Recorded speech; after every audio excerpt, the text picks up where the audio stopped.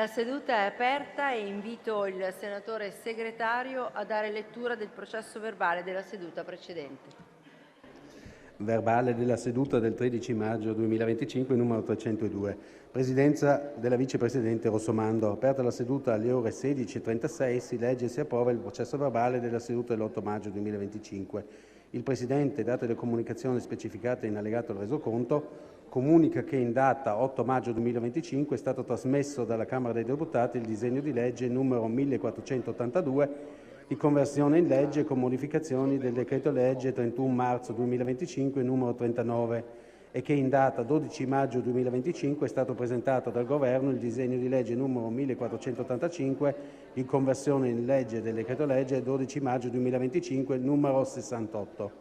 Sui lavori del Senato, per chiedere un'informativa del Ministro degli Affari Esteri e della Cooperazione Internazionale, intervengono i senatori Boccia, Patuanelli, Scalfarotto, Magni e Paroli. Il Senato passa alla discussione del disegno di legge 1466 di conversione in legge del decreto-legge 22 aprile 2025 numero 54. Il relatore facente funzioni, senatore Balboni, autorizzato dal Presidente, svolge la relazione orale.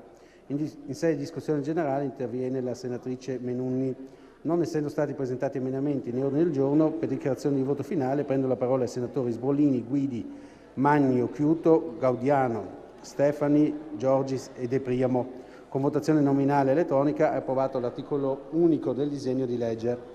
Su argomenti non iscritti all'ordine del giorno intervengono i senatori Gaudiano, Verini, Fregolent, Garavaglia e Zedda. Il Senato passa alla votazione a scrutinio segreto mediante schede per l'elezione di un senatore segretario. Il Presidente dichiara aperta la votazione e invita i senatori segretari a procedere all'appello. Il Presidente dichiara chiusa la votazione e invita i senatori segretari a procedere allo spoglio delle schede e sospende la seduta.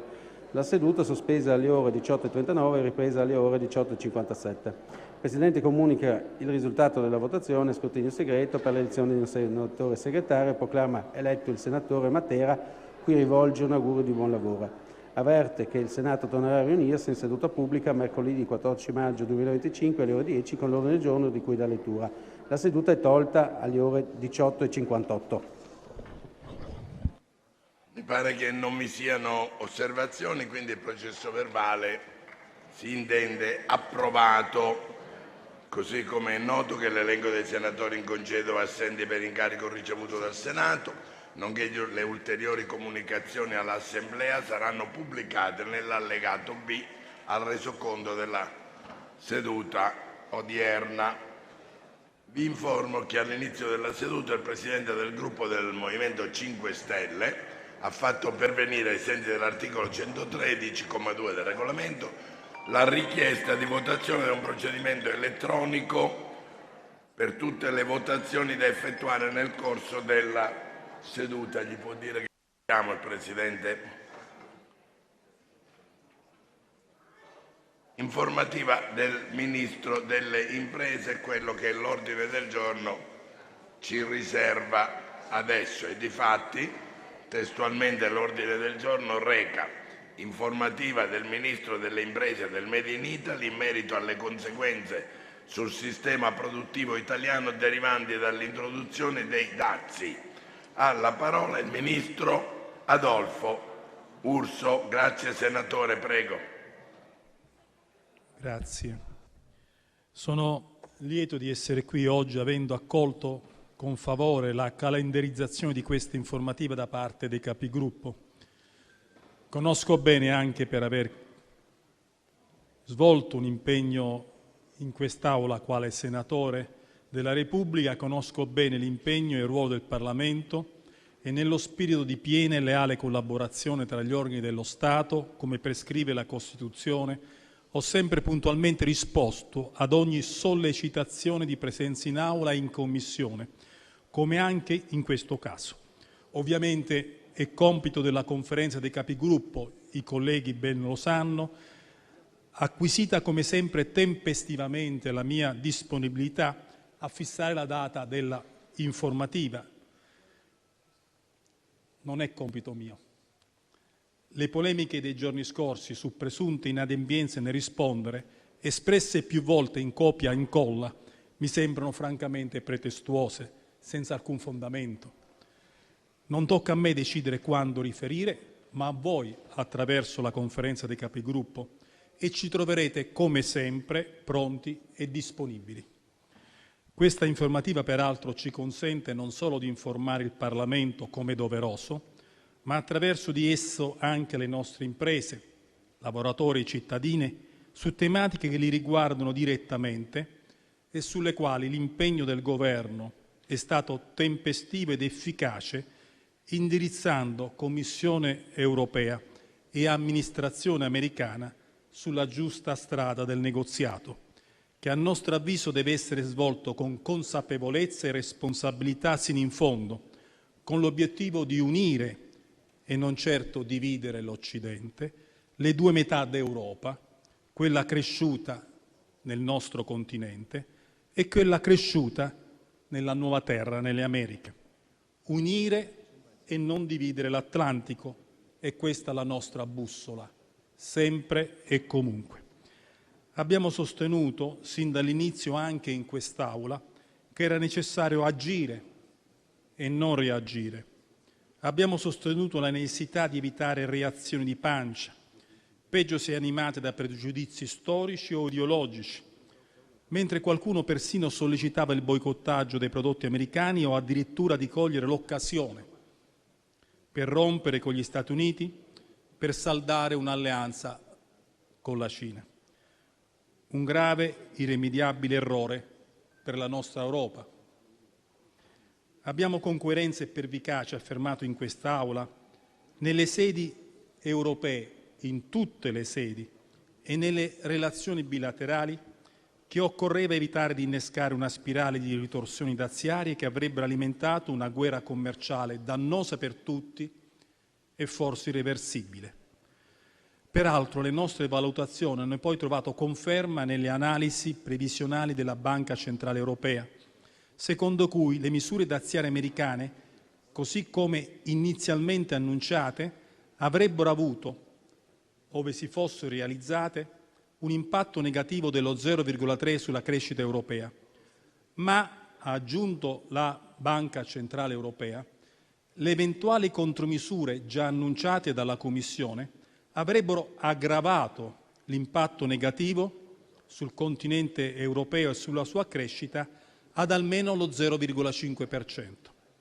Ci saremmo fatti male da soli se avessimo seguito chi voleva da subito reagire con altre misure ritorsive, innescando appunto un'escalation difficile poi da fermare. Altre analisi di altri autorevoli istituti hanno ulteriormente aumentato l'impatto negativo, portandolo ad almeno l'1% del PIL e in qualche caso prevedendo un forte impatto inflattivo accompagnato anche da una grave recessione economica. Per questo abbiamo con assiduità lavorato per indirizzare il negoziato sulla strada giusta e particolarmente incisiva è stata a tal fine proprio la missione bilaterale del Premier Meloni a Washington, come tutti le hanno riconosciuto. Ora siamo nella fase negoziale nella quale è necessario fornire il massimo supporto alla Commissione in uno spirito propositivo e coeso, nella convinzione che dobbiamo perseguire un risultato positivo, come quello appena raggiunto, per esempio, dalla Gran Bretagna.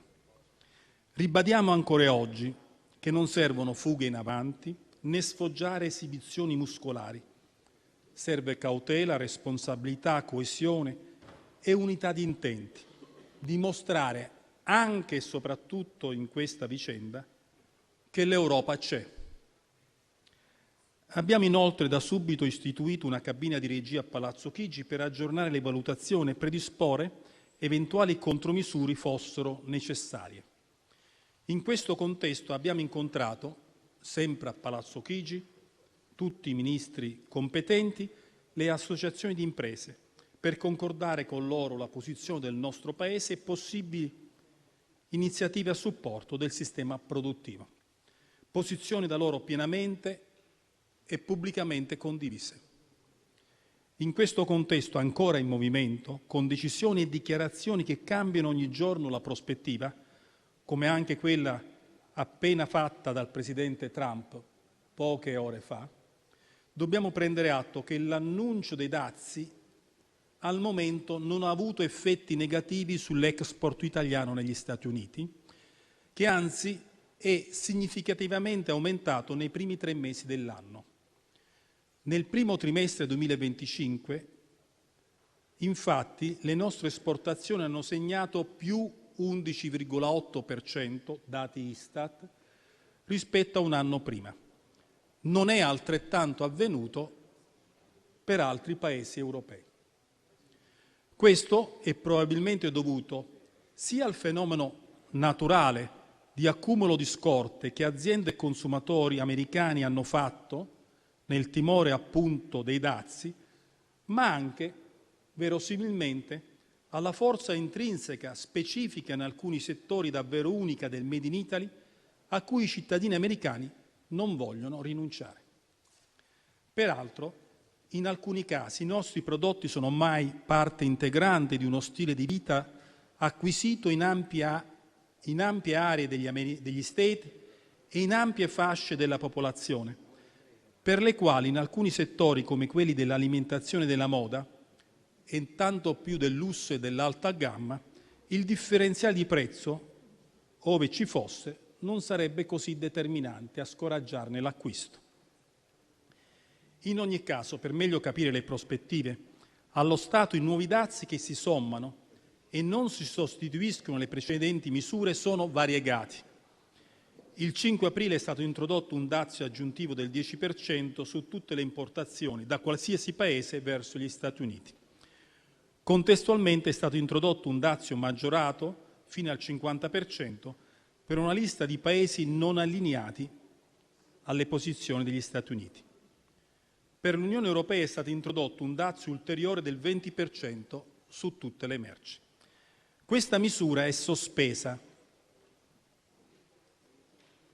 proprio grazie all'avvio del negoziato, fino a luglio 2025 da parte degli Stati Uniti, mentre l'Unione Europea, dopo aver annunciato una serie di azioni daziarie compensative, ha sospeso la misura in attesa che si concluda una consultazione pubblica fino al 10 giugno, in cui gli Stati membri possano esprimersi, ma direi, soprattutto a mio avviso, in attesa delle evoluzioni dei negoziati in corso. La sospensione decisa dagli Stati Uniti non riguarda i dazi già esistenti su acciaio, alluminio e automobili, tutti al 25%, che restano in vigore, così come il dazio generalizzato al 10%.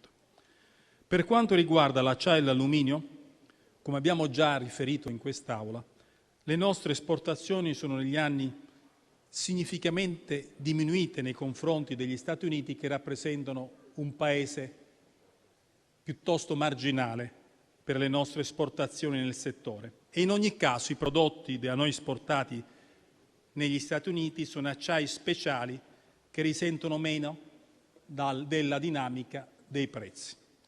Per quanto riguarda il settore delle auto, che attraversa una grave strutturale crisi dovuta in gran parte alle follie del Green Deal, ieri per esempio Nissan ha annunciato la chiusura di 7 stabilimenti e il licenziamento di 20.000 operai, le misure daziarie americane non avranno impatto, secondo i nostri analisti, sulla vendita di auto esportate dall'Italia, che sono sostanzialmente di alta gamma, di lusso, e di conseguenza poco influenzati da una dinamica del prezzo a questo livello, ma avranno invece un impatto molto significativo sulla filiera dell'automotive, cioè sulla componentistica, che produce per auto di media gamma tedesche o di altre nazioni, che allo Stato sembra il settore più a rischio, ove fossero confermate o aggravate le misure daziarie sulle auto. Analogo impatto potrebbe aversi nel settore della farmaceutica, per noi molto importante quale voce dell'export negli Stati Uniti, ove vi fossero misure che allo Stato non sono state ancora definite. Allo Stato, infatti, i prodotti farmaceutici sono infatti esclusi dalle misure daziarie perché considerati prodotti per scopi umanitari come semiconduttori, rame, energia, legname e minerali strategici. Ma pochi giorni fa il presidente Trump ha annunciato misure draconiane per abbassare i prezzi dei medicinali negli Stati Uniti, che sono notevolmente superiori ai prezzi dei medicinali in Italia, medicinali spesso prodotti da multinazionali americane proprio nel nostro Paese e da qui esportate negli Stati Uniti. Occorre capire se saranno davvero realizzate queste misure draconiane e quali esse saranno, se misure daziarie o di altra natura, e cosa questo potrebbe comportare sull'export di medicinali prodotti dalle stesse multinazionali americane in Italia o in Europa ed esportate negli Stati Uniti. Non c'è ancora alcuna chiarezza in proposito. Allo Stato, quindi, ogni stima previsionale può essere a breve smentita, anche ad ore smentita, dall'evolversi della situazione. In ogni caso, ove il quadro fosse quello che si è prospettato con queste misure già annunciate e ove questo non cambiasse, e noi ci auguriamo che cambi, il centro studio del Ministero ha stimato un impatto di circa il 10% sulle esportazioni italiane negli Stati Uniti in casi di dazi reciproci al 20%, mentre l'impatto scenderebbe al 6,5% ove si pervenisse a un dimezzamento, cioè al 10% dei dazi reciproci, ma sono delle ipotesi. Nel contempo il negoziato continua ad evolvere ogni ora. È di pochi giorni fa la notizia che a seguito dei colloqui a Ginevra, Stati Uniti e Cina hanno abbattuto del 115% i rispettivi dazi commerciali per un periodo di 90 giorni. E il negoziato, come ha affermato lo stesso presidente Trump pochi minuti fa, sta continuando in questa direzione tra Stati Uniti e Cina. Il Regno Unito, la Gran Bretagna, lo dicevo prima, ha concluso la trattativa in maniera soddisfacente in questa fase, mentre Vietnam, Giappone e India stanno negoziando, sono nel vivo del negoziato. E per noi è importante capire quello che fanno anche gli altri, perché una cosa è l'impatto diretto di eventuali misure daziarie sull'export italiano e europeo negli Stati Uniti. Altra cosa è l'impatto indiretto, e potrebbe essere anche maggiore, dalla chiusura di alcuni mercati. Pensiamo, se non andassero in porto i negoziati con la Cina o con l'India, due grandi paesi produttori, che vedessero per esempio precluso il mercato americano ai loro prodotti, è inevitabile la tendenza a esportare da parte loro molto di più in Europa per liberarsi della sovrapproduzione industriale che non potrebbe dirigersi negli Stati Uniti. Questo ad oggi non è ovviamente prevedibile. La situazione è tutt'altro che definita e stabilizzata. Anche per questo, per la difficoltà di stabilire in anticipo quali settori sarebbero stati maggiormente penalizzati, abbiamo da subito, sin dal primo incontro a Palazzo Chigi con le imprese, sostenuto che occorreva concentrarsi su misure di sostegno alle imprese che prescindessero dalle misure daziarie e dalle loro eventuali conseguenze, mentre eventuali misure compensative mirate sui settori più colpiti, e devono essere mirate per avere pienamente efficacia, andranno eventualmente predisposte quando avremo un quadro certo, ad oggi difficilmente ipotizzabile, come dimostra per esempio proprio il settore farmaceutico che citavo prima, per noi tra i più importanti nell'export verso gli Stati Uniti. Aspettiamo quindi i risultati del negoziato, che ci auguriamo positivi, prima di sviluppare una più completa, piena ed efficace politica di compensazione mirata, che comunque per avere efficacia deve essere comunitaria e non solo nazionale. E questo lo abbiamo già richiesto in via preventiva alla Commissione europea. A secondo della percentuale daziaria, il nostro export verso gli USA potrebbe subire conseguenze che non sono lineari e prima lo citavo. In uno scenario evolutivo in continuo movimento resta per noi una certezza. Gli Stati Uniti erano e restano uno dei principali partner commerciali per l'Italia e per l'intera Unione Europea. Inoltre, ed è questa la differenza valoriale con altri attori globali, che dobbiamo sempre tener presente, gli Stati Uniti sono per noi anche un alleato strategico, mentre, per esempio, per gli Stati Uniti la Cina resta l'avversario sistemico.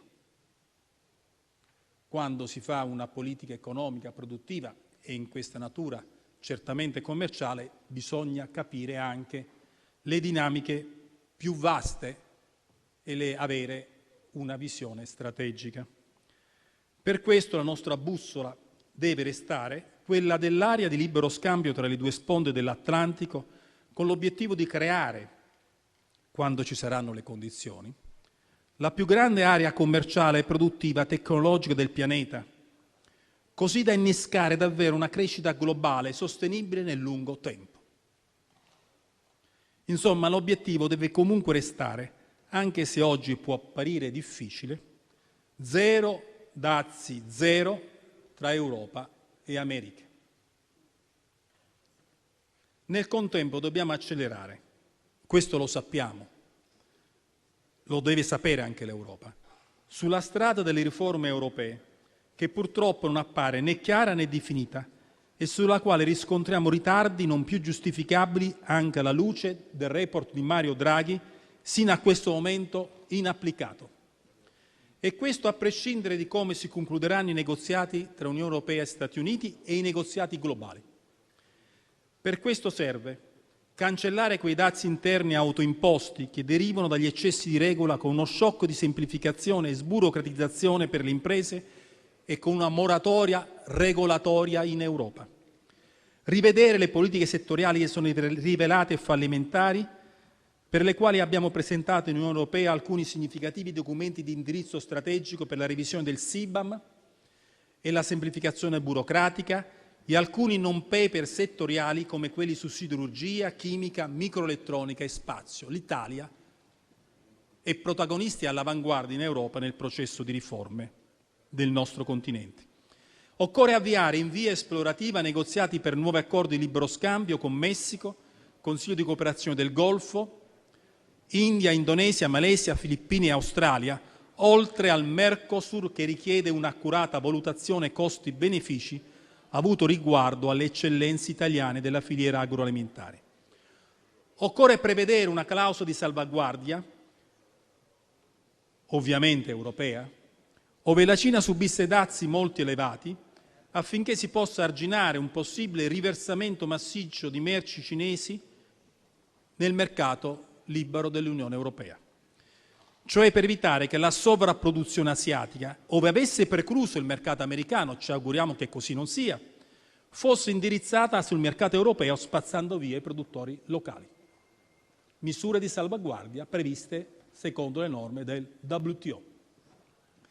Abbiamo inoltre definito un programma nazionale di sostegno alle imprese nei paesi che sono in crescita e maggiormente predisposti ai nostri prodotti, soprattutto lungo l'asse del Grande Medio Oriente, della penisola arabica, dell'Indo-Pacifico e del Sud-Est asiatico, accompagnato da una campagna di mantenimento e di presidio sul valore del Made in Italy nelle Americhe, con l'obiettivo di raggiungere 700 miliardi di export e consolidare la nostra posizione di quarto paese esportatore globale conseguita lo scorso anno. Abbiamo inoltre predisposto una nuova e conclusiva rimodulazione degli strumenti del PNRR, come già fatto alla fine del 2023, quando destinammo 17 miliardi aggiuntivi alle imprese rispetto a quanto era previsto dalla stesura originaria del PNRR che abbiamo riformulato. Oggi intendiamo riprogrammare in aggiunta a quei 17 miliardi della riprogrammazione del dicembre 2023, altri 14 miliardi dal PNRR, 11 dal Fondo di coesione e 7 dal Fondo sociale per il clima, per indirizzare anche queste risorse su programmi di sostegno alle imprese. Ovviamente d'intesa con la Commissione per quanto riguarda soprattutto la rimodulazione del PNRR e con le Regioni per quanto riguarda i fondi di coesione. Intendiamo inoltre, e concludo, fare tutti gli sforzi per mantenere sotto controllo l'inflazione che in Italia nel 2024 è stata pari a 1,1%, nettamente inferiore a Francia 2,3%, Germania 2,5% e Spagna 2,9%. All'atto del nostro insediamento, nell'ottobre 2022 l'inflazione nel nostro Paese era all'11,8%, nettamente sopra la media europea e all'inflazione degli altri grandi paesi industriali europei.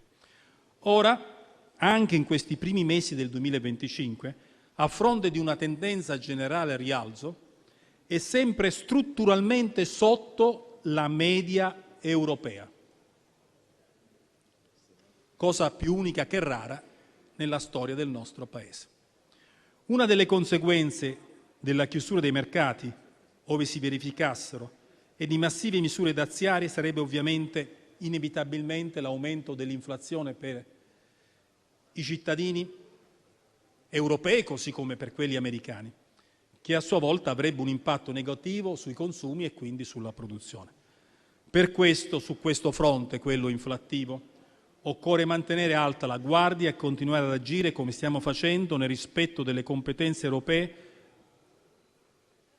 e per indurre tutti alla ragione, con l'obiettivo di ridurre i dazi e non certo di aumentarli, nella piena consapevolezza che questo è importante soprattutto per il Made in Italy così apprezzato nel mondo.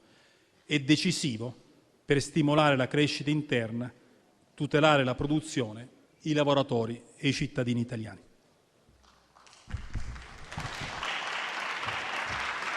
Grazie Ministro Urso. Bene, sono iscritti a parlare rappresentanti di tutti i gruppi, iniziando dal senatore Lombardo che ha 3 minuti per il gruppo, per metà del gruppo misto, diciamo così.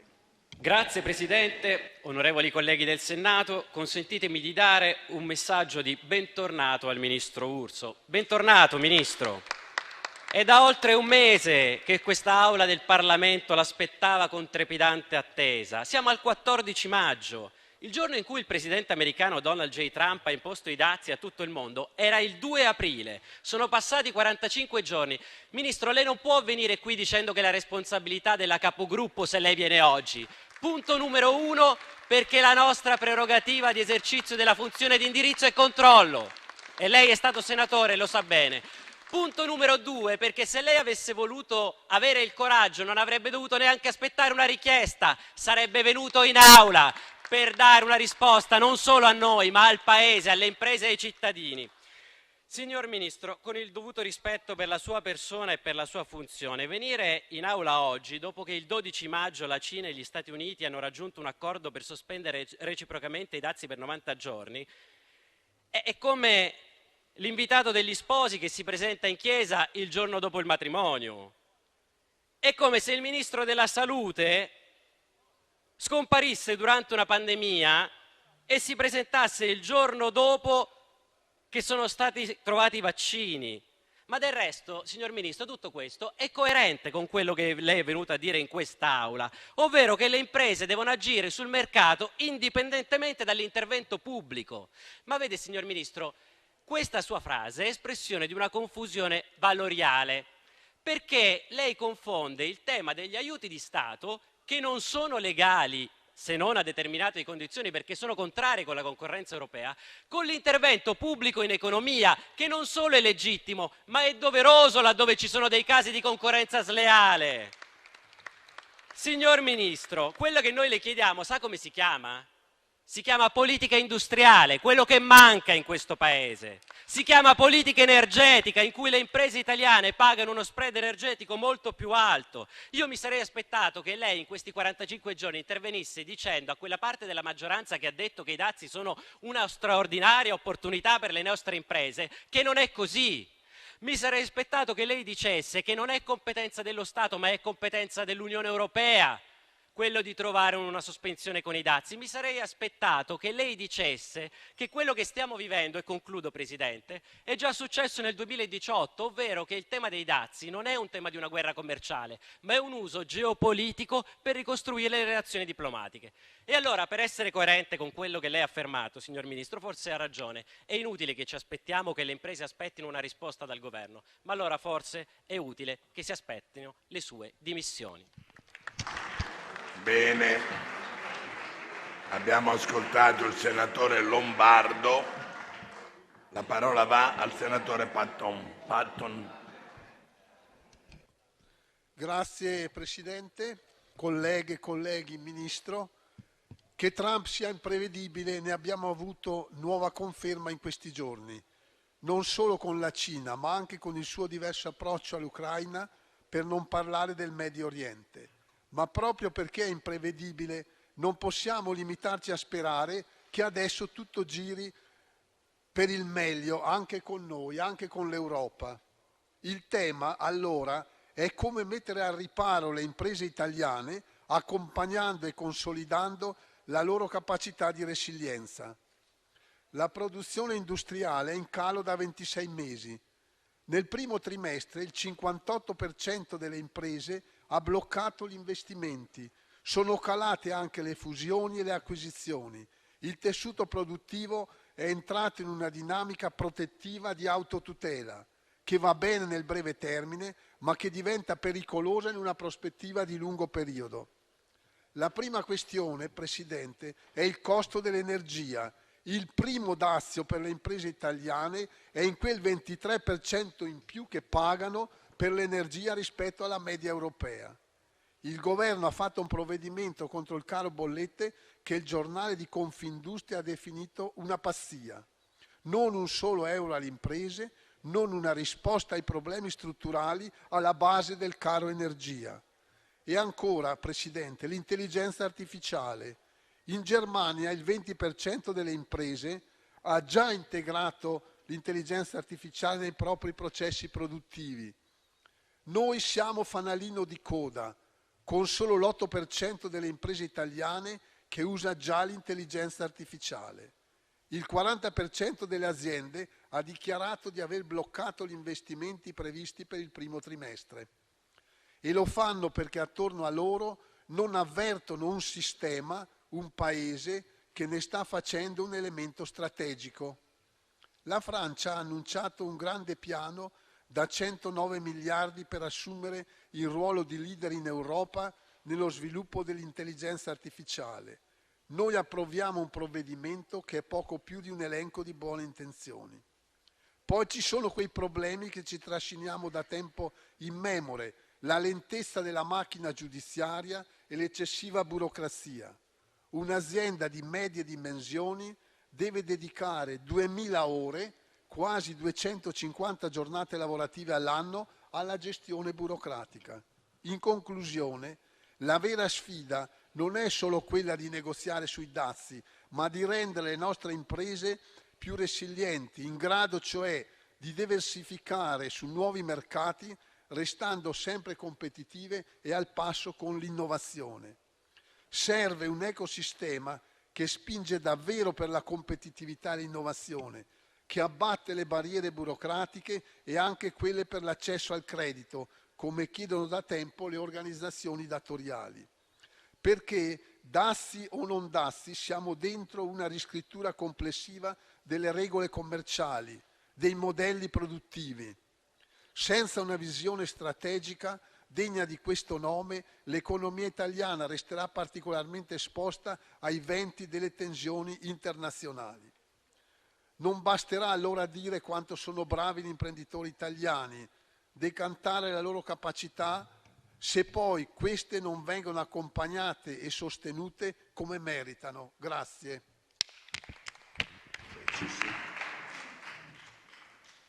Senatrice Raffaella Paita, a lei la parola. Grazie Presidente. Ministro, non so, mi sono un po' persa all'inizio quando lei ha fatto quella fumosa introduzione nella quale cercava di giustificare come mai era arrivato così tanto in ritardo a parlare di questo tema all'Aula. Fossi stata in lei, Ministro, avrei reso un'informativa spontanea, non costretto da quello che le opposizioni hanno chiesto alla Conferenza dei Capigruppo ripetutamente. E poi sarei venuta scusandomi e le spiego perché. Ad aprile il clima di sfiducia delle imprese subisce la terza flessione consecutiva su tutti i principali settori economici. Le vendite al dettaglio a marzo sono nuovamente in calo e il segno negativo è sia in valore assoluto che di volume.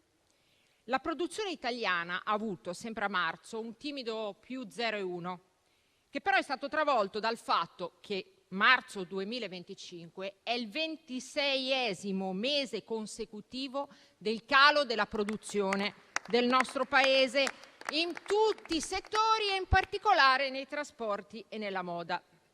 Sarei venuta a scusarmi per le dichiarazioni disarmate che ieri lei ha reso di totale inutilità sulla questione dell'Ilva. Lei ieri ha avuto il coraggio di dire che l'attività di Ilva è compromessa, che la produzione è ridimensionata, che sarà in atto un grande processo di cassa integrazione per Novi, per Genova, per Taranto. Sono gravissime le responsabilità del governo sul tema dell'Ilva e le ricordo che la mancanza, non so cosa mi esibisce, Ministro, ma ha poco da esibire. Lei ha solo da chiedere scusa nei confronti del Paese e fare poca ironia. Anzi, prego il Presidente di monitorare, la scarsa simpatia del Ministro. Le dicevo, c'è una responsabilità enorme di questo governo sul tema della siderurgia, che è precondizione per l'indipendenza del nostro Paese. E anche qui io gliele elenco tutte, una a uno. Processo di vendita bloccato e incertezza sull'impianto che il Ministro non ha saputo risolvere. Una nuova AIA che ancora non c'è. Nuovo intervento di sequestro degli impianti con inerzia del governo, ritardi di Invitalia nell'impianto DRI, inerzia del governo nei riguardi della nuova norma europea sulla scomparsa delle quote gratuite CO2, perché poi polemizziamo con l'Europa, ma bisogna anche contare qualcosa in Europa, Ministro. Contesto drammatico. Almeno un tempo, quando facevate l'opposizione anche efficacemente, tiravate fuori il tema della nazionalizzazione. Ora non vi vedo tanto impegnati a immaginare un ruolo dello Stato su questo tema. Non vi vedo impegnati come quando urlavate sul tema Alitalia, nazionalizziamo. Nulla, silenzio tombale e cassa integrazione e mancanza di prospettive per quei lavoratori. Prezzo dell'energia 2024, Ministro. Noi siamo i più alti d'Europa, costo medio 108 euro, Spagna 63, Francia 58, Germania 78, area scandinava 36. Questa è la condizione che ammazza le imprese e a dirlo non è Italia Viva, ma è Confindustria. Sono il grido di dolore di Orsini e Marcegaglia che dovrebbero metterla in guardia. E anche qui nessuna iniziativa sulle questioni che si potrebbero davvero fare. Avete provato a copiare il provvedimento del governo Renzi su Industria 4.0. L'avete chiamato Transizione 5.0. Non siete nemmeno buoni a copiare. 6 miliardi allocati lì, le imprese potevano avere da quel provvedimento una possibilità di miglioramento delle loro condizioni, non siete stati in grado di produrre niente. È in questo contesto che si introduce il tema dei dazi, i dazi voluti e imposti dal vostro leader mondiale sovranista, Trump, verso il quale io ho sentito le sue parole, lei è molto mite, nel cercare di giustificare. D'altronde per voi i dazi erano un'opportunità, per voi e Salvini, quindi ci mancherebbe altro. Invece non lo sono un grosso problema per il nostro Paese, per l'automotive, per l'agroalimentare, per la moda, per il vino, per le microimprese che sono un tessuto strategico del nostro Paese. mi avvio alla conclusione, il rischio reale di delocalizzazione, di impoverimento del lavoro. Ed è inutile immaginare una prospettiva in solitudine. L'Europa deve agire unita se vuole portare a casa qualche risultato. Non le si pone qualche problema nella prospettiva in cui Trump chiuda un accordo prima con la Cina che con l'Europa? Lei e il suo governo avevate promesso di essere protagonisti. All'epoca di Draghi nel treno famoso c'erano i principali paesi europei, all'epoca di Meloni nelle foto c'è il vuoto. Questo è il vostro protagonismo sul tema dei dazi, sul tema della geopolitica. Siete totalmente irrilevanti. Non so se perché la prego di avviarsi a concludere. Chiudo il ministro Salvini o banalmente perché non avete le capacità e le competenze per chiudere nessun accordo. So che il Paese in questo momento sta vivendo un ruolo di prospettiva periferica rispetto agli altri paesi europei e questo è grave per la nostra economia e per le nostre industrie. La ringrazio. Si metta, Ministro. La ringrazio. Prego i signori senatori e le senatrici, nei limiti del possibile, di rispettare i tempi. Senatore Salvitti, era rivolto anche a lei questo invito, naturalmente. Prego. Neanche ho iniziato, Presidente. Allora, grazie Presidente, grazie Ministro soprattutto. Io vorrei riuscire a comprendere qual è l'argomento di oggi, perché poi se facciamo un minestrone su tutte quante quelle che sono le questioni che riguardano l'industria e l'economia sul nostro Paese, diventa poi difficile concentrarsi su quelle che possono essere le soluzioni a dei problemi che esistono a livello globale. Certamente che noi tentiamo in ogni modo di non subire, ne abbiamo dato ampia dimostrazione rispetto a quello che sta accadendo, e ciò che sta accadendo a livello globale sta andando nella direzione non certo che abbiamo indicato noi, ma che auspichiamo per quanto riguarda quello che è un rapporto intorno all'Atlantico, per far sì che si possa creare una zona a zero dazi, a differenza di quella che si è dimostrata nella fase iniziale da parte di alcuni nostri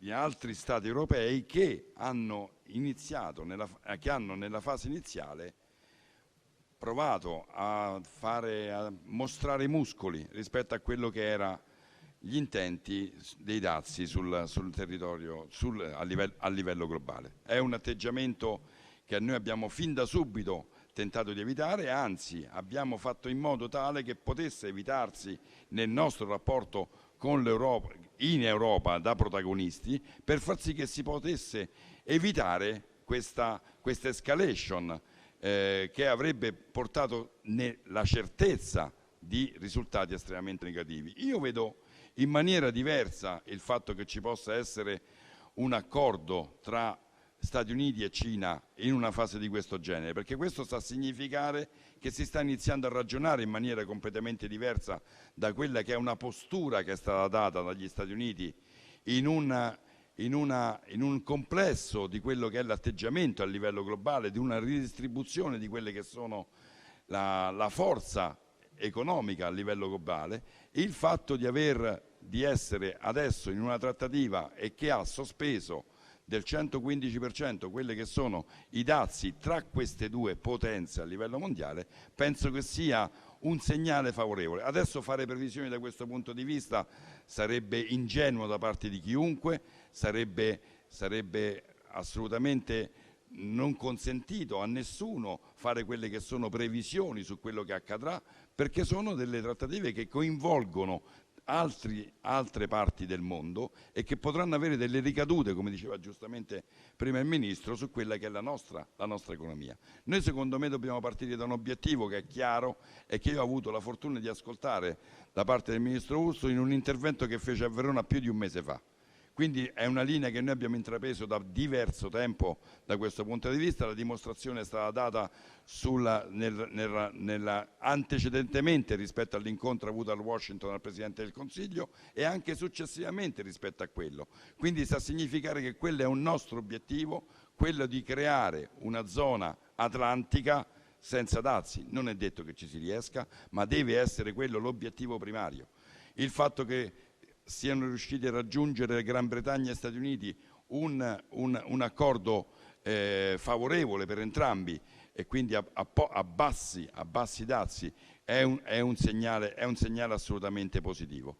L'atteggiamento che viene utilizzato da altri nostri partner europei non mi sembra in linea con questo atteggiamento. Noi stiamo facendo questo solo e esclusivamente con l'intento di portare l'Europa verso un obiettivo di questo genere. Certo, altri stati non si stanno comportando in questa maniera, o addirittura la tanto decantata Spagna degli ultimi anni tenta di riattivare quella che è una via della seta nei confronti della Cina, che secondo me sarebbe l'errore più grave, il fatto di andare avanti rispetto ad una prospettiva che adesso sarebbe assolutamente deleteria per quanto riguarda quella che è una cultura ed un'etica che dovrebbe unire quello che è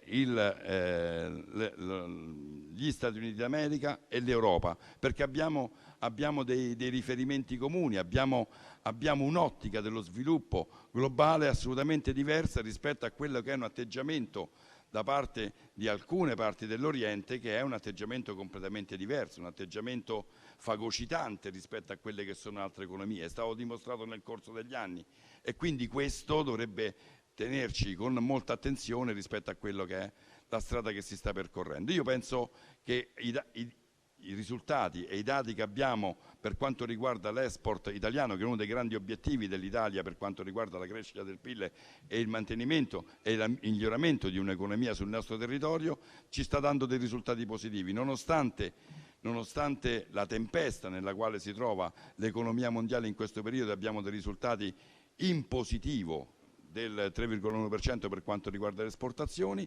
Abbiamo, al di là di quelle che sono le esportazioni negli Stati Uniti, che sono comprensibili magari per un immagazzinamento di quelli che sono i prodotti italiani, ma abbiamo avuto la capacità di ampliare quelli che sono i mercati delle nostre imprese, facendo un lavoro diplomatico importantissimo che sta dando dei risultati molto importanti. Il fatto dell'obiettivo che ci siamo posti di raggiungere 700 miliardi di esportazioni, contiamo di poter raggiungere, e tutti quanti gli indicatori economici ci portano. Siamo convinti di poterlo fare. Adesso fare delle previsioni è assolutamente sbagliato. Ci sarà il momento in cui parleremo della politica di sviluppo della nostra industria sul territorio, e lo faremo sicuramente con il forte sostegno al Ministero, che sta lavorando in maniera indefessa per raggiungere questi obiettivi e per sfuggire a quella enorme autodazi che si è dati l'Europa, per far sì che si possa sfuggire da quella visione del Green Deal che ha penalizzato in maniera fortissima alcuni settori nello specifico dell'industria europea. Grazie. Grazie senatore Salvitti. Senatore Magni, con piacere le do la parola. Grazie Presidente. Signor Ministro, devo dire che è stata proprio una delusione la sua introduzione. Siamo di fronte alla ristrutturazione del capitalismo a livello internazionale, che ci richiede a tutti noi di affrontare con determinazione una serie di nodi che sono arrivati al pettine, e lei viene con un elenco di titoli di giornale, perché molte delle cose che ha detto riconosciamo in quanto le hanno scritti i giornali. Devo dire, ho detto prima, una delusione, perché mi sarei aspettato ad esempio una risposta. Cioè, la trattativa sui dazi la facciamo come Paese, Italia, come si era delineato. Siamo andati a New York, a Washington, e abbiamo portato a casa il risultato di spendere più soldi per le armi e per il gas. Però non abbiamo portato a casa nulla sulla riduzione dei dazi. Che però, diciamo, l'avversario da questo punto di vista è stato individuato da parte di Trump nei confronti dell'Europa. Io mi aspettavo un ruolo dentro l'Europa per poter fare una trattativa, diciamo, rispetto a un ragionamento di geopolitica, anche perché non è un fatto astratto. Siamo di fronte al fatto che la Cina ovviamente tratta per sé, l'Inghilterra pure, che è fuori dall'Unione Europea. Se l'Unione Europea è, diciamo, il soggetto che più viene attaccato, e l'Unione Europea è un mercato ovviamente rilevante dal punto di vista, perché è il più avanzato dal punto di vista del welfare state e dall'altro dei consumi. Forse bisogna discutere coi partner in questa direzione. Su questo non ho capito qual è la posizione del nostro Paese. Secondo elemento, ad esempio, lei ha citato le imprese, discutiamo, ma qual è il fondo che si mette a disposizione delle imprese di fronte a questa crisi, nel momento in cui siamo al 26esimo mese di calo di produzione industriale, con la TELG che qui veniva richiamata, dell'ILVA aggiuntiva di quello che sta succedendo in questi giorni ulteriormente. Avrei aspettato che il governo italiano individuasse un fondo in cui le imprese possono attingere, che vadano in questa direzione. Tutto questo non c'è, quindi in sostanza non si capisce. Si capisce che state navigando a vista cercando di cogliere qua e là, ad esempio, il cosa fare. Capisco la prudenza, però senza scelte non si va da nessuna parte. L'ultima cosa, ad esempio, c'è un settore importante, come lei richiamava, che è la farmaceutica. Attenzione, essendo multinazionali americane, e beh, che Trump chiede per ridurre i dazi che si vada a produrre negli Stati Uniti d'America, in questo caso per loro sarà facilitato fare questa cosa. Se c'è anche questo rischio o no, perché bisogna capire qual è il messaggio che diamo al Paese, le persone sono preoccupate, le imprese sono preoccupate.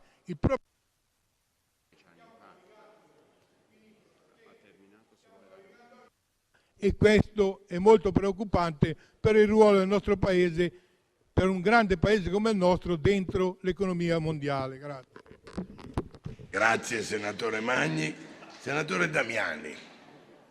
Sì, grazie Presidente. Se navigassimo a vista oggi non avremmo i risultati economici che il Paese sta conseguendo in questo momento particolare, quindi merito al Governo oggi di essere ritornato finalmente sugli scenari internazionali e non solo, ma anche europei, di primo piano e di primo livello. Comunque, ancora una volta oggi, in una informativa che riguarda un tema particolare, un tema oggi all'ordine del giorno, economico, mondiale, nazionale, che è quello dei dazi, abbiamo sentito in quest'Aula parlare di tutt'altro. Come al solito, caro Presidente, le opposizioni sono sempre fuori traccia oramai su qualsiasi tema. Ma veniamo alla questione dei dazi, solo per citare alcuni dati importanti di quello che vale oggi il commercio bilaterale tra il nostro Paese e gli Stati Uniti, che sono 92 miliardi di euro. L'Italia oggi in Europa è il secondo Paese esportatore negli Stati Uniti. È innegabile che oggi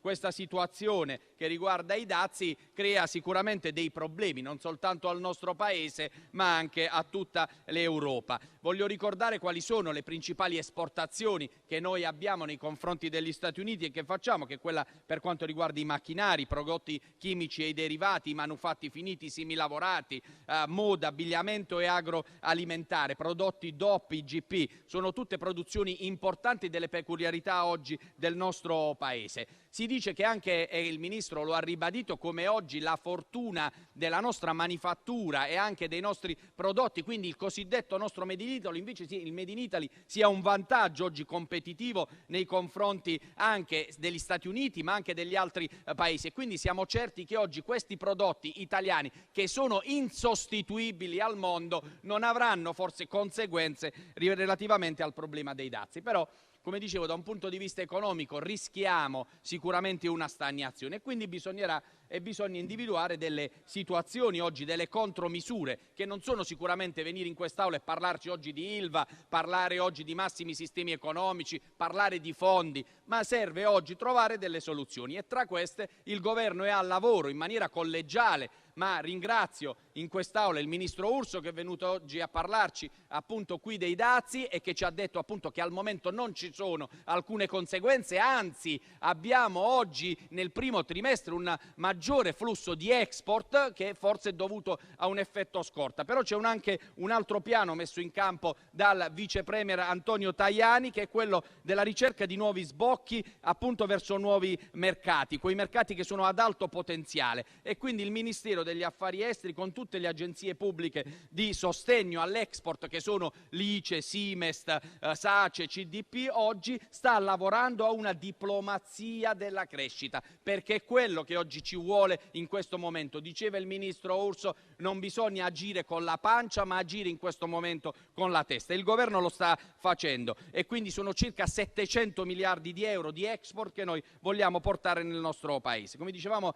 i dazi sono un problema per tutti e lo sono anche per gli americani, e qui voglio citare alcune frasi di un grande presidente americano nel 1982, Ronald Reagan. Come appunto diceva la storia, ci ha insegnato una lezione importante: il libero commercio favorisce il progresso economico e promuove anche la pace nel mondo. Quando i governi si immischiano troppo nel commercio, i costi economici aumentano, le dispute politiche si moltiplicano e la pace viene minacciata. Quindi questi sono anche i messaggi che importanti presidenti americani, in questo caso repubblicani, hanno lanciato nel paese, ed ecco perché siamo sicuri e convinti che oggi, in una situazione al momento congelata, sicuramente si troverà una situazione. Certo, la competenza è una competenza europea, ne siamo tutti consapevoli di questo, però oggi il primo paese che è stato ricevuto negli Stati Uniti da Donald Trump per parlare di Trump con dei risultati che sono sicuramente al nostro vantaggio, ma a vantaggio di tutta l'Europa, è stata Giorgia Meloni, appunto qualche settimana fa, quando ha parlato direttamente con Trump e ha affrontato proprio questi che sono i temi importanti. Quindi sicuramente un accordo ci sarà. Quello che dobbiamo oggi chiedere noi all'Europa innanzitutto, perché il settore maggiormente in crisi è quello dell'automotive, quindi sicuramente la sospensione delle regole del Green Deal sono importanti. L'altra cosa importante, e l'abbiamo messa anche in campo, come dicevamo, è quella di diversificare i mercati. Certo, l'alleanza oggi con gli Stati Uniti è fondamentale, è importante e noi la dobbiamo tutelare a tutti i livelli. Però oggi anche pensare, per non essere sempre dipendenti da un solo paese, anche pensare a una diversificazione come questo governo sta facendo può essere una soluzione per uscire da questa situazione che, come dicevamo, al momento attuale è congelata, però può creare anche dei problemi economici non soltanto al nostro paese ma all'intera Europa. Grazie al governo, grazie all'impegno appunto corale del governo, che si stanno mettendo in campo delle misure in favore oggi per superare questa difficile situazione e soprattutto per trovare nuovi sbocchi. Grazie. Ciao, chiamalo. Senatore Nave. Grazie Presidente, colleghi, signor Ministro, io credo che dopo quanto lei ha detto sia il momento di risintonizzarci sulla realtà e metterla di fronte a quella che è la cruda verità. Insomma, iniziare a dire che se noi siamo fuori traccia, voi siete fuori di senno. Perché è inutile dirle che a causa sua e del suo governo siamo arrivati a 26 mesi consecutivi di calo della produzione industriale, e con le tensioni geopolitiche in atto, legate anche alla questione dei dazi, rischiamo di fare sempre peggio. E questo nonostante state da settimane a raccontarci la balla del ruolo che questo governo ha nell'intavolare rapporti con Trump, della rimodulazione dei dazi, quando lo sanno tutti, anche i sassi, che questi temi sono discussi a livello dell'Unione Europea. Quello che invece avete fatto è portare a Trump decine di miliardi degli italiani in dote tra armi, acquisto di gas naturale liquido tra i più inquinanti e investimenti delle nostre imprese. E in cambio di cosa? Ancora non l'abbiamo capito. Ministro, insomma, basta sognare.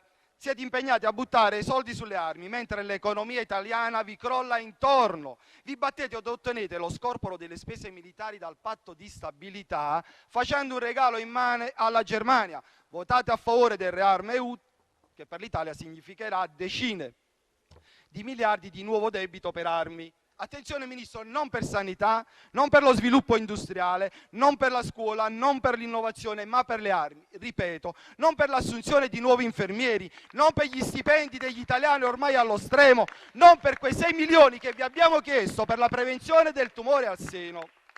E poiché al peggio non c'è mai fine, signor Ministro, cosa dire di quel fantasioso moltiplicatore del suo collega Crosetto, ovvero per ogni euro di spesa in armi si sarebbero dovuti produrre 2 euro di valore aggiunto. È stato miseramente polverizzato in Parlamento dall'Ufficio parlamentare di bilancio. Le spese militari sono regressive.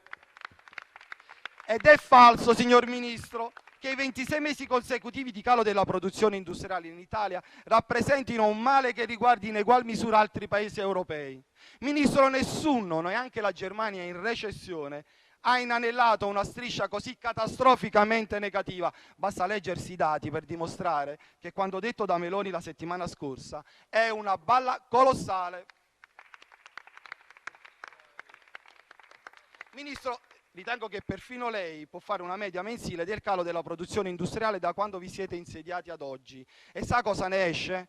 Che siamo messi peggio della Germania e molto, ma molto, molto peggio della Francia. Insomma, dati alla mano, signor Ministro, lei è senza ombra di dubbio il peggior Ministro delle imprese d'Europa. E pensare che avete il PNRR da investire. Chissà cosa sarebbe accaduto se non l'avessimo avuto. E quindi credo che sia anche arrivato per lei, il Ministro, di assumersi la responsabilità di aver depotenziato in modo definitivo Transizione 4.0 e di averla sostituita con la fallimentare Transizione 5.0, un coacervo di burocrazia e ostacoli per le imprese, che ha visto attivati investimenti miseri pari a circa il 10% del finanziamento complessivo di 6,3 miliardi. Insomma, Transizione 5.0, l'anticristo delle imprese. Eppure, Ministro, lei aveva in eredità Transizione 4.0 e abbiamo letto dalla recente relazione sulla valutazione di impatto economico stilata dal suo Ministero e dal MEF che Transizione 4.0, e tengo a precisare Transizione 4.0 e non Industria 4.0, che tutti sappiamo essere destinata alle grandi imprese, ha attivato investimenti per 29 miliardi con ricadute positive sul fatturato delle imprese e sulla creazione di nuovi posti di lavoro. Ministro, lo dice la relazione del suo stesso Ministero. Per quale motivo l'avete cancellata questa misura? Io non so nemmeno se lei si sia reso conto di quello che ha detto la sua Premier qui in Senato la settimana scorsa. Ha detto che Transizione 5.0 non va, è stata un fallimento. E io già solo davanti a questo mi chiederei cosa dovrebbe fare un ministro in un paese normale. Per non parlare poi dell'Ilva, io ricordo lo slogan elettorale degli autoproclamati patrioti: noi siamo pronti. Mi pare di poter dire però a naso che il processo di risanamento e cessione dell'Ilva si sia rivelato l'ennesimo fiasco, nonostante la nomina dei suoi amici tra i commissari. E anche qui io mi porrei due domande su cosa farebbe un ministro in un paese di fronte a una situazione del genere. Ebbene, Ministro, davanti a tante domande io ritengo che lei possa fare un favore all'Italia. Ci faccia un favore, recuperando un barlume di dignità, visto che la sua Presidente del Consiglio non ha il coraggio o la possibilità di chiederlo. Si dimetta, vada a casa, vada a vedere tutte le partite di tennis che vuole, ma per favore non disturbi più le imprese italiane. Sapranno fare a meno di lei. Grazie, Ministro.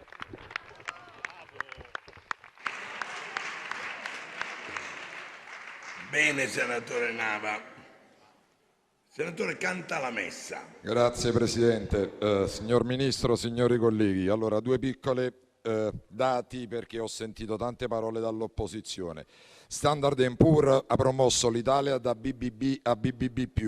Il ministro dell'economia italiano è stato giudicato il miglior ministro dell'economia del mondo. Lo spread è stato ridotto di 100 punti. Il deficit ridotto. So che la verità fa male, però un attimo, Cantalamessa.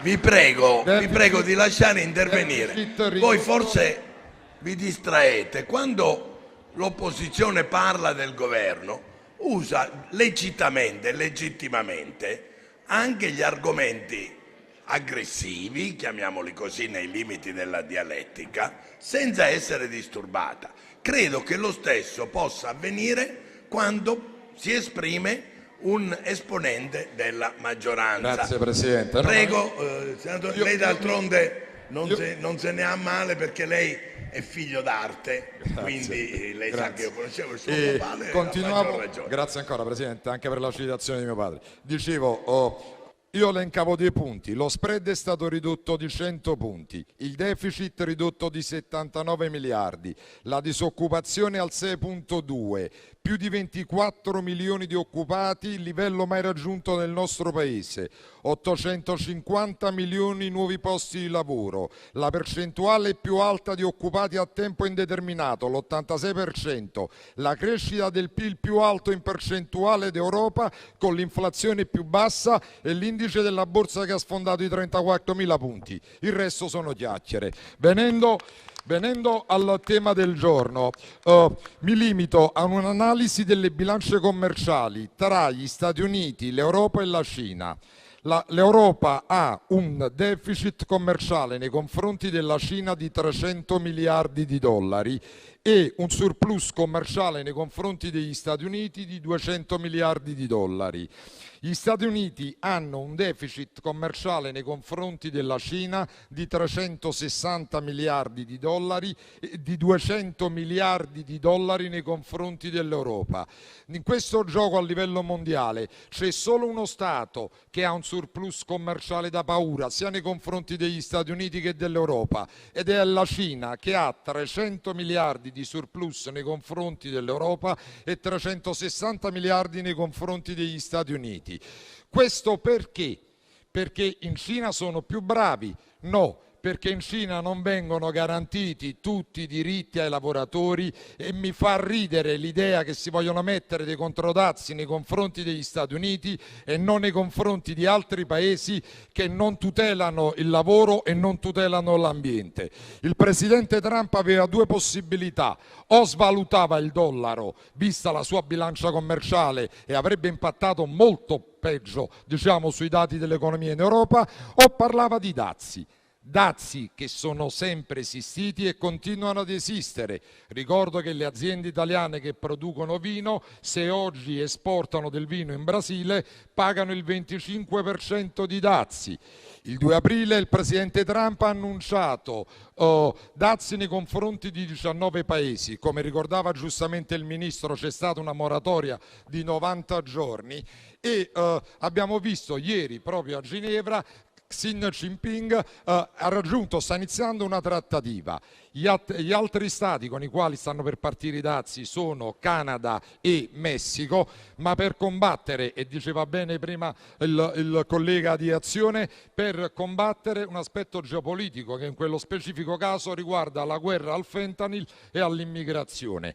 Veniamo invece un attimo adesso ai dati per quel che riguarda i veri dazi che l'Italia e l'Europa subisce, che non sono certo i dazi di Trump che entreranno e, come già è stato detto, impatteranno poco perché gli americani amano il prodotto del lusso italiano. Parliamo della direttiva delle case green. Il costo stimato è tra 800 e 1000 miliardi di euro per gli europei.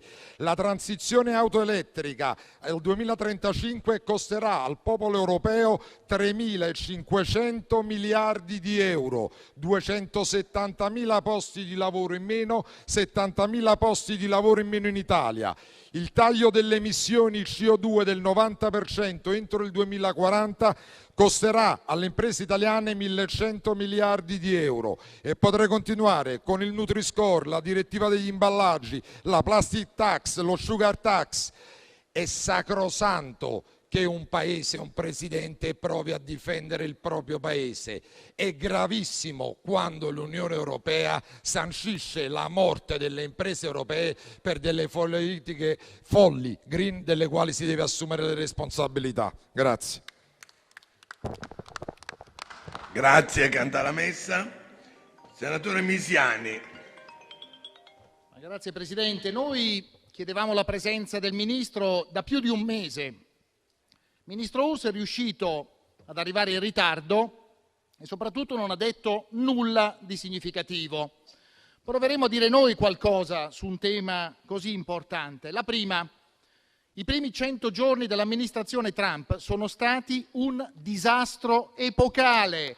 Se ne stanno rendendo conto gli elettori americani. Prima o poi speriamo che ci arrivate anche voi. E gli effetti, questo disastro è figlio della guerra commerciale più stupida della storia, promossa dall'amministrazione americana, con dazi calcolati a casaccio, annunciati, ritirati, e lo spettacolo imbarazzante a cui abbiamo assistito dal 2 di aprile in avanti. E gli effetti di questa politica demenziale, signor Ministro, si stanno ripercuotendo su diversi ambiti. Stanno mettendo in discussione la crescita economica, stanno mettendo in discussione la stabilità dei mercati finanziari, stanno mettendo in discussione la credibilità degli Stati Uniti e la credibilità dell'Occidente, che voi a chiacchiere dite di voler difendere, ma che in realtà state mettendo a rischio. Signor Presidente, se l'amministrazione sta cambiando strategia, perché questo è quello che sta avvenendo in questi giorni, è per il rischio di recessione prodotto da quelle scelte, per lo spettro degli scaffali vuoti nei supermercati americani, perché questo è quello che rischia di avvenire, e per le turbolenze del mercato dei titoli di Stati americani, che un tempo erano un asset sicuro e adesso hanno la credibilità fortemente ridimensionata dall'andamento erratico delle scelte dell'amministrazione. E allora la verità, Presidente, signor Ministro, è che Trump sta facendo una penosa retromarcia, una penosa marcia indietro, perché il sovranismo commerciale della destra non regge alla prova dei fatti, produce recessione, produce inflazione e danneggia le condizioni di vita innanzitutto dei cittadini americani. Secondo punto, questa politica rischia di produrre danni gravissimi al nostro Paese e mi dispiace aver ascoltato nelle parole del Ministro la mancanza di consapevolezza di quello che rischiamo, perché guardate, gli Stati Uniti sono il secondo mercato di sbocco per le esportazioni italiane. L'interscambio è raddoppiato negli ultimi 10 anni e noi abbiamo un avanzo commerciale enorme, 39 miliardi di euro, che è frutto del lavoro dei nostri imprenditori, della competitività dei prodotti, non dell'ingiustizia presunta che l'amministrazione lamenta nei confronti dei partner commerciali. E signor Presidente, noi oggi non abbiamo soltanto i dazi che sono al 10% fino al 9 di luglio e nessuno sa che cosa accadrà dopo.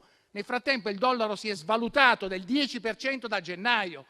Quindi noi siamo in una condizione in cui i nostri prodotti soffrono un 20% reale tra dazi e svalutazione del dollaro e noi rischiamo di perdere miliardi di euro di esportazioni, e lo dicono anche i vostri dati, e oltre 50.000 posti di lavoro in questo Paese. E tutto questo accade in un contesto in cui la produzione industriale, al di là della propaganda che ci è toccato ascoltare anche oggi, è in calo da 26 mesi. L'Italia si sta deindustrializzando e voi state rispondendo a chiacchiere a questo declino e i dazi aggravano questa situazione. Terzo punto, signor Ministro, noi oggi, con un mese di ritardo, con una condizione che è lontana dall'essere risolta, ci aspettavamo parole chiare, una strategia, un piano, almeno qualche proposta concreta, un pezzo di carta, qualcosa da poter leggere di concreto, con le coperture, con l'indicazione degli interventi. L'intervento del Ministro ci conferma che il Governo è in ritardo, non ha un piano, fa solo propaganda e non sa come tutelare il nostro sistema produttivo. E allora sarebbe necessario fare gioco di squadra a livello europeo, ma voi vi state barcamenando un giorno con l'Europa, un giorno con gli Stati Uniti, senza portare a casa nulla. Sarebbe necessario diversificare i nostri mercati, ma non sappiamo che cosa volete fare sul Mercosur, che è un trattato pronto di libero scambio che creerebbe la più grande area a livello mondiale. Avremo bisogno, mi avvio alla conclusione, di un piano vero e non di quel fantomatico piano che avete presentato alle associazioni di imprese. E avremo bisogno, Ministro, di una politica industriale. L'Ilva sta saltando per aria, le nostre imprese non sanno a che santo votarsi. Voi state intervenendo solo sulle banche con un golden power su Unicredit che non sta né in cielo né in terra e rimanete inerti di fronte a 26 mesi di calo della produzione industriale. Ho veramente finito. Presidente, Trump sta facendo retromarcia, ma il mondo di prima non tornerà. Noi ci dobbiamo attrezzare a livello europeo e a livello nazionale, ma la cosa sconfortante del dibattito di oggi è che non avete la più pallida idea di come farlo e questo è un problema molto serio per le nostre imprese e per i nostri lavoratori. Grazie senatore Misiani. Senatrice Lavinia Mennuni è l'ultima a intervenire, prego. Grazie Presidente. Avremmo auspicato che la sinistra abbandonasse la retorica allarmista e invece tant'è. avete chiesto un'informativa al Ministro sui dazi. Il Ministro sta trattando questo tema dei dazi estremamente delicato e complesso, ma non una proposta è arrivata dalle opposizioni oggi. Ma d'altronde noi ormai siamo avvezzi a questo tipo di approccio. Ho già detto prima che non è lecito che quando parla qualcuno della maggioranza per forza bisogna contestare, così come non sarebbe lecito al contrario e non è lecito. Prego, senatrice Mennuni. Che modo è? Grazie. Io invece penso che il ministro Urso insieme al governo tutto siano assolutamente da ringraziare per quella capacità che sta dimostrando questo governo, il più solido di Europa, nell'affrontare questi tempi da una mutevolezza incredibile. Se pensiamo alle guerre ai confini dell'Europa, se pensiamo alle trattative e ai negoziati che sono in corso in queste ore tra la Commissione, gli Stati Uniti, la Cina, il Regno Unito, ebbene avremmo forse auspicato che decideste, avendo chiesto questa informativa del Ministro, di partecipare compiutamente a questo momento importante e delicato per la storia economica dell'Occidente, dell'Europa, ma evidentemente vi interessa meno e quindi continueremo noi a svolgere il nostro lavoro. E il lavoro, per esempio, oltre a valutare, come è stato giustamente richiamato dal Ministro, delle rimodulazioni del PNRR, dei fondi di coesione, per costituire un fronte comune con il nostro settore produttivo, deve essere un lavoro svolto anche dalla Commissione europea. E vorrei anche qui ringraziare il Presidente del Consiglio Giorgia Meloni, che con quel suo piglio veloce e pratico e pragmatico è stata colei che ha aperto la strada al negoziato della Commissione europea con gli Stati Uniti, perché è proprio appunto la Commissione europea che dovrà svolgere questa trattativa estremamente delicata. Siamo lieti di ascoltare che, per esempio, il nostro comparto del Made in Italy in questi primi mesi non ha subito flessioni, anzi ha avuto un incremento nei rapporti della bilancia commerciale con gli Stati Uniti proprio grazie a quel prodotto di qualità che l'Italia sa offrire e che continuerà ad offrire. E quindi è bene che vi sia questo approccio per una de-escalation di quelli che possono essere dei conflitti che non auspichiamo, ma degli accordi che dobbiamo raggiungere con gli Stati Uniti d'America, forti di quel rapporto straordinario che c'è da molti decenni tra l'Italia e gli USA. E un altro grande lavoro, signori, voi non l'avete svolto, ma lo abbiamo avviato noi, ed è un negoziato interno alla Commissione europea, perché vedete, se l'Unione Europea pensa di continuare a trattare quest'epoca di cambiamenti così notevoli con quelle che sono state delle politiche ideologiche, degli approcci ideologici, quali il Green Deal che sta soffocando il settore dell'automotive, ebbene io temo che non andremo assolutamente molto lontano e quindi andremo avanti nel tutelare soprattutto quei segmenti che hanno una maggiore delicatezza in questo ambito delle politiche che si stanno svolgendo. Penso alle eccellenze comunque del nostro settore agroalimentare, a quelle che saranno le politiche che il governo dovrà modulare nel caso in cui vi siano degli approcci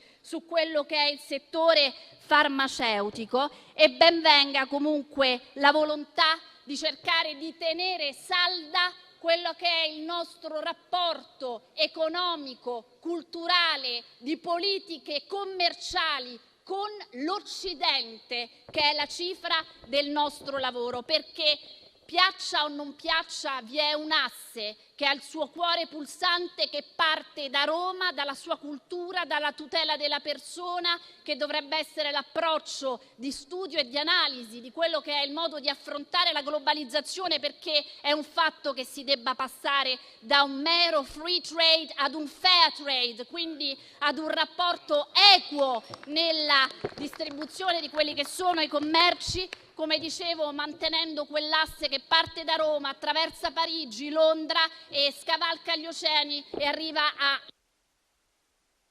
alla nostra cultura e attenzione alla persona umana tipica dell'Occidente.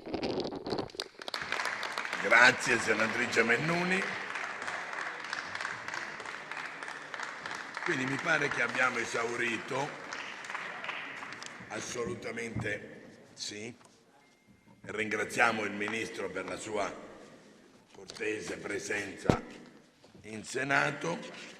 Non ci sono votazioni, non dobbiamo fare niente. Possiamo passare all'altro punto all'ordine del giorno, che è la discussione dalla sede redigente del disegno di legge. Lo leggo con attenzione perché è qualcosa di nuovo nella legislazione italiana. Disposizione per la partecipazione dei lavoratori alla gestione, al capitale e agli utili delle imprese. La relatrice, senatrice Mancini, ha chiesto l'autorizzazione a svolgere la relazione orale. Avverto che subito dopo si vota.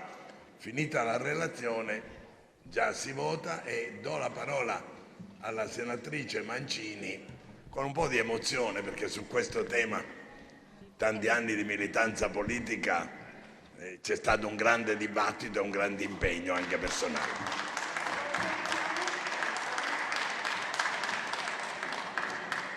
La ringrazio Presidente, colleghi, Governo. Il disegno di legge di iniziativa popolare ed approvato in prima lettura con modifiche e integrazioni alla Camera dei Deputati concerne la partecipazione dei lavoratori alla gestione, al capitale e agli utili delle imprese. Un provvedimento di particolare significato sotto diversi aspetti, in primis il fatto di avviare un percorso per dare attuazione all'articolo 46 della nostra Costituzione, il cui testo recita: ai fini dell'elevazione economica e sociale del lavoro e in armonia con le esigenze della produzione, la Repubblica riconosce il diritto dei lavoratori a collaborare nei modi e nei limiti stabiliti dalle leggi alla gestione delle aziende. La lettura dei singoli articoli, in tutto 15, dà quindi la conferma della portata di questa innovazione nel mondo del lavoro. L'articolo 1 specifica che il disegno di legge è mirato a disciplinare la partecipazione gestionale, economica, finanziaria, organizzativa e consultiva dei lavoratori alla gestione, all'organizzazione, ai profitti e ai risultati, nonché alla proprietà delle aziende, individuando a tal fine le forme di promozione e incentivazione in attuazione dell'articolo 46 della Costituzione e nel rispetto dei principi e dei vincoli derivanti in materia dell'ordinamento dell'Unione Europea e di quello internazionale. In tale ambito il disegno di legge introduce norme finalizzate a rafforzare la collaborazione tra i datori di lavoro e i lavoratori ed allargare i processi di democrazia economica e di sostenibilità delle imprese. L'articolo 2 reca alcune definizioni, tra cui quella di partecipazione gestionale, intesa come la pluralità di forme di collaborazione dei lavoratori alle scelte strategiche dell'impresa, e quella dei contratti collettivi, individuati in termini identici alla nozione fondata sul principio del comparativamente più rappresentativo, già posta dall'articolo 51 del decreto legislativo 81 del 15 giugno 2015. Gli articoli 3 e 4 definiscono la sopracitata partecipazione gestionale dei lavoratori. L'articolo 3 riguarda specificatamente la società per azione o in accomandita per azione organizzate secondo il cosiddetto modello dualistico, nel quale configurano un consiglio di gestione a cui spetta la gestione dell'impresa e un consiglio di sorveglianza a cui spettano vari compiti in materia di atti di ordine generale e di sorveglianza.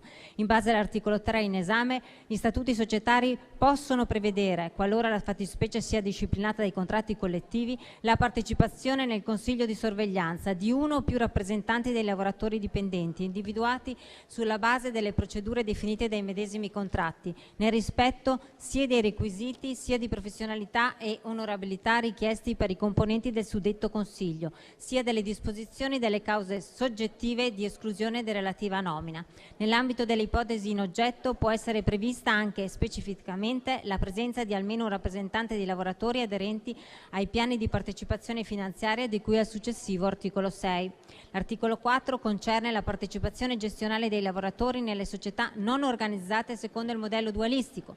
In tale ambito, ai sensi del presente articolo, gli statuti possono prevedere, qualora la fattispecie sia disciplinata ai contratti collettivi, la presenza del Consiglio di amministrazione e, ove costituito, nel comitato interno del medesimo Consiglio, di uno o più membri rappresentanti dagli interessi dei lavoratori dipendenti e individuati dai medesimi lavoratori. In merito ai requisiti generali di indipendenza, onorabilità e professionalità sono posti o richiamati dal comma 3, mentre il comma 4 prevede che tali membri non possano assumere incarichi direttivi entro il termine di 3 anni dalla cessazione del mandato.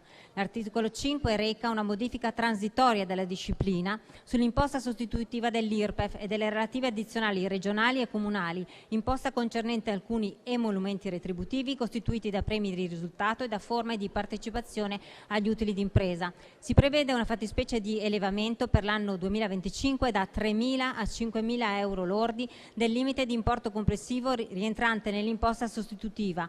Tale elevamento è subordinato alla condizione della distribuzione ai lavoratori dei dipendenti per l'anno 2025 di una quota di utili d'impresa non inferiore al 10% degli utili complessivi.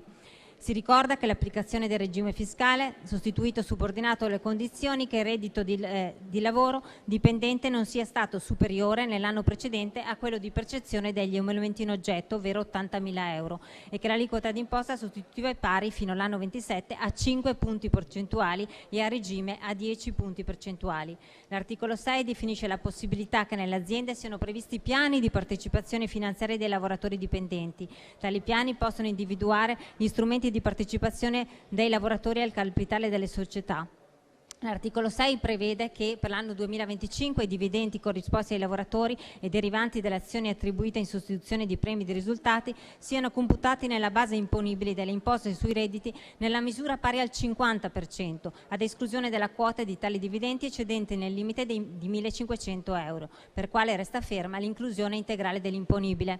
L'articolo 7 interviene sulla possibilità per le aziende di promuovere l'istituzione di commissioni paritetiche, aventi la finalità di predisporre proposte di piani di miglioramento, di innovazione dei prodotti, dei processi produttivi e dei servizi dell'organizzazione del lavoro. L'articolo 8 definisce che l'organigramma aziendale possa comprendere, sulla base dei contratti collettivi aziendali, una serie di figure di particolare rilevanza per l'azienda: le figure dei referenti della formazione, dei piani di welfare, delle politiche retributive, della qualità dei luoghi di lavoro, della conciliazione e della genitorialità, nonché le figure di responsabili delle diversità e dell'inclusione delle persone con disabilità.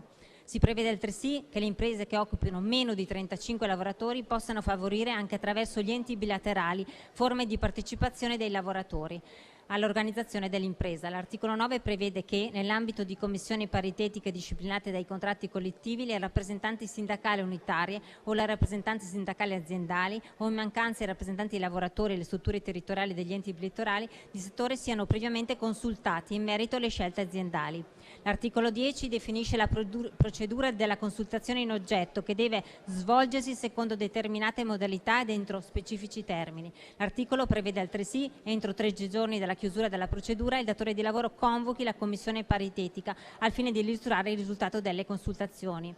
L'articolo 11 fa salve le condizioni di miglior favore rispetto alla disciplina di cui l'articolo 9 e 10. L'articolo 12 prevede lo svolgimento di una formazione, anche congiunta, non inferiore a 10 ore annue, finalizzata a sviluppare conoscenze e competenze tecniche, specialistiche e trasversali per i rappresentanti dei lavoratori facenti parte delle commissioni paritetiche di cui l'articolo 7 e degli organi societari di cui gli articoli 3 e 4. Tali corsi possono essere finanziati attraverso enti bilaterali, il Fondo Nuove Competenze e i fondi paritetici interprofessionali nazionali per la formazione continua. L'articolo 13 concerne l'istituzione presso il CNEL della Commissione Nazionale Permanente per la partecipazione dei lavoratori. La Commissione esprime pareri interpretativi non vincolanti, procede alla raccolta e alla valorizzazione delle buone prassi, redige ogni 2 anni una relazione sulla partecipazione dei lavoratori nei luoghi di lavoro, presenta al CNEL proposte volte a incoraggiare la partecipazione, accoglie i verbali delle riunioni degli organi paritetici. L'articolo 14 specifica che le disposizioni del presente provvedimento si applicano alle società cooperative in quanto compatibili. E infine il comma 1 dell'articolo 15 reca la copertura degli oneri finanziari derivati dagli articoli 5 e 6. A tal fine si utilizza una misura quasi integrale della dotazione del fondo previsto per l'adozione di norme anche di carattere fiscale in materia di partecipazione dei lavoratori al capitale dalla gestione e ai risultati di impresa, che è pari a 70 milioni per l'anno 2025. Il successivo comma 2 introduce una dotazione per l'anno 27 pari a 100.000 euro del fondo medesimo mediante corrispondente utilizzo delle maggiori entrate derivanti dal precedente articolo 5. Grazie.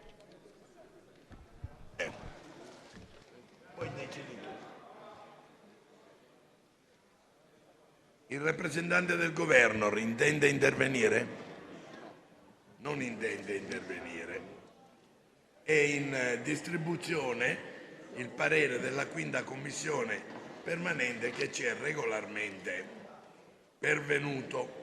Passerei alla votazione dei singoli articoli.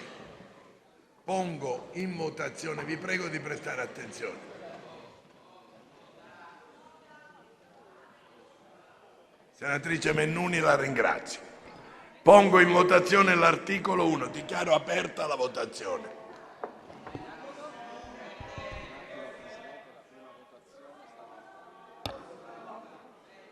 Accelerate però.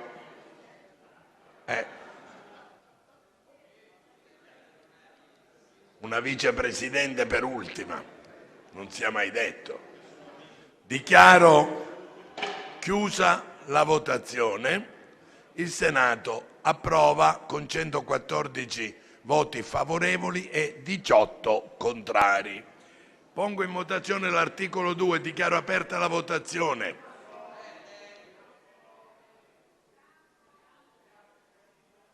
Senatrice Ronzulli, dove va? Dichiaro chiusa la votazione. Il Senato approva. Pongo in votazione l'articolo 3. Dichiaro aperta la votazione. Dichiaro chiusa la votazione. Il Senato approva. Siamo all'articolo 4, se non mi sbaglio. E lo votiamo. Dichiaro aperta la votazione. Aspetto a chiuderla che arrivi il senatore Gasparri di corsa. Gasparri vota. Piano piano Gasparri, una certa età. Dichiaro chiusa la votazione. Il Senato approva. Articolo 5. Dichiaro aperta la votazione. Dichiaro chiusa la votazione. Il Senato approva. Articolo 6. Dichiaro aperta la votazione. Dichiaro chiusa la votazione. Il Senato approva. L'articolo 7. Dichiaro aperta la votazione. Dichiaro chiusa la votazione. Il Senato approva. Articolo 8. Dichiaro aperta la votazione. Dichiaro chiusa la votazione. Il Senato approva. Articolo 9. Dichiaro aperta la votazione. Dichiaro chiusa la votazione. Il Senato approva. Siamo all'articolo 10 che dichiaro aperta la votazione di questo articolo. Dichiaro chiusa la votazione dell'articolo 10. Il Senato approva. Articolo 11. Dichiaro aperta la votazione. Dichiaro chiusa la votazione. Il Senato approva. L'articolo 12. Dichiaro aperta la votazione. Dichiaro chiusa la votazione. Il Senato approva. Articolo 13. Dichiaro aperta la votazione. Dichiaro chiusa la votazione. Il Senato approva. Articolo 14. Dichiaro aperta la votazione. Chiusa la votazione. Il Senato approva. Ultimo articolo, il 15. Dichiaro aperta la votazione. Dichiaro chiusa la votazione. Il Senato approva con 117 voti favorevoli. Dichiarazioni di voto finali. Per primo parla la senatrice Furlan.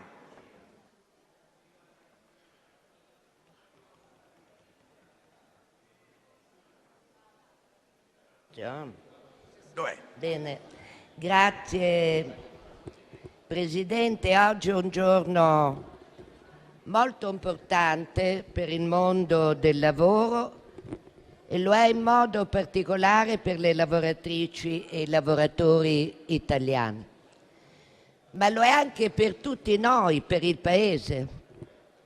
Vede Presidente, l'articolo della Costituzione che parla della partecipazione dei lavoratori e delle lavoratrici ai destini, all'organizzazione, alle scelte dell'impresa, non aveva mai avuto attuazione ed era un vulnus verso la nostra Costituzione. La Costituzione...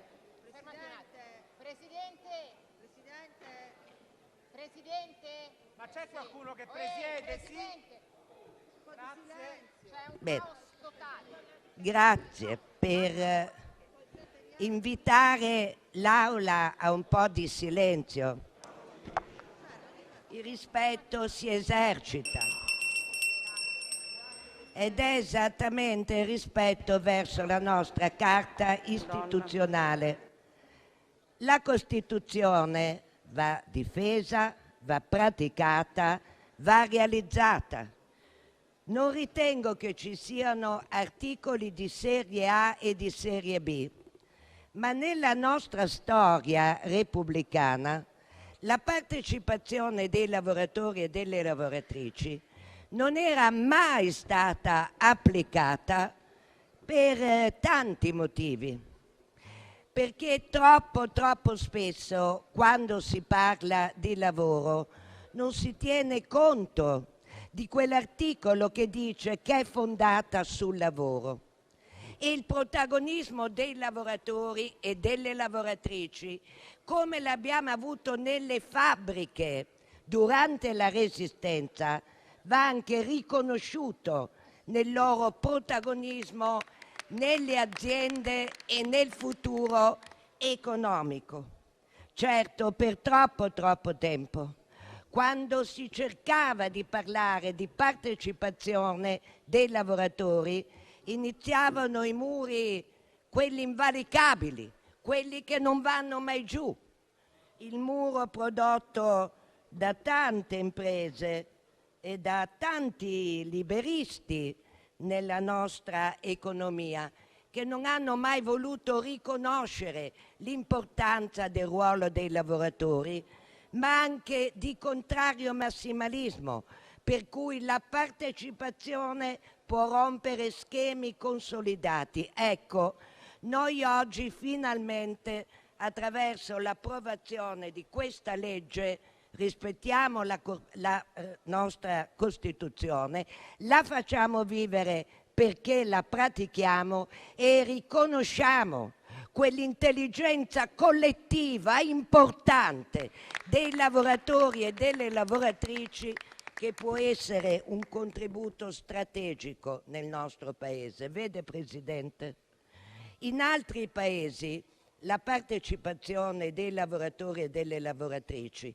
è da tanti anni praticata, pensa alla Germania, e vedo come in quei paesi dove è una realtà ed è una realtà da tempo, le reazioni alle crisi economiche, alle crisi finanziarie, alle crisi produttive sono più facili che nel nostro Paese, non solo da attraversare ma anche da risolvere, perché quell'intelligenza collettiva è protagonista dei destini del lavoro.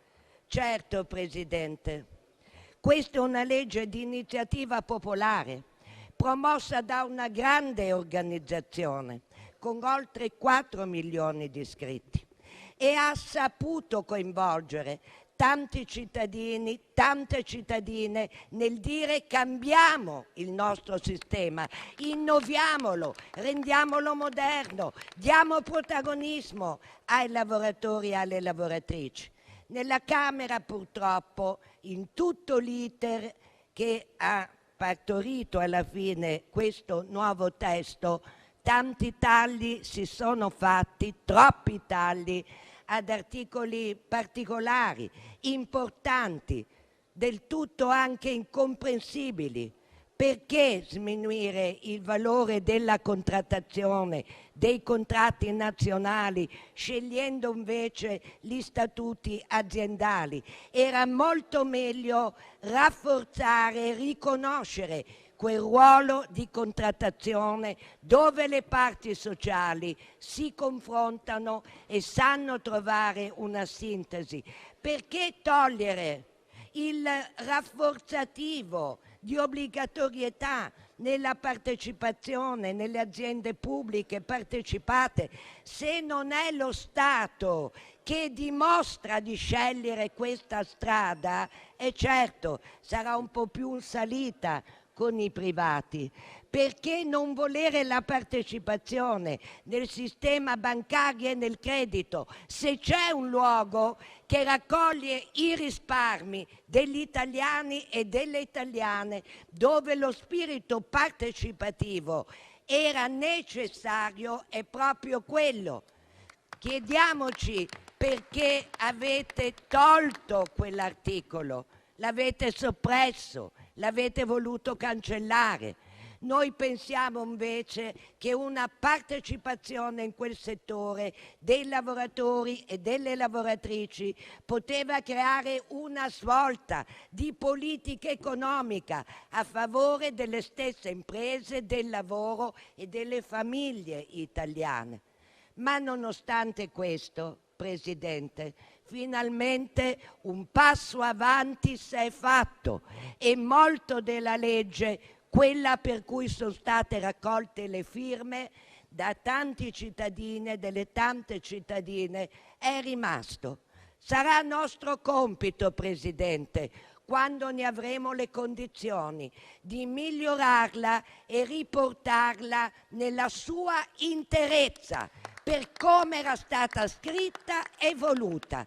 Ma oggi finalmente, io che ho tanta fiducia nella contrattazione e nella capacità del sindacato in tutte le sue articolazioni nazionali, ma anche aziendali, ma anche settoriali, so che porteremo a casa finalmente forme partecipative nelle aziende di tutti i settori e creeremo condizioni, signor Presidente, perché questo Paese sia più democratico e guardi al lavoro nella sua interezza, nella sua sostanza, che è legittimità, democrazia e partecipazione. Per questo ovviamente il gruppo di Italia Viva convintamente voterà a favore della legge. Grazie senatrice Furlan. Ha chiesto di parlare il senatore Lombardo. Prego, ne ha facoltà per 7 minuti.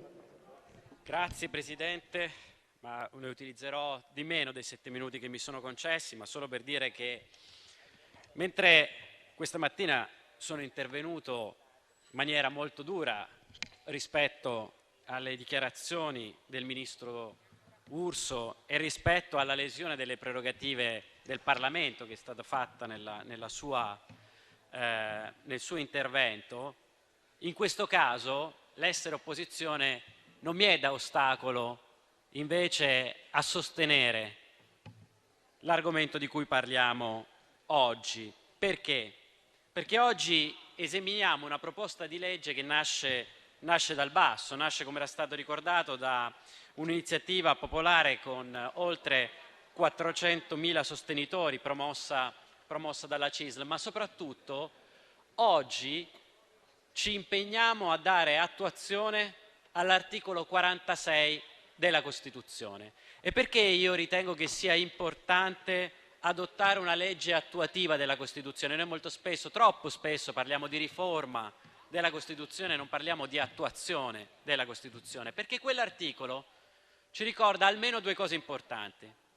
La prima è che il lavoro non è solamente un fattore di produzione, ma il lavoro è anche un fattore di emancipazione, di crescita spirituale, per utilizzare le parole dei nostri costituenti, e dare ai lavoratori la possibilità di partecipare alle attività dell'impresa e anche ai risultati economici dell'impresa significa non solo fidelizzare il rapporto tra imprenditore e lavoratore, ma significa riconoscere questa dimensione spirituale, questa dimensione comunitaria.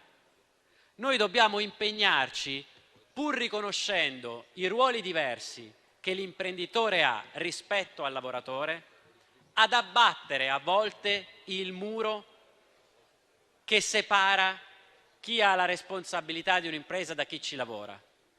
Perché molto spesso i primi, e lo vediamo nei tavoli di crisi, i primi a non volere che le imprese falliscano, oltre a perdere il loro lavoro, sono i lavoratori stessi, perché hanno legato la loro vita, la loro attività, anche alla crescita non solo economica, ma appunto alla crescita spirituale che si ha in una dimensione comunitaria, dove il lavoro non è fattore di produzione e basta, ma è anche un elemento di emancipazione.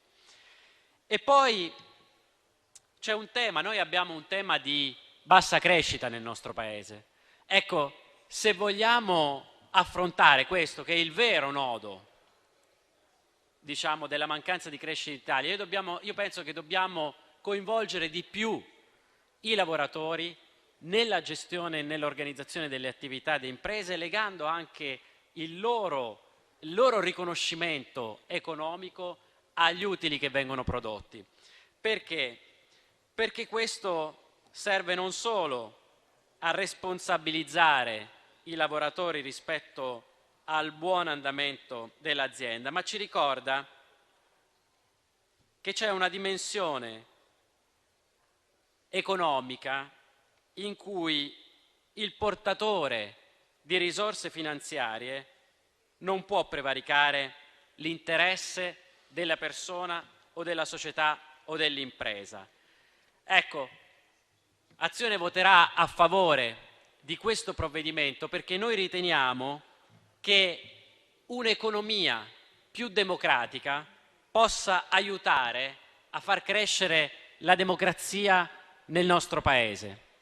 Perché noi riteniamo che attuare l'articolo 46 della Costituzione, pur con delle criticità che prima venivano menzionate da alcuni colleghi che sono intervenuti prima di me, cioè il tema dei contratti collettivi nazionali che vanno a integrarsi con i contratti collettivi di secondo livello, quelli territoriali, quelli aziendali, perché c'è un tema di obbligatorietà della partecipazione che deve riguardare anche il pubblico, che ha il dovere di dare il buon esempio anche rispetto alle imprese private.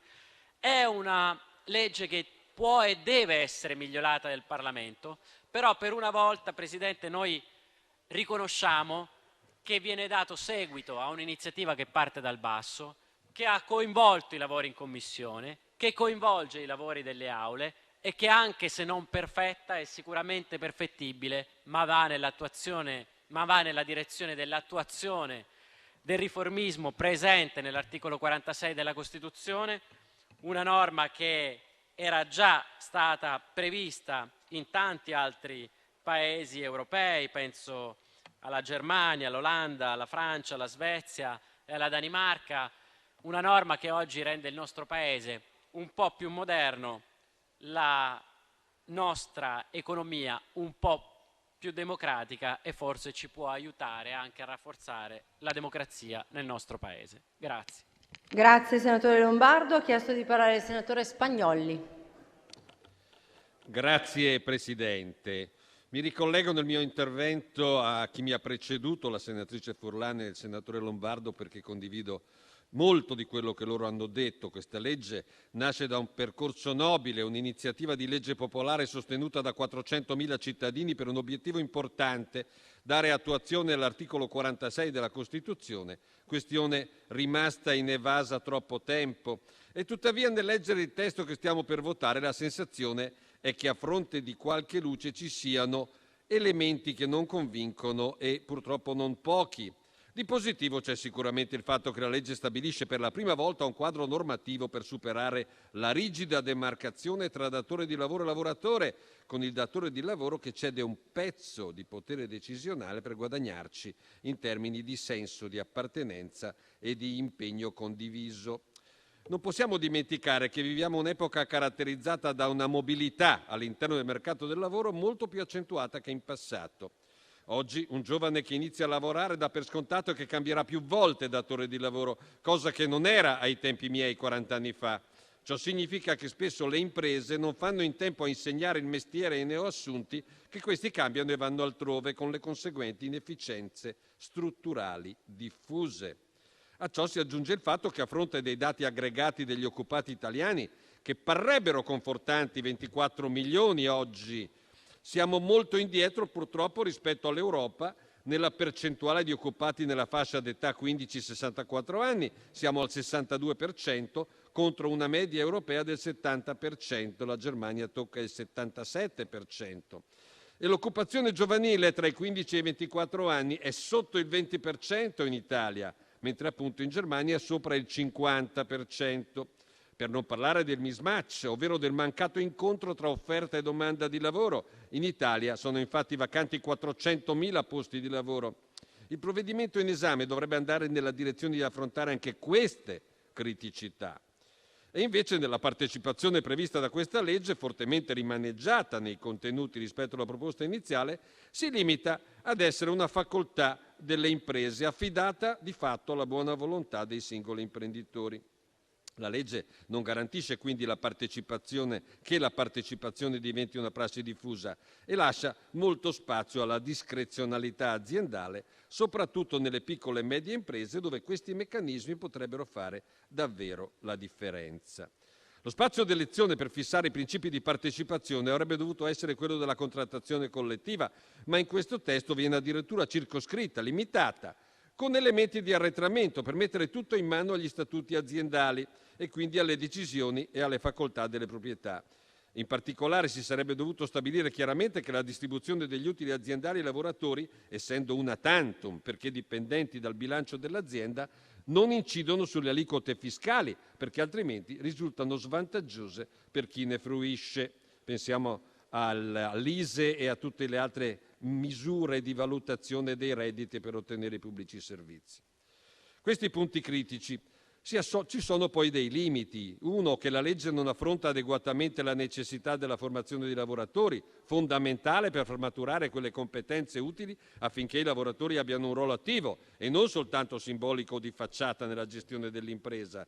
2, preoccupa il modo escogitato per la partecipazione economica. Viene introdotta la forma della partecipazione azionaria, col rischio però che questo strumento venga posto come alternativa a una quota della retribuzione, senza averne né la sicurezza né la stabilità. Questo tipo di partecipazione non può sostituire la retribuzione, ma deve affiancarsi ad essa come parte di un sistema che garantisca comunque un salario equo e, come detto, che non venga poi risucchiata dai nostri meccanismi fiscali complessi anziché no.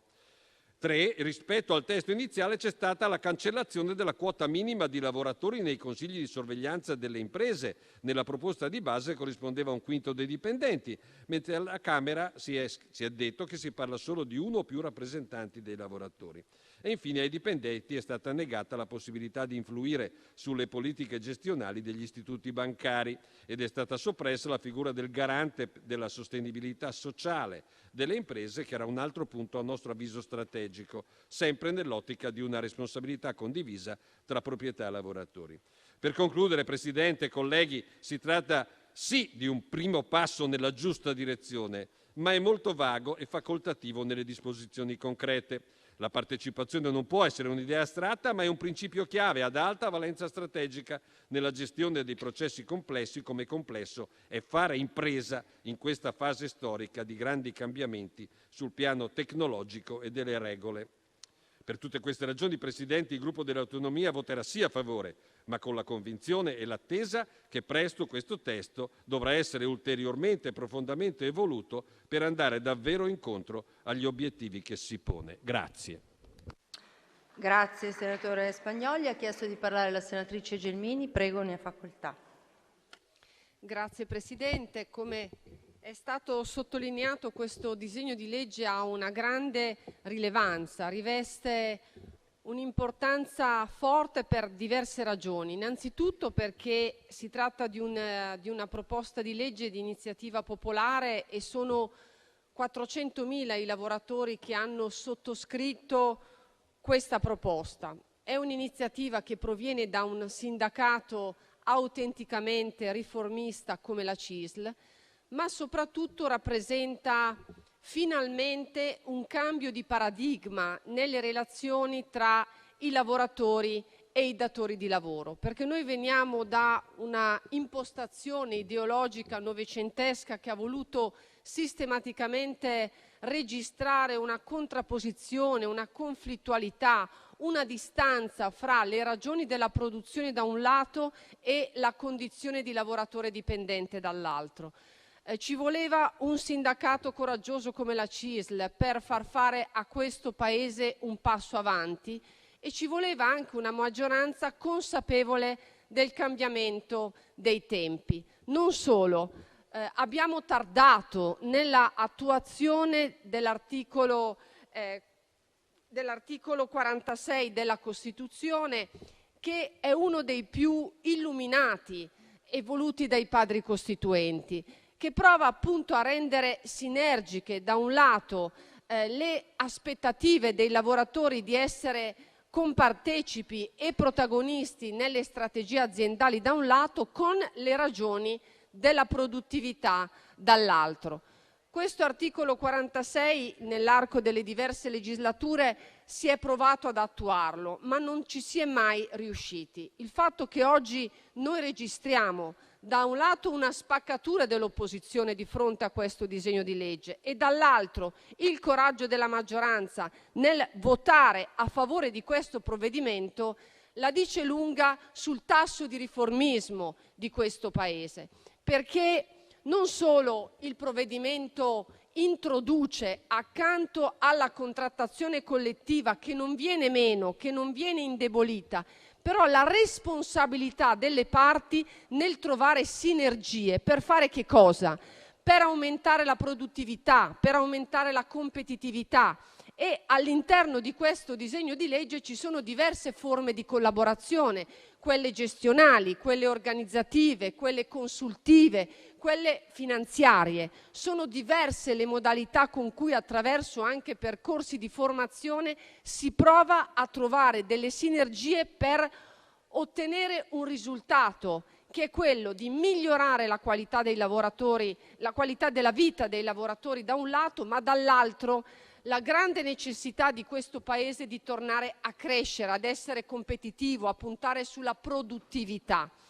E peraltro conforta questo mio entusiasmo nell'affrontare questo tema il fatto che in altri paesi europei, penso ai Paesi Bassi, ma anche alla Germania, alla Francia, dove da anni disegni di legge come questo sono già operativi, i risultati non hanno tardato a venire, a significare che è la prova dei fatti che ci dimostra che questa è la strada da seguire. Peraltro sono state stanziate delle risorse, circa 70 milioni, un fondo per avviare un percorso che poi strada facendo sicuramente dovrà essere magari emendato, migliorato. E però oggi usciamo dal Novecento, usciamo dalla logica della contrapposizione. Non ci illudiamo che basta un referendum, un quesito, un sì o un no per migliorare le condizioni del lavoro, perché da un lato c'è chi si illude che dall'abolizione del Jobs Act ci possano essere vantaggi per i lavoratori, ma il Jobs Act sarà pure come dire, imperfetto, e però non è tornando alla legge Monti-Fornero che si danno più tutele e più garanzie ai lavoratori, è semmai da una logica compartecipativa, sinergica, collaborativa. E consentitemi, colleghi, non è dalla demonizzazione delle piccole e medie imprese, come si prova a fare all'interno di quesiti referendari farlocchi, che si possa pensare di migliorare la qualità di vita dei lavoratori, perché laddove si criminalizza l'impresa si fa anche il danno del lavoratore. E certamente noi da liberali non pensiamo che sia lo Stato a garantire il lavoro, la produttività e la crescita, è semmai quel tessuto straordinario di piccole e medie imprese che fanno la forza del Made in Italy, ma che anche durante la stagione del Covid non si sono arrese e hanno superato una delle stagioni più difficili del nostro Paese. E allora io credo che oggi questa votazione sia una votazione importante, anche per superare i divari, per superare le contrapposizioni, per affermare quell'economia sociale di mercato di cui abbiamo un estremo bisogno e di cui siamo convintamente fautori. E credo anche che, a distanza di tanti anni, l'attuazione dell'articolo 46 della Costituzione ci colleghi anche ai contenuti della Rerum Novarum, che in questi giorni particolari è una enciclica che è risuonata più volte con i suoi moniti molto forti sui temi sociali. E penso che sia, per finire, anche un merito del governo Meloni. Due dati precisi: da un lato la crescita dell'occupazione, dall'altro l'approvazione di questa legge in alleanza con il sindacato, a riprova che il governo Meloni ha la capacità di dialogare con chi vuole dialogare e con chi invece non utilizza il sindacato per fare politica e attaccare il governo. E quindi convintamente il nostro gruppo voterà a favore di questo provvedimento. Grazie senatrice. Ha chiesto di parlare il senatore Magni, prego. Grazie Presidente. Ovviamente è un tema che mi appassiona molto, questa discussione, ovviamente avendo anche un'opinione diversa, radicalmente diversa, perché poi voglio entrare nel merito ovviamente sui temi, cioè nel senso che questa legge che si chiama partecipazione è tutto tranne che partecipazione. Chi a decidere è sempre l'impresa e l'imprenditore.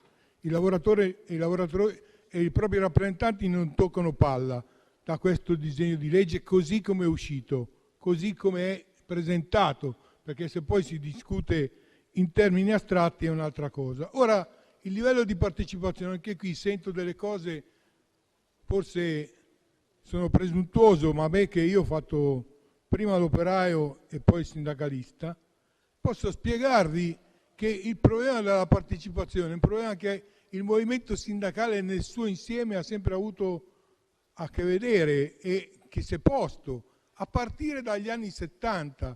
Forse non conoscete i contratti, studiateli, guardateli. Forse non sapete che come si costruisce, ad esempio, un premio di risultato dentro l'azienda. Un premio di risultato dentro l'azienda nasce sostanzialmente nella discussione sull'organizzazione del lavoro, sull'efficienza, sugli investimenti, sulla questione del bilancio. Ma voi vi è chiaro che ci sono, e quindi non è le azioni in questo caso, ma è un salario, è la cosiddetta contrattazione di secondo livello, e quindi questa cosa è stata sempre pensata dagli anni 70. Pensate voi che sono così vecchio, però questo è il dato, e l'abbiamo praticata, è stata praticata, ha dato dei risultati. Forse bisognerebbe intervenire su questo e non scimmiottare quello che fanno la storia di altri, perché anche qui, cioè, se si vuole fare quello che c'è in Germania, allora bisogna prendere tutto l'insieme di quello che esiste in Germania, sui consigli di amministrazione, sul ruolo che ha lo Stato dentro anche le imprese, sul ruolo della rappresentanza. È un insieme di cose, ad esempio, quindi non è un pezzetto.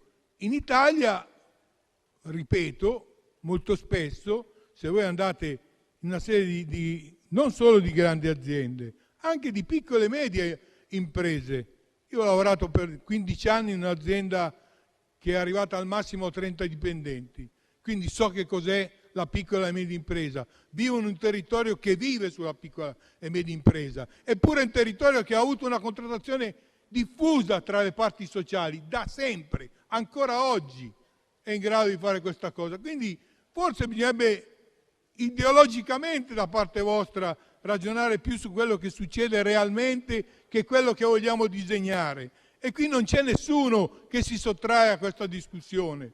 E quindi questo è il dato. Potrei dirvi, allora, se vale il discorso dei 400.000 firme che io riconosco e rispetto, vale anche quegli altri oltre 500.000 che hanno raccolto, ad esempio, sul salario minimo, che voi non volete però affrontare, oppure sulla riduzione dell'orario di lavoro. Capite che ci sono temi diversi su questo terreno che si devono fare, quindi non ci sono figli e figliastri. Vorrei solo che questa discussione non fosse inficiata, diciamo, da questo dato, purtroppo, che a me ovviamente fa male dal punto di vista della divisione sindacale. Sono cresciuto e nato sulla questione unitaria, anzi ho lavorato fortemente su questo terreno, quindi figuratevi se penso a un'altra cosa. Ma il dato fondamentale è davvero, ma secondo voi la partecipazione alla pari dei lavoratori e delle lavoratrici, delle sue rappresentanze col datore di lavoro, qui c'è? No, è totalmente esclusa. Lo citava prima il senatore Spagnoli, è totalmente esclusa. Eppure noi abbiamo delle esperienze fondamentali che dimostrano come questo vuol dire discutere reparto per reparto, condizioni, posizione, carichi di lavoro, vuol dire professionalità, investimenti, formazione, quindi perché il lavoratore sia alla pari dal punto di vista del confronto con l'impresa.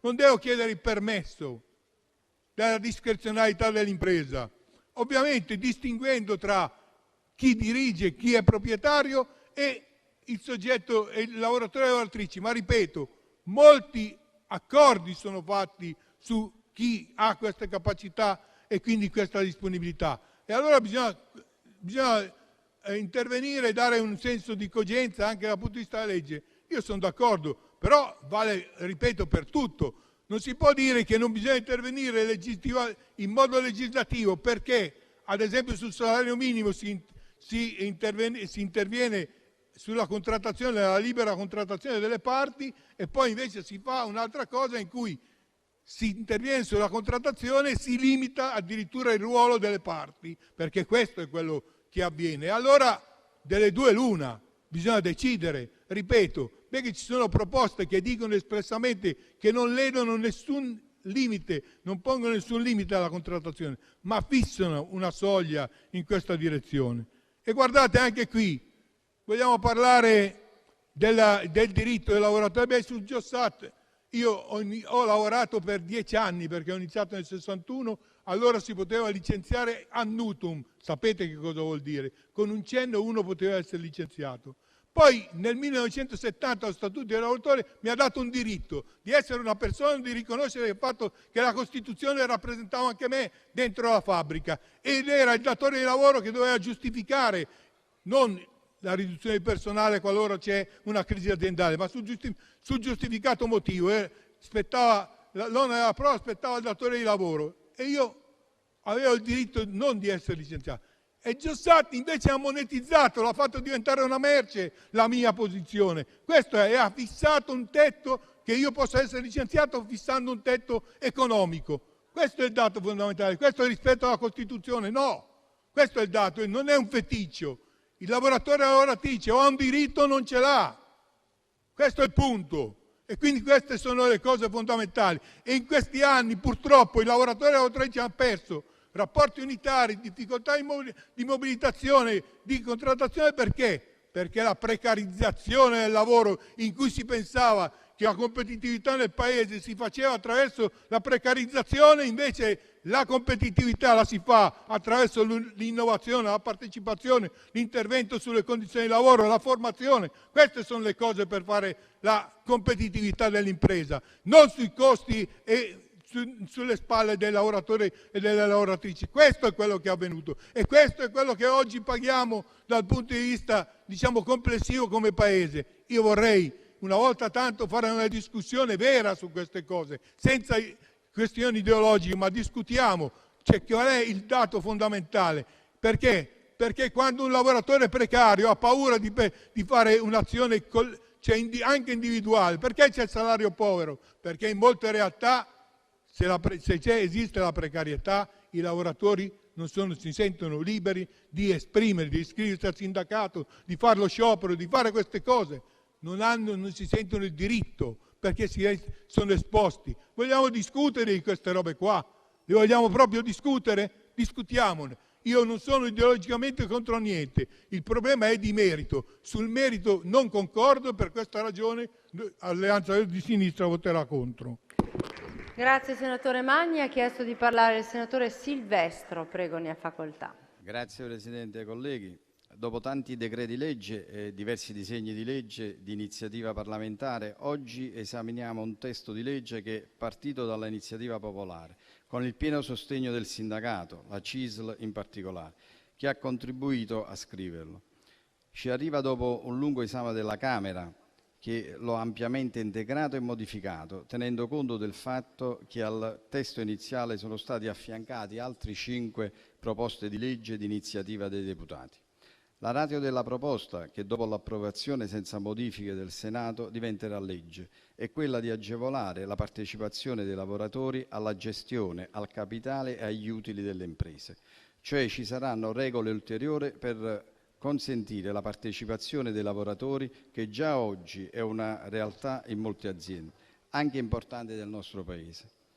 Ed è una realtà perché le principali organizzazioni sindacali e la principale confederazione dell'industria italiana hanno già sottoscritto un accordo in materia di partecipazione organizzata, una intesa da cui sono nate migliori relazioni industriali e di contrattazione collettiva. Ci sono poi le esperienze sul campo, come quelle delle Poste Italiane, che preludono a un maggiore coinvolgimento partecipativo dei dipendenti, oppure quella del Invit, gestisce le torri per la comunicazione, che intende condividere con i lavoratori le più opportune condizioni per raggiungere gli obiettivi aziendali anche di produttività. E tante altre aziende come Luxottica, FCA, Ferrari, Lamborghini, cito solo le più note, che hanno operato la strada a un maggiore coinvolgimento dei lavoratori. Cioè si è stata lentamente compiendo quell'adeguamento della nostra legislazione alla previsione costituzionale, che anche altri colleghi hanno ricordato, che prevede che la Repubblica riconosce il diritto dei lavoratori a collaborare nei modi e nei limiti stabiliti dalla legge alla gestione delle aziende. Peraltro, dopo 80 anni, una società e un tessuto economico completamente diversi da quelli della società di allora, quella previsione costituzionale ci mostra tutta la sua modernità e allo stesso tempo la necessità di rendere cogente quella previsione. Oggi le aziende migliori, quelle più performant, sono quelle che coinvolgono i propri dipendenti e che allo stesso tempo creano quelle condizioni di welfare aziendale, tali da non far sentire il dipendente al lavoro, ma parte di un processo produttivo di creazione di ricchezza e di benessere. Ora si fa un passo in avanti rispetto alla possibile partecipazione gestionale dei lavoratori nei consigli di sorveglianza, ma anche nei consigli di amministrazione. Viene prevista la possibilità di fare partecipare agli utili i lavoratori. Lo si fa in maniera concreta, innalzando il limite dell'imposta sostitutiva, quindi lo Stato ci mette anche una copertura finanziaria.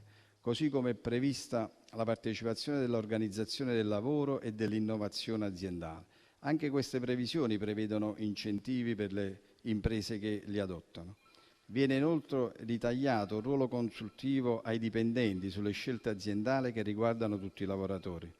A noi sembra un importante passo avanti che ora ci affianca ai paesi più virtuosi d'Europa rispetto a questo tipo di politiche come la Germania, ma certamente vengono introdotte innovazioni che faranno il loro corso, inserendosi anche negli spazi della contrattazione aziendale tra datori di lavoro e lavoratori. Quello che bisogna assolutamente apprezzare è l'idea di un modello inclusivo che potrà essere adottato da tutte le imprese, e nell'accogliere questo modello all'interno dell'azienda ci saranno incentivi formativi e agevolazioni fiscali. Quindi questo testo segna un evidente passo avanti nel miglioramento delle relazioni sindacati-aziende, con un taglio non dirigista e con un approccio volontario. Per queste ragioni annuncio il voto favorevole dei senatori di Forza Italia.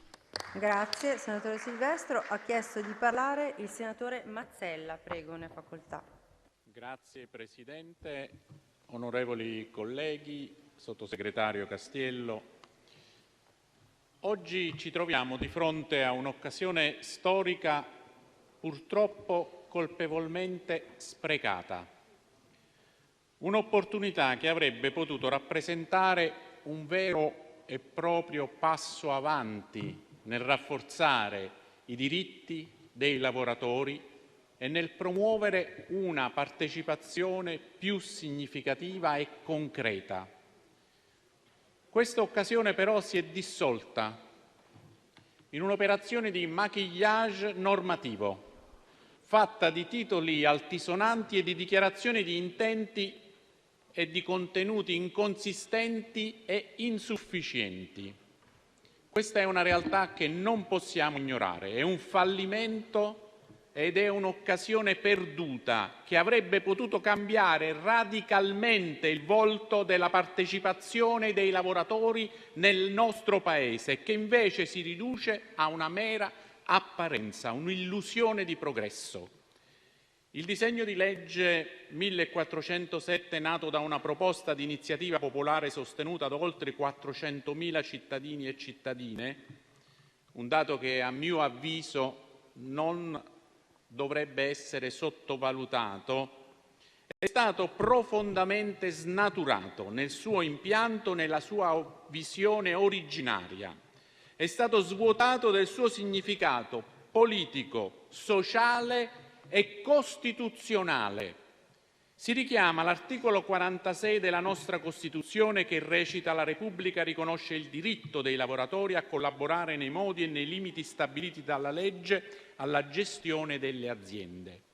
Un articolo che, ricordiamolo, è scritto con equilibrio, lungimiranza, una chiara consapevolezza del ruolo dei lavoratori. Tuttavia qui questa norma viene invocata per legittimare una legge che non la attua, bensì la elude, la tradisce, la svuota di ogni reale contenuto. Perché lo diciamo senza mezzi termini. Questo disegno di legge non garantisce ai lavoratori alcuna vera possibilità di collaborare alla gestione. Si limita ad elencare una serie di strumenti facoltativi lasciati alla completa discrezionalità delle imprese, strumenti che vengono subordinati a condizioni vaghe, nebulose e spesso prive di impatto reale e duraturo. Nulla è obbligatorio, nulla è garantito, nulla è strutturale. Ci viene detto che tutto sarà affidato alla contrattazione collettiva. Ebbene, in un paese come l'Italia, dove questa contrattazione è fortemente frammentata, disomogenea, dove milioni di lavoratori sono completamente esclusi da qualsiasi forma di rappresentanza effettiva, lasciare tutto al buon cuore delle parti sociali è un modo più che altro di eludere la propria responsabilità. È un modo per abdicare al ruolo di legislatore, per delegare, ma senza garantire nulla di concreto. La verità purtroppo è che questa legge costruisce una partecipazione di facciata, una partecipazione che si riduce a un mero simbolo, a un'apparenza di coinvolgimento senza alcuna sostanza.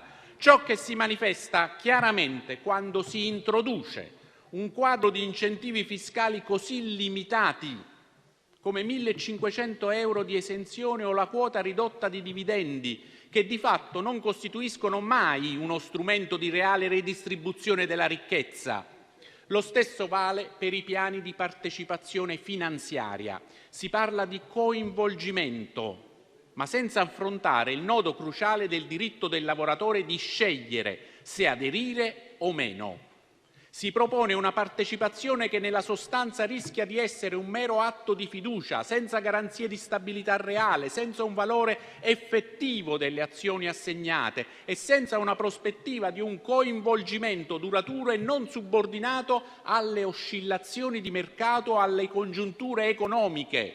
Questo è sostanzialmente un dato che io voglio contrastare, voglio documentare in questa mia dichiarazione di voto. Lo si vede anche nella creazione di commissioni o referenti aziendali sui temi come il welfare, la formazione, la parità di genere, temi fondamentali che meritano attenzione e strumenti concreti. Ma qui queste figure si riducono a entità prive di potere, senza strumenti, senza vincoli, senza capacità di incidere concretamente nelle decisioni aziendali. Sono figure simboliche, senza il minimo potere di influenzare davvero le scelte strategiche e operative.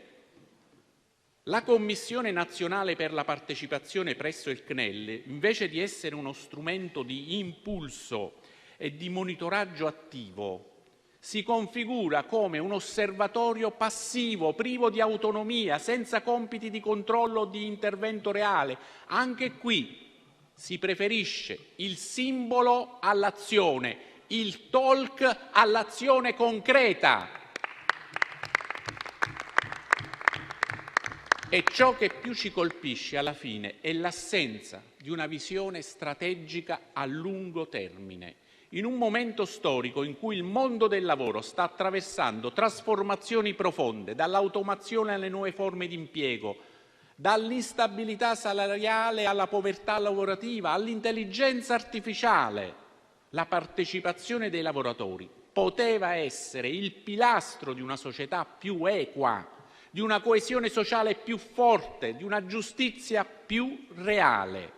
Avrebbe potuto rappresentare una risposta strutturale, capace di affrontare le sfide del presente e le incognite del futuro. Invece questo governo si accontenta di poco, forse per non disturbare gli interessi di chi non vuole condividere davvero il potere, o per egoismo politico o per semplice miopia. Abbiamo detto alla Camera e ribadiamo qui al Senato: questo provvedimento, così come è stato modificato dalla maggioranza, non rappresenta un passo avanti. Anzi, è un pericoloso passo indietro. È l'ennesima occasione mancata di dare dignità ai lavoratori, rappresentanza ai lavoratori, peso reale ai lavoratori nel sistema economico e sociale del nostro Paese. È un provvedimento che parla di partecipazione, ma svuota la partecipazione, che dice di rafforzare la contrattazione collettiva, ma la rende inutile, che si richiama alla Costituzione, ma la tradisce, lasciando i lavoratori in un'area di incertezza e di invisibilità. Per queste ragioni e per rispetto alla proposta originaria, per rispetto dei cittadini che l'hanno sostenuta, ma soprattutto per rispetto della dignità dei lavoratori e delle lavoratrici, il nostro voto sarà convintamente contrario. Grazie senatore Mazzella. Ha chiesto di parlare la senatrice Murelli. Prego, ne ha facoltà. Grazie Presidente, colleghi senatori, colleghe senatrici. Oggi invece ci accingiamo a votare un provvedimento che è un passo importante verso un modello di economia più equo, partecipativo e moderno, perché introduciamo disposizioni per favorire la partecipazione dei lavoratori agli utili di impresa. Dal punto di vista tecnico, il disegno di legge stabilisce che le imprese possono riconoscere una quota agli utili dei lavoratori attraverso accordi aziendali o territoriali, con una disciplina che garantisce trasparenza, sostenibilità e volontarietà. Sono previste misure fiscali agevolate per le imprese che attivano tali meccanismi, anche in forma di premi di risultato detassati e di strumenti di welfare. Il provvedimento consente inoltre l'erogazione degli utili sotto forma di partecipazioni azionarie o quote, aprendo la strada a un coinvolgimento anche patrimoniale dei lavoratori nelle dinamiche aziendali. Questo impianto normativo si ispira a modelli già affermati in altri paesi, come la Germania, la Francia, dove la partecipazione dei lavoratori ha prodotto effetti positivi in termini di produttività, stabilità occupazionale e dialogo sociale, in un'ottica di sinergia tra i lavoratori e gli imprenditori, sempre per ottenere il massimo risultato come obiettivo aziendale.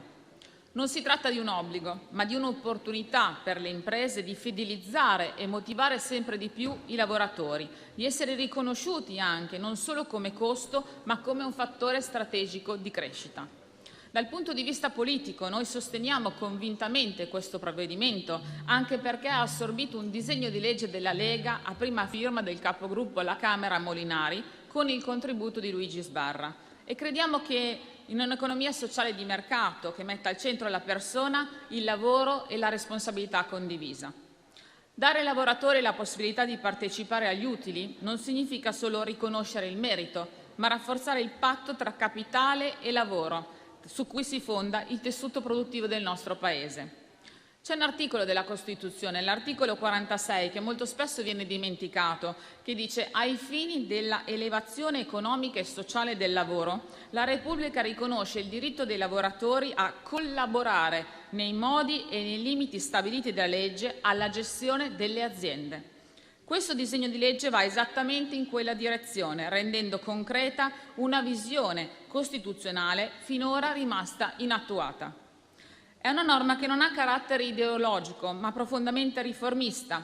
Valorizza il ruolo del lavoro, promuove la competitività delle imprese e stimola un clima aziendale più partecipativo e innovazione. La qualità delle relazioni industriali deve camminare di pari passo con l'evoluzione tecnologica. Il nostro sostegno nasce anche dalla convinzione che il benessere delle imprese sia strettamente legato a quello dei lavoratori. Dove c'è il coinvolgimento ci sono migliori risultati economici, minore conflittualità e maggiore stabilità. L'auspicio è che questa legge diventi un volano di sviluppo e di coesione per tutto il sistema produttivo italiano. Per queste ragioni, come gruppo Lega Salvini Premier, annuncio il voto favorevole e come rappresentante di un territorio fatto di piccole e medie imprese che ogni giorno crescono grazie al contributo fondamentale dei loro dipendenti. Grazie. Grazie senatrice. Ha chiesto di parlare la senatrice Camusso. Prego, ne ha facoltà. Grazie Presidente, onorevoli colleghi. Potremmo chiamare la discussione che stiamo facendo "C'era una volta". C'era una volta una legge di iniziativa popolare presentata da un'importante organizzazione sindacale, la CISL, che non a caso come Partito Democratico avevamo detto dovesse essere il testo base della discussione sul tema della partecipazione. Ma non avete come maggioranza resistito alla tentazione, quella di appropriarsi di quel testo e svuotarlo. Non è neanche un'iniziativa originale. L'avevate già fatto con il testo sul salario minimo, lo fate in continuazione con le proposte di legge. La dimostrazione di questa operazione, quella di appropriarsi di un testo e poi svuotarlo, l'avete data anche nel cambiamento del titolo. Da un titolo che era la governance dell'impresa partecipato dai lavoratori, cioè con una chiara ambizione, che era quello di fare un salto di qualità nel ruolo partecipativo dei lavoratori e nella possibilità di esercitare anche una loro funzione, siamo passati a quello che stiamo votando: disposizioni per la partecipazione dei lavoratori alla gestione, al capitale e agli utili di impresa. Che cosa ci dice tutto questo? Nel momento in cui scompare la governance, scompare il lavoro, scompare il fatto che questa avrebbe dovuto essere un'operazione utile a permettere ai lavoratori di discutere della loro condizione, magari anche di migliorarla. Invece esiste solo il capitale, la finanza. Il lavoro non è più il soggetto, ma diventa l'oggetto della pura questione finanziaria. Esisti quindi come lavoratore se sei un azionista, non esisti come lavoratore se sei un dipendente che ogni giorno lavora per la produttività e la qualità di quell'impresa. E non è un caso, infatti, che la prima cancellazione che è stata determinata dalla maggioranza su quel testo è quello della partecipazione nelle imprese pubbliche e partecipate dallo Stato. Eppure queste sono imprese che hanno una storia nel nostro Paese, forse non ve la ricordate, forse non vi siete occupati di lavoro in quegli anni, ma dal protocollo IRI ai diritti di informazione dei contratti nazionali, a tutte le procedure sui cambiamenti e gli interventi, c'è una lunga storia della contrattazione che, giustamente partendo dal fatto che essendo imprese partecipate a responsabilità pubblica, erano un luogo in cui si potevano esercitare forme più avanzate. Quell'esperienza si è fermata quando le imprese pubbliche hanno deciso di entrare in Confindustria, di non avere più una rappresentanza propria.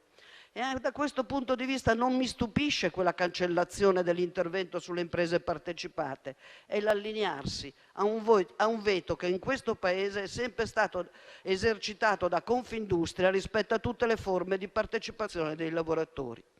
Vorrei però dirvi che così restano le parole, non i fatti, a differenza dello slogan che la Presidente del Consiglio troppo spesso usa a sproposito. Eppure il pubblico è un datore di lavoro. Lo è nelle pubbliche amministrazioni, lo è nelle imprese partecipate, non è un neutrale osservatore di quello che può succedere. E quando si decide, per esempio, che le forme di partecipazione dipendono solo dalla volontà dell'impresa di attuarla o non attuarla, vorrei sapere se vi riservate come Stato datore di lavoro questo diritto, che significherebbe un arretramento anche di condizioni che ci sono state fatte. E devo dire che grande disattenzione in realtà c'è e si manifesta rispetto alle questioni del rapporto tra la partecipazione e la contrattazione. Vorrei dire che il patto della fabbrica, siglato da CGIL e CISL-UIL qualche anno fa, è sul terreno della partecipazione organizzativo effettivamente più avanzato di questa legge che oggi andiamo votando. Forse avreste potuto copiare, essendo così rispettosi della contrattazione e del ruolo delle parti sociali. Ma non lo siete in realtà perché, come abbiamo visto durante il dibattito parlamentare nell'altra Camera, siete in realtà ambigui sul terreno della rappresentanza dei lavoratori. Troppo spesso cercate formule che mettano in discussione quel principio di rappresentanza che è fondamentale per determinare quell'equilibrio di poteri che non c'è. Non c'è un equilibrio di poteri tra i lavoratori e i datori di lavoro, come sappiamo bene c'è uno squilibrio, ed è proprio per questo che quando non si prevede il fatto che la presenza nei consigli di amministrazione possa essere una presenza che di fronte a elementi che riguardano la vita dell'azienda e dei lavoratori, le ristrutturazioni, i licenziamenti e così via, ci siano delle procedure che permettano ai lavoratori di confrontarsi e di determinare eventuali scelte differenti. Almeno la sospensione, il tempo in cui, e devo dirvi che questo è un arretramento rispetto a tanta legislazione già esistente in questo Paese, che affrontava i processi di ristrutturazione attraverso il fatto che i soggetti alla rappresentanza potessero intervenire. Con una modalità di questo tipo potremmo anche abolire i tavoli al Ministero del Made in Italy, perché se non c'è tempo per discutere di ristrutturazione e licenziamenti si aumenta il livello di azione. Da questo punto di vista una scelta di ridurre ad attore passivo il lavoro è una scelta che comprime gli stessi lavori.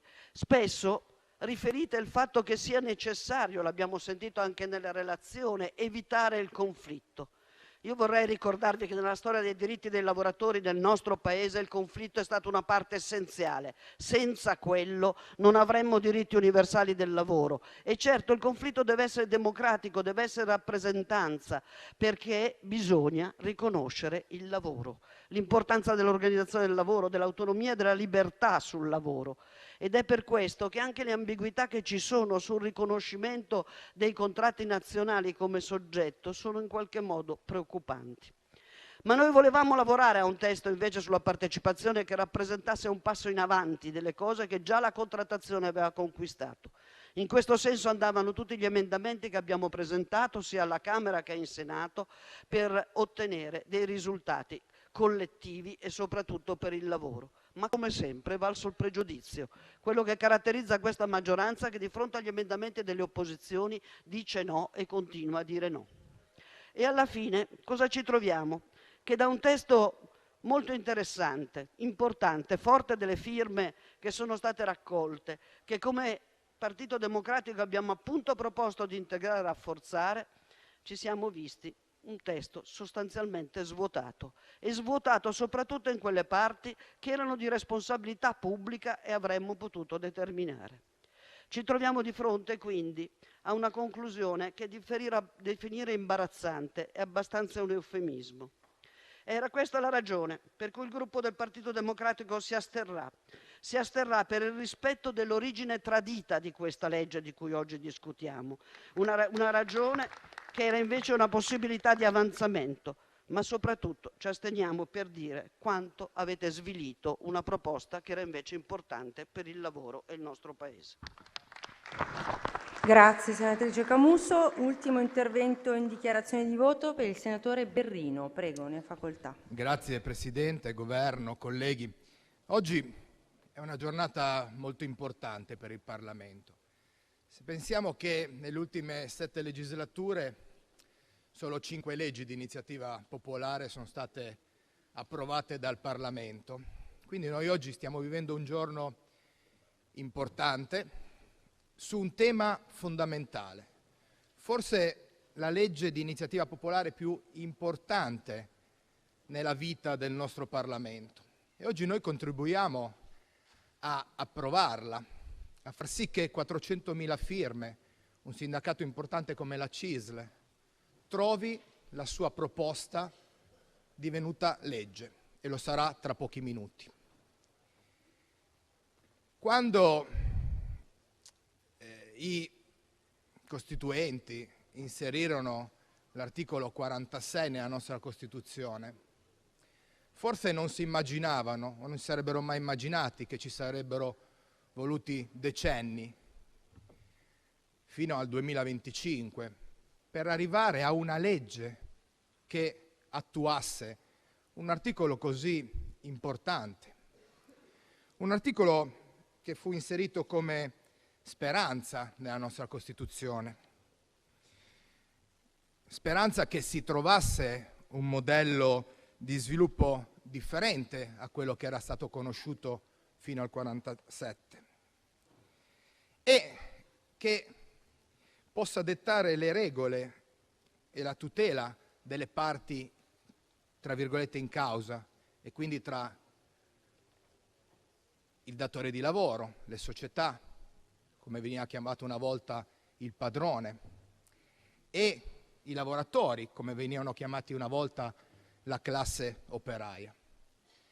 Ma questo articolo 47 trova le sue fondamenta filosofiche, di pensiero, anche nella dottrina sociale, nella Rerum Novarum di Pio XIII, che ipotizzava già una partecipazione attiva dei lavoratori come metodo per elevarsi nella società. E quindi quell'articolo fu messo. Perché non fu mai realizzato? Fu scritto, fu inserito in Costituzione, non fu mai realizzato per la grande contrapposizione che per decenni sul mondo del lavoro ci fu tra la parte padronale e la parte lavorativa.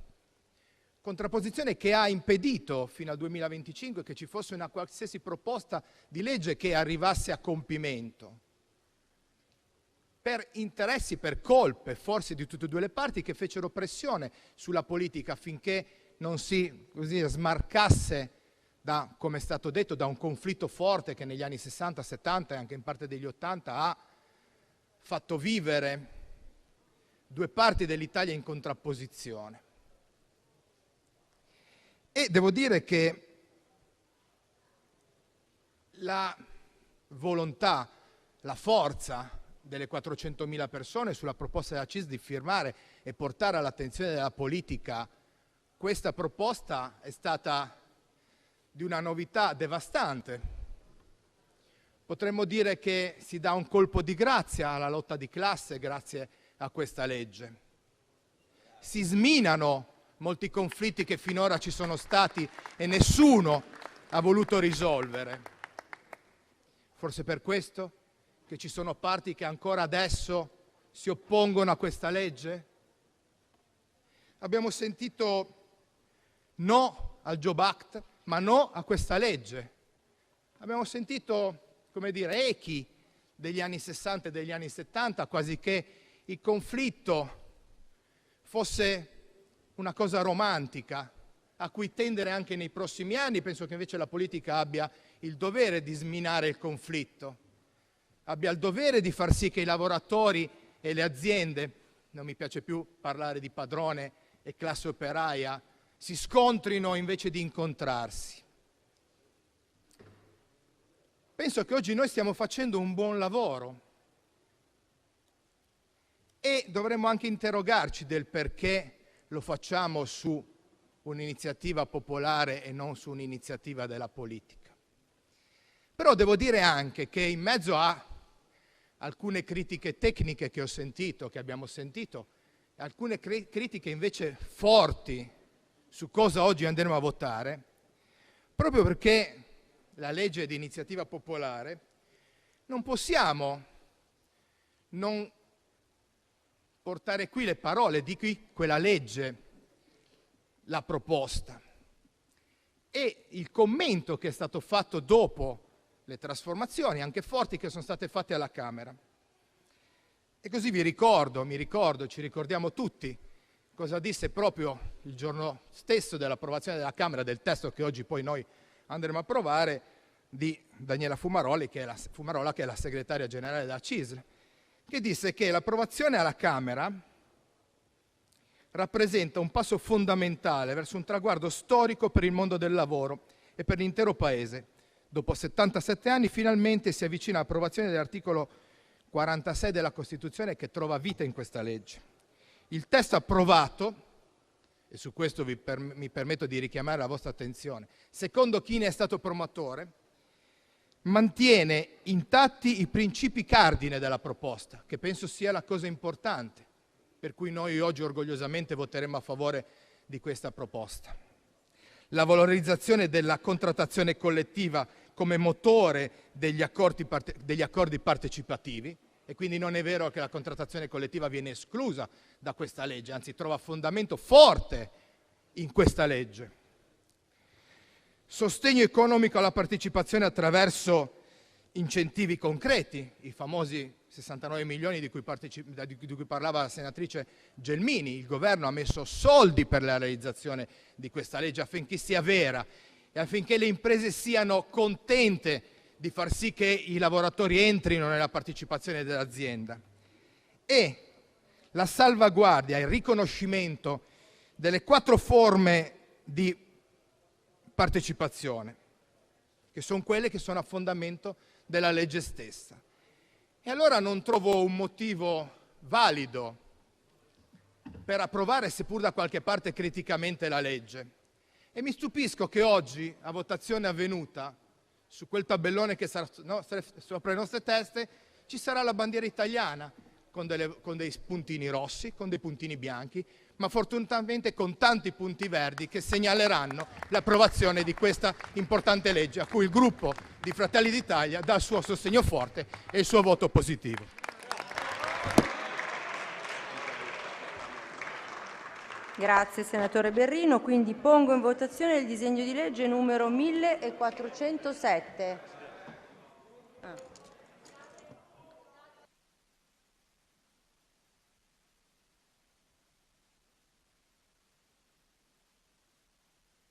Chiedo scusa al vicepresidente, ci tenevo a porre in votazione il disegno di legge numero 1407. Dichiaro aperta la votazione. Dichiaro, neanche fosse Gasparri che dichiaro.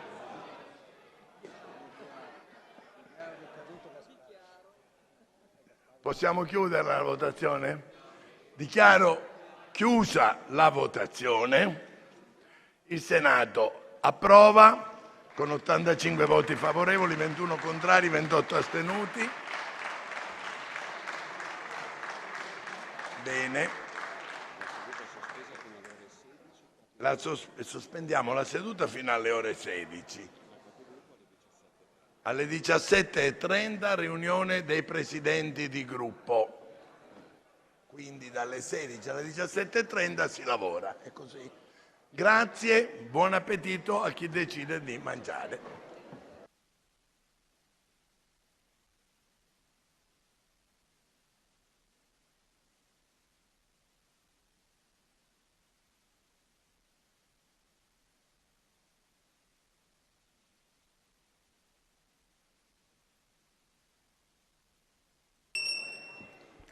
La seduta è ripresa. L'ordine del giorno reca discussione del disegno di legge conversione in legge del decreto-legge 28 marzo 2025 numero 36 recante disposizioni urgenti in materia di cittadinanza. Atto Senato 1432. Il relatore, il senatore Lisei, ha chiesto l'autorizzazione a svolgere la relazione orale. Prego, senatore, ne ha facoltà.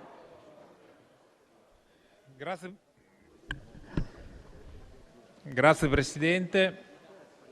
Si dà conto del disegno di legge di conversione con modificazione del decreto legge numero 36 del 28 marzo 2005 recanti disposizioni urgenti in materia di cittadinanza. A seguito dell'esame della Commissione, il decreto legge si compone quindi di 4 articoli. L'articolo 1, comma 1, introduce un articolo 3 bis alla legge 5 del febbraio del 1992 numero 91, con cui si stabilisce la preclusione all'acquisto automatico della cittadinanza per i nati all'estero in possesso di cittadinanza di Stato estero. Tale nuovo articolo, in deroga a determinazioni e disposizioni vigenti, stabilisce che debba considerarsi non aver mai acquisito la cittadinanza italiana colui il quale sia nato all'estero e sia in possesso di altra cittadinanza, anche prima dell'entrata in vigore della disposizione in esame.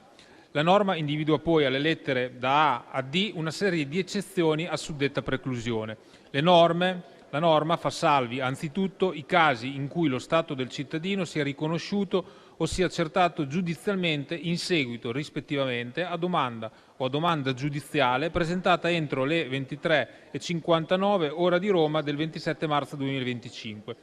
Fa salvo altresì, secondo una modifica introdotta in sede referente, il caso della domanda presentata all'ufficio consolare o al sindaco in tempo successivo, purché dietro appuntamento di cui sia stata data comunicazione entro quel medesimo termine all'interessato. Si applica in tal caso la normativa applicabile prima dell'entrata in vigore del presente decreto legge. Prevede inoltre, come eccezione alla preclusione, secondo la modificazione apportata in sede referente, il caso in cui uno dei genitori o degli adottati o dei nonni possieda o possiede al momento della morte esclusivamente la cittadinanza italiana. Si stabilisce altresì come eccezione il caso in cui uno dei genitori o degli adottanti sia stato residente in Italia per almeno 2 anni continuativi, dopo l'acquisto della cittadinanza italiana e prima della data di nascita o di adozione del figlio. Il comma 1 bis, introdotto sempre in sede referente, aggiunge i commi 1 bis 1 ter all'articolo 4 della legge 91 del 5 febbraio del 1992. La prima disposizione, nuovo comma 1 bis, prevede che il minore straniero o apolide discendenti da padre o madre di cittadini italiani per nascita divenga cittadino italiano qualora i genitori medesimi, ovvero il tutore, dichiarino la volontà di acquisto di tale status. Richiede inoltre che, successivamente a tale dichiarazione, il minore risieda legalmente e continuativamente per almeno 2 anni in Italia o, in alternativa, che tale dichiarazione di volontà sia presentata entro 1 anno dalla data di nascita del minore o dalla successiva data in cui sia stabilita la filiazione per un cittadino italiano anche per adozione. La seconda disposizione dell'articolo 1 ter, che introduce l'articolo 1 ter, prevede che il minore straniero apolide divenuto cittadino italiano ai sensi del nuovo comma 1 bis, il quale sia in possesso di cittadinanza di altro Stato, possa rinunciare alla cittadinanza italiana una volta raggiunta la maggiore età. All'articolo 1, comma 1 ter, anch'esso introdotto in sede referente, si prevede che la suddetta dichiarazione di volontà sia presentata entro le ore 23:59 ora di Roma del 31 maggio 2026 con riferimento allo straniero o all'apolide, il quale sia minore all'entrata dell'entrata in vigore della legge di conversione del presente decreto legge e sia figlio di genitori che abbiano acquisito la cittadinanza italiana ai sensi della lettera A o in alternativa dalla lettera A bis. Il comma B prevede che l'articolo 3 bis della legge 91 del 1992 prevede delle eccezioni. L'articolo 1 quater dell'articolo 1, introdotto in sede referente, sopprime la prorogabilità fino al massimo di 36 mesi del termine, il quale pertanto risulta al massimo di 24 mesi non prorogabili. Su questo evidenzio che insiste un emendamento. Per la definizione dei procedimenti di acquisto della cittadinanza da parte del coniuge del cittadino italiano o di concessione della cittadinanza con decreto del Presidente della Repubblica.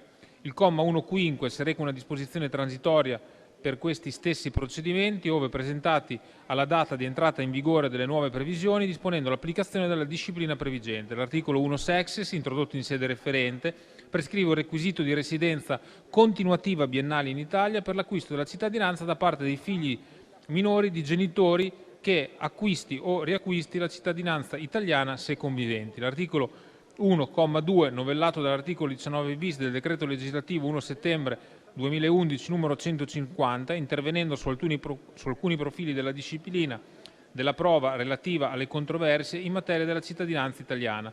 La norma introduce al richiamato articolo 19-bis i commi 2-bis e 2-ter. La prima disposizione stabilisce che nelle suddette controversie non siano ammessi il giuramento e la prova testimoniale. La seconda prevede che nelle medesime controversie l'onere di provare l'insussistenza delle cause di mancato acquisto o di perdita della cittadinanza italiana previste dalla legge ricada su colui il quale chiede l'accertamento della cittadinanza. L'articolo 1-bis, comma 1, introdotto in sede referente, consente l'ingresso e il soggiorno per lavoro subordinato al di fuori delle quote massime di stranieri ammesse sul territorio dello Stato per lavoro per lo straniero residente all'estero, discendente di cittadino italiano e in possesso di cittadinanza di uno Stato di destinazione di rilevanti flussi di immigrazione italiana. La determinazione di siffatti Stati di destinazione è rimessa ad un decreto del Ministero degli Affari Esteri adottato di concerto col Ministero dell'Interno e del Lavoro. L'articolo 1-bis, comma 2, introdotto in sede di esame in Commissione, fissa 2 anni il periodo legale di residenza in Italia prescritto per la concessione della cittadinanza allo straniero il cui genitore ascendente in linea retta di secondo grado sia stato cittadino per nascita. L'articolo 1-ter, introdotto in sede referente, prevede che chi sia nato in Italia o vi sia stato residente per almeno 2 anni ed abbia perduto la cittadinanza in applicazione di alcune disposizioni della legge 555 del 1912, la riacquisti se effettui una dichiarazione in tal senso tra l'1 luglio 2025 e il 31 dicembre 2027. Al contempo, il contributo per il riacquisto della cittadinanza, pari a 250 euro come nella disciplina vigente, è annoverato tra i diritti da riscuotersi dagli uffici consolari. L'articolo 2, infine, dispone che il decreto-legge entri in vigore il giorno successivo dalla sua pubblicazione in Gazzetta. Per ovviamente ulteriori approfondimenti si rinvia al dossier. Bene, grazie. Ha chiesto di parlare il senatore Giacobbe. Prego, ne ha facoltà. Su che cosa? Grazie Presidente, a nome del gruppo Le del chiedo Partito... solo su che cosa, senatore? Questione pregiudiziale. Perfetto, a prego. nome del gruppo del Partito Democratico intendo depositare una questione pregiudiziale e con il suo permesso, signora Presidente, vorrei illustrare e fare la dichiarazione. Prego, ne ha facoltà. Grazie. Signora Presidente, con questo provvedimento viene di fatto eliminato il diritto alla cittadinanza dei nostri connazionali nel mondo. Questo governo avrà un record da portarsi a vita. Avete spezzato la catena. Siete responsabili di avere spezzato la catena della trasmissione della cittadinanza. E contrariamente a quello che si diceva anche stamattina in Commissione, mi sono andato a rileggere il decreto legge e non trovo nulla che indichi nuovi meccanismi che permettono l'acquisizione della cittadinanza, se non quello che chi ha la doppia cittadinanza non può più trasmetterla ai propri figli. La cittadinanza esclusiva significa che quando nascono in quasi tutte le nazioni dove vivono i nostri connazionali e dove acquisiscono la cittadinanza locale alla nascita, non per scelta, non per decisione, ma alla nascita, ebbene in tutti questi casi non potranno più trasmetterla ai propri figli. Ma non è stata la legge 91 del 92 che ha permesso agli italiani nel mondo di naturalizzarsi e mantenere la cittadinanza italiana? Cioè noi abbiamo una legge legittima dello Stato, la legge 91 del 92, che permette la doppia cittadinanza. E quanti nel mondo hanno usufruito di questa legge dal 92 ad oggi, ora vengono puniti, perché gli viene detto: tu, avendo acquisito una cittadinanza straniera, ora non hai più la possibilità di trasmettere la cittadinanza ai tuoi figli. I miei figli, i miei nipotini, mi viene da pensare, ma quale altra nazione al mondo non permetta ai propri parlamentari di trasmettere la cittadinanza ai loro figli? Non riesco a pensarne una. Ebbene, questo è l'effetto del decreto legge che stiamo per esaminare. Io non riesco a credere, signora Presidente, come una materia così delicata e fondamentale per la stessa esistenza dello Stato viene trattata in un decreto legge, facendo leva su una presunta urgenza che però non trova riscontro in dati oggettivi. Parliamo di cittadinanza, non stiamo parlando di un provvedimento amministrativo. Nella relazione è stato scritto che gli italiani all'estero rappresentano una minaccia alla sicurezza nazionale, una minaccia così grave da richiedere interventi di emergenza con un decreto legge. Questa teoria è una teoria di cospirazione su cui si fonda questo decreto, è stata smentita proprio qui, in questa Aula, dal Presidente del Consiglio dei Ministri Giorgia Meloni, quando poco più di una settimana fa, seduta al banco del governo, disse in maniera molto chiara a noi senatori, ma anche a quelli della sua maggioranza, che gli italiani all'estero sono la migliore rete diplomatica dell'Italia. D'altronde questo è stato fatto in più occasioni anche dal Capo dello Stato, Mattarella, è stato fatto dal Presidente del Senato ultimamente in visita a Pechino, dove ha espresso apprezzamento per gli italiani all'estero, nostri migliori ambasciatori del Made in Italy. Lo stesso Ministro degli Esteri Tajani, fra l'altro Presidente del Consiglio Generale degli Italiani all'estero, ha sempre espresso parole di apprezzamento nei confronti delle comunità italiane nel mondo. Eppure, quando ha letto la giustificazione del decreto legge, penso che nemmeno lui è riuscito a credere su quello che leggeva. Ma mi lascia aggiungere infine che il Presidente del Consiglio dei Ministri Giorgia Meloni ha anche detto: ovunque c'è un italiano c'è l'Italia. Italiani all'estero, rappresentate per noi una risorsa straordinaria. Noi ci siamo e ci saremo sempre per chi è orgoglioso di essere italiano, qualunque sia la distanza che ci separa. Ma questa distanza oggi invece diventa fonte di differenza, introducendo differenze fra cittadini italiani basate sul luogo di residenza dei loro ascendenti e sul numero di cittadinanze che questi hanno. Io penso che non vi siate resi conto che, spezzando la catena, nell'arco di una generazione non ci saranno più cittadini italiani nel mondo per discendenza. Quale rappresentanza? Come faremo ad eleggere rappresentanti in Parlamento se fra una generazione i cittadini italiani saranno pochi, solo quelli che hanno lasciato l'Italia negli ultimi anni? Io non so come farete voi a dirlo ai vostri compaesani. In tutte le regioni italiane ci sono tanti emigrati, nella mia regione, in Sicilia, in Calabria, in Veneto, in Friuli, Venezia Giulia. Andatelo a dire ai loro parenti in Italia, che i loro parenti che sono andati via e che sono stati costretti a lasciare l'Italia negli anni 50 e 60, oggi che si sentono più italiani di noi che in Italia siamo nati, ebbene andatelo a spiegare che non hanno più diritto alla cittadinanza. Io non so come spiegarlo al mio nipotino di 4 anni. A 4 anni canta l'inno nazionale, l'inno di Mameli. Io dovrò spiegare a lui che non potrà trasmettere la cittadinanza ai suoi figli quando sarà un adulto, ma che maggiormente i suoi fratellini che verranno dopo o i suoi cuginetti non avranno nemmeno la cittadinanza. Ecco, sono delle cose che non riesco a capire. Il governo è partito dicendo prima gli italiani, poi si è passato prima gli italiani nati in Italia, poi ancora una volta vi siete spinti fino agli italiani con cittadinanza esclusiva, come se la doppia cittadinanza fosse una colpa e non un diritto garantito dalla legge italiana. È stato discriminato, avete discriminato gli italiani persino nell'emendamento per riacquisto della cittadinanza da parte di chi l'aveva persa prima del 92. Ci avete ascoltati, riaprendo i termini, è dal 2013 che cerchiamo di ottenere questo, quindi grazie per averlo fatto. Però anche qui avete voluto negare lo stesso diritto agli italiani non nati in Italia, che a causa della legge del 1912, per colpa non loro, perché il padre di famiglia si è naturalizzato, hanno anche perso la cittadinanza italiana. Non sono nati in Italia, sono i figli di chi si è naturalizzato, nati all'estero, non hanno diritto alla cittadinanza. Abbiamo assistito in questi giorni ad uno spettacolo indecoroso all'interno della Commissione, ma non della Commissione Affari Costituzionali, non per come è stata condotta. Sono grato al Presidente per la disponibilità di tempo che ci ha dato anche per esprimere le nostre idee, ma lo spettacolo indecoroso è stato il fatto che ogni volta che si veniva dentro il governo peggiorava la situazione e peggiorava con nuove norme che sono state presentate con degli emendativi che erano peggiorativi di quelli precedenti. Invece di discutere su come salvaguardare gli interessi dei nostri cittadini nel mondo, la maggioranza ha pensato a come bloccarli, violando anche il principio della retroattività delle disposizioni, aggiungendo così un altro profilo di illegittimità.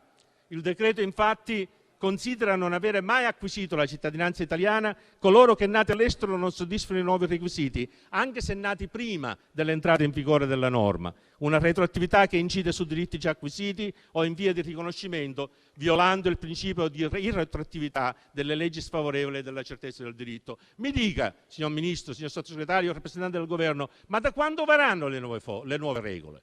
Il 27 marzo del 2025 ci sono state regole introdotte con il decreto legge, ora vengono cambiate dopo i lavori in commissione e non si parla più di nati in Italia, ma si parla di cittadinanza esclusiva. Allora avremo dei casi in cui fino al 27 marzo c'è una regola, dal 27 marzo a quando sarà approvata la legge di conversione un'altra e poi ancora un'altra. Cioè, non riesco ancora a capire come funzionerà nei fatti. Ecco, ce lo dica a tutti noi, io penso che ne abbiamo diritto di saperlo.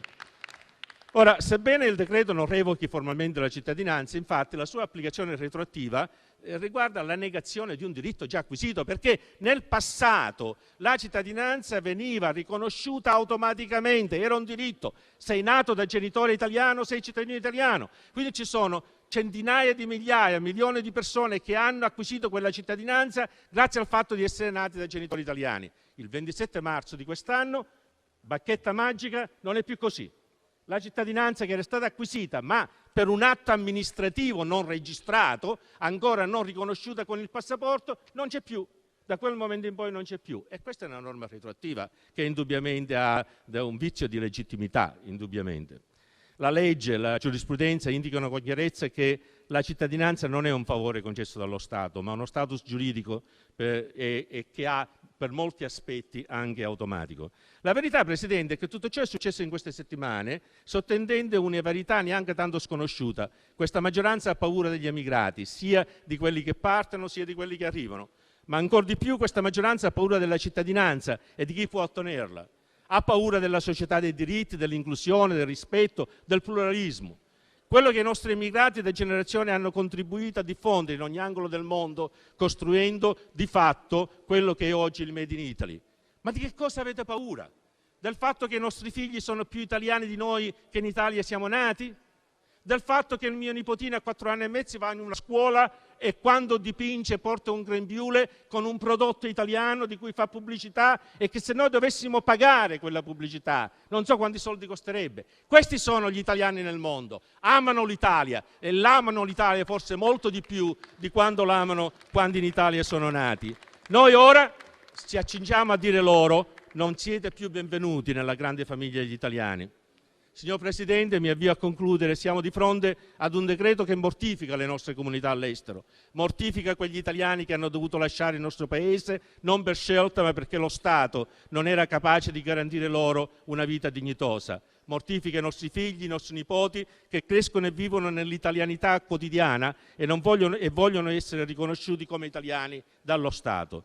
Mortifica tutto il sistema Italia all'estero che sì, onorevoli colleghi, si basa sulla rete che le nostre comunità hanno creato nel corso di decenni. Ecco perché vi faccio un appello. Vi prego, riflettete, pensate, fermatevi, cogliete l'occasione di questa questione di legittimità, questione di pregiudiziale per fermarvi, cogliete l'occasione di questa pregiudiziale per bloccare un decreto che si risolverà in una cascata di ricorsi e impugnazioni alimentando un caos burocratico senza precedenti. Fermatevi e avviamo assieme una discussione serena, pacata, per una moderna legge sulla cittadinanza che trovi la convergenza di quante più forze politiche di maggioranza e opposizione, e fatelo perché essere cittadini non è un crimine da combattere ma un diritto da tutelare. Ed è per questi motivi, anche a nome del Partito Democratico, che ai sensi dell'articolo 93 del regolamento chiedo di non procedere all'esame del disegno di legge. Grazie. Grazie senatore Giacobbe. Ha chiesto di intervenire la senatrice Musolino. Su che cosa? Grazie Presidente, sì, intervengo sulla pregiudiziale che abbiamo depositato come gruppo Italia Viva. Prego. Chiedo di poterla illustrare. Prego, ne ha facoltà. Grazie signora Presidente. Il disegno di legge per il quale siamo chiamati all'esame e discussione è un disegno di legge, è un decreto legge che nuovamente ricorre alla decretazione d'urgenza in una materia nella quale difettano i presupposti di fatto e soprattutto rappresenta un'evidente violazione di principi costituzionali che davvero mi lascia francamente, prego i colleghi, scusatemi.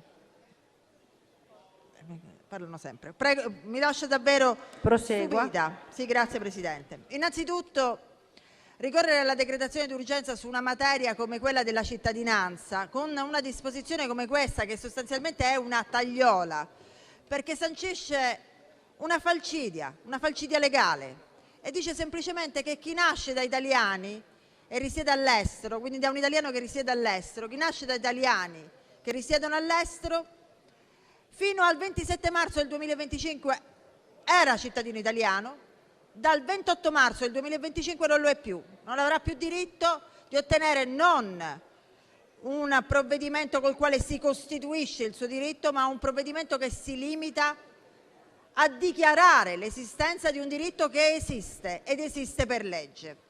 Ecco perché introdurre con un meccanismo così brutale, con un automatismo burocratico che francamente già sarebbe brutto da applicare in una qualsiasi normativa, ma a maggior ragione su un diritto fondamentale come quello del riconoscimento della cittadinanza, è qualcosa che mi lascia veramente basita. Non sono bastati i lavori in Commissione, non sono bastati gli interventi di tutte le forze dell'opposizione in Commissione per fare comprendere l'abnormità giuridica di questo provvedimento, che viola una serie di disposizioni costituzionali e per le quali presentiamo appunto questa pregiudiziale. Grazie Presidente. Il primo è quello sull'urgenza. Ancora una volta si ricorre alla decretazione d'urgenza per introdurre norme, in questo caso addirittura negare l'esistenza di diritti che già esistono, con la forma della decretazione d'urgenza, laddove l'urgenza da che cosa sarebbe rappresentata? Dalle lamentele dei burocrati che lavorano nei consolati, dei comuni, dei tribunali, che hanno sollevato la voce dicendo che sono oberati dall'esame di domande di riconoscimento della cittadinanza. Ma allora la burocrazia vale più dei diritti fondamentali come questo?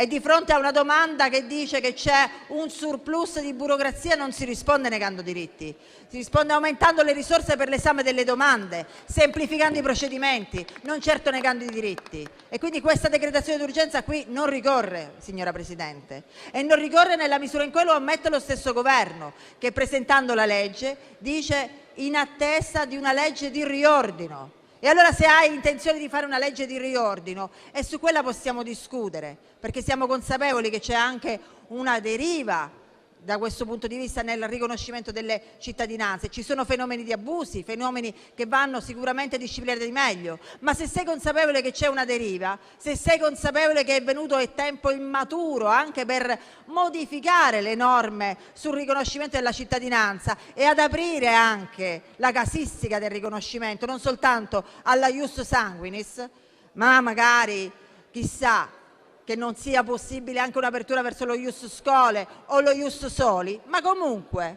se sei pronto a modificarle lo fai con un disegno di legge ordinario, lo fai parlandone in Parlamento, non trincerandoti su un decreto legge sul quale non avete neanche la piena coesione fra di voi forze della maggioranza. E lo sappiamo quello che è successo sia in prima commissione sia in Commissione bilancio, laddove già al vostro interno incominciano a esserci frizioni molto più che evidenti.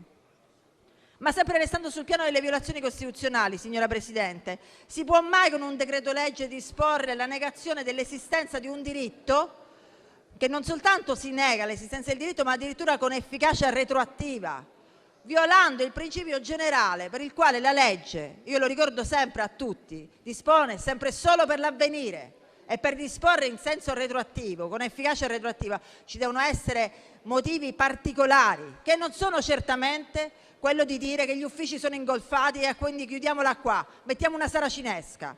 Questo non è un modo di legiferare corretto e non è un modo di rispettare la Costituzione, che è un faro sul quale noi ci dobbiamo orientare e non possiamo mai pensare di derogare o addirittura di violare apertamente come state violando. Perché un'altra violazione che è più che evidente e della quale, dico, sarete chiamati poi a renderne risposta di fronte all'organo costituzionale, è chiaramente la violazione della riserva di legge in materia di elettorato attivo, della legge elettorale.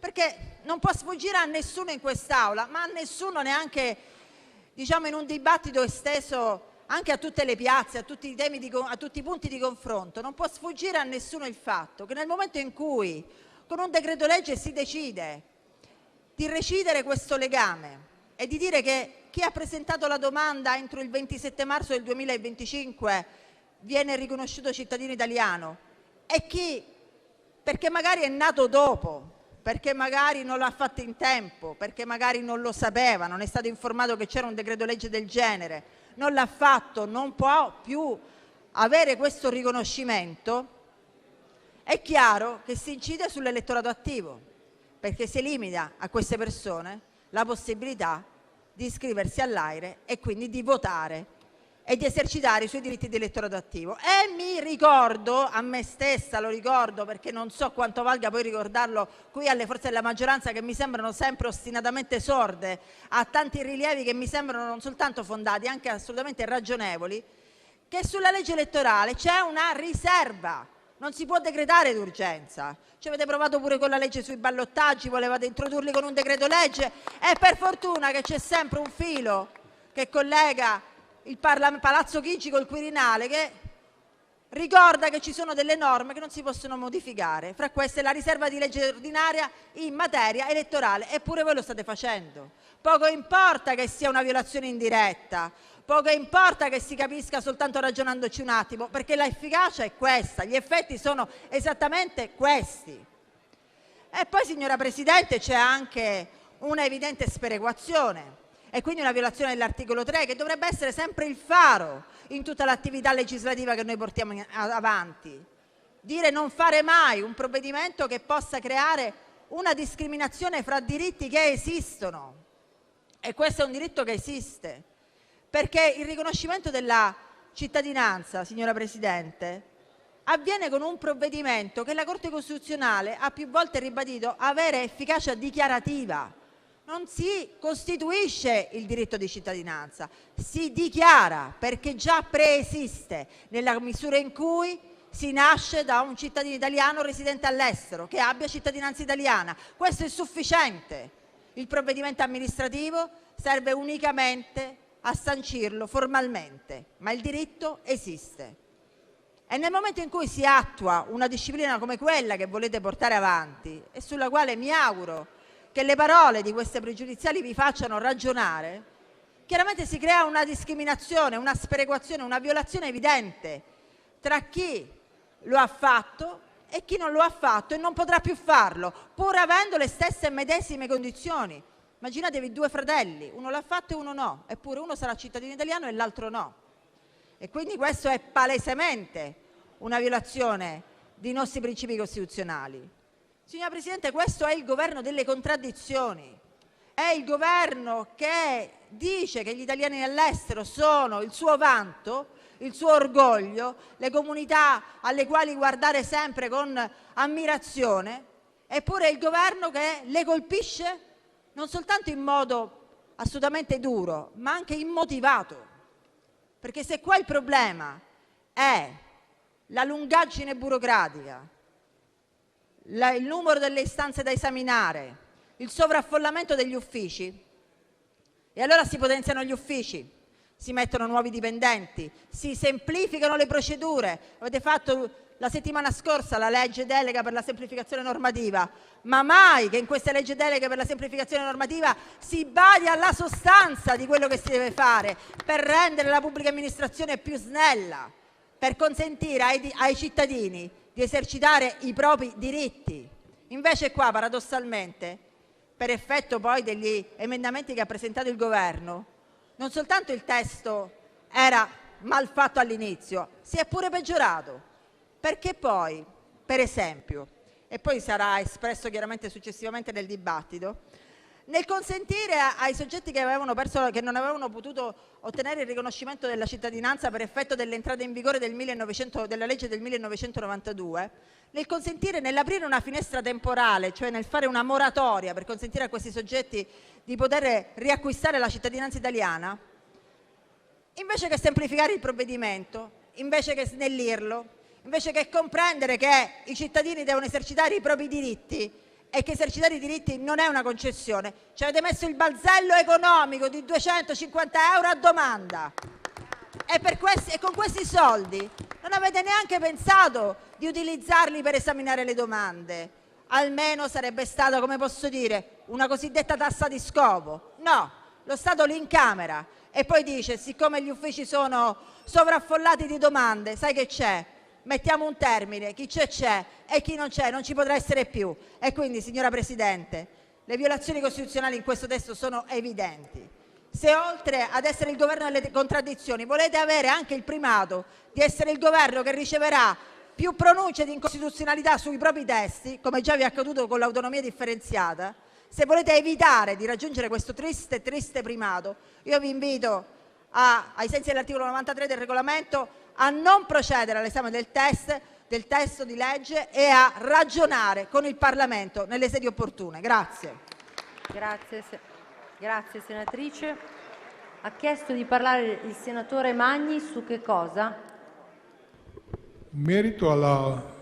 Allora lei si pregiudiziale. iscrive a parlare sulla questione pregiudiziale, corretto? Sì. Allora sulla questione pregiudiziale potrà prendere la parola un rappresentante per gruppo per non più di 10 minuti. Prego.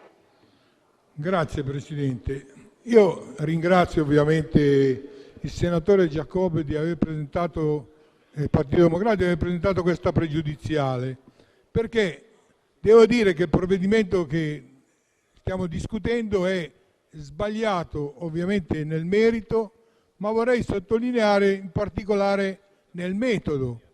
Ora, questa è una materia molto delicata, molto ostica, molto trasversale, perché io non è sul merito che sono totalmente d'accordo, il problema è che è molto trasversale. Però la cosa che mi irrita da questo punto di vista e davvero trovo sbagliato è fare una decretazione d'urgenza su un provvedimento così complicato, così delicato, che riguarda non solo il nostro Paese, ma il nostro Paese nel mondo. Quindi in sostanza davvero bisogna tenere presente queste...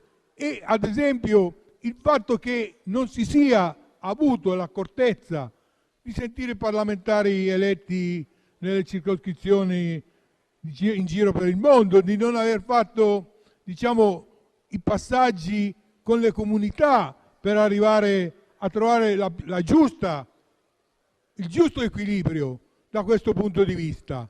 E quindi c'è proprio una questione di cultura, e questo dimostra, su questo disegno di legge, dimostra tutta la vostra prepotenza. Il fatto è che noi siamo il governo, decide il governo e il Parlamento deve obbedire. Questa cosa è una cosa davvero inaccettabile dal punto di vista del principio. Perché? Perché su un tema in particolare, in sottolineo, di questa natura, è fondamentale cogliere gli aspetti più delicati e anche evitare, ovviamente, di cittadinanza a tutti, cioè, di più. Cioè, il problema è davvero intervenire su questo. Ora, quindi voi avete pensato invece a fare un decreto. Perché? Perché considerate, anche questo è mancanza di rispetto nei confronti delle opposizioni, considerate le cose che dicono i senatori e le senatrici dell'opposizione un esercizio inutile, un fatto che si può dire o non dire, tanto voi avete la maggioranza, avete alzato la mano, in questo caso schiacciate un pulsante e avete la maggioranza. Ma non è così, non è così nel Paese, perché è stato dimostrato anche in commissione, anche nella discussione, il fatto che c'è un'articolazione degli emendamenti presentati, c'è un'articolazione anche dentro la maggioranza. E perché allora fare questa forzatura del decreto e quindi imporre una decretazione d'urgenza? Ma davvero questo è un provvedimento di decretazione d'urgenza? Questo è una delle cose che davvero lede il problema costituzionale, perché la Costituzione prevede che la decretazione d'urgenza, dice la parola stessa, deve avere un'urgenza, per fare questo fatto, e affrontare insieme a queste cose magari una discussione più pacata, insieme alla decretazione, a discutere sulla cittadinanza a livello generale, discutere anche della cittadinanza nel nostro Paese, di chi nasce nel nostro Paese, perché questo è il confronto che bisognerebbe fare. Questo è il dato fondamentale, essere in grado di affrontare, come si dice, una società che cambia, che è dispersa ovviamente non solo nel territorio nazionale ma anche a livello internazionale, ma nello stesso tempo noi siamo in grado, e stiamo già di fatto, grazie anche a molti cittadini stranieri che hanno diciamo un contratto regolare, una presenza molto regolare nel nostro paese, lavorano, versano i contributi, versano le tasse, sono in grado di andare a mantenere questa società un po' viva e sostanzialmente anche ridurre, come si usa dire, il deserto demografico.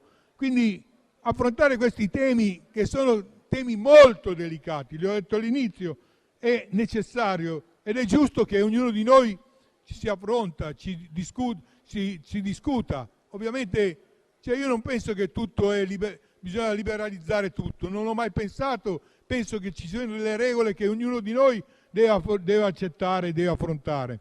Però le regole vanno discusse, condivise, anche perché è una materia, ripeto, che riguarda le persone e quindi non la si decide con un voto di maggioranza dal punto di vista decretativo. Quindi questa è la cosa che, ripeto, vorrei esternare, voglio sottolineare, ed è per questo che, dicevo, condivido il fatto della presentazione della mozione sul terreno che dice: fermatevi, riprendiamo la discussione e troviamo una soluzione in cui questo Parlamento, io credo che sia in grado, anche per le culture che ci sono e le diversità che ci sono tra maggioranza e opposizione, ma dentro anche le stesse opposizioni e maggioranza, in grado di trovare una sintesi più avanzata, in grado di rispondere ai cittadini, in particolare ai nostri cittadini che sono all'estero, ma anche quelli che sono così considerati dall'estero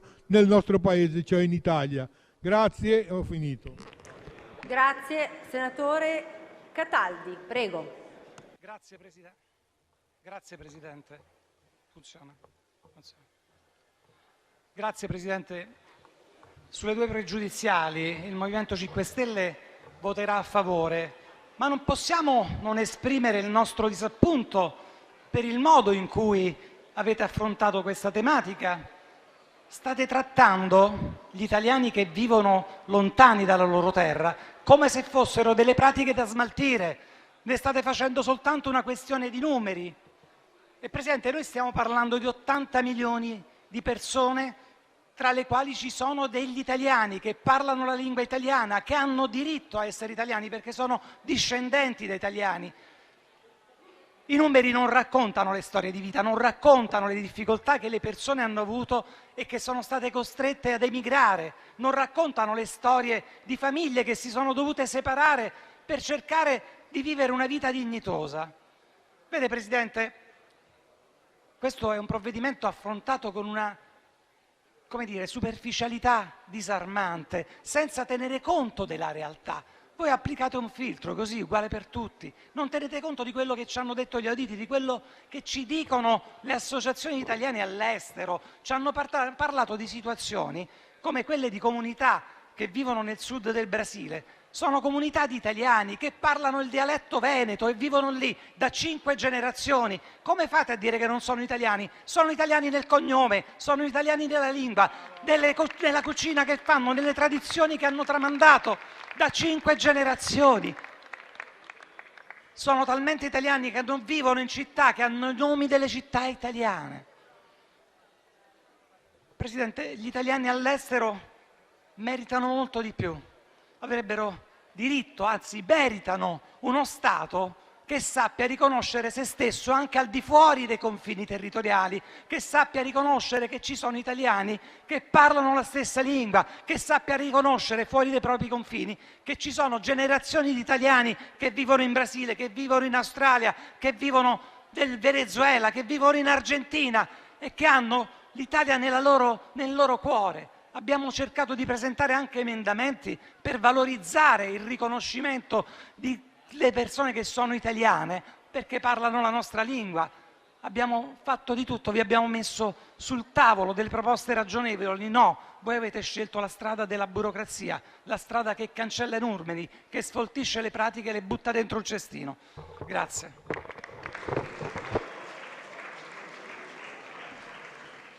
C'è qualcun altro che deve intervenire Sulla questione pregiudiziale? No.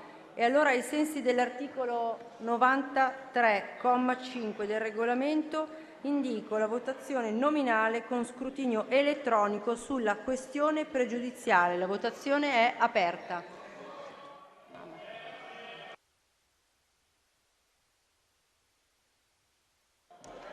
Hanno votato tutti? Attendiamo. Sì, sì.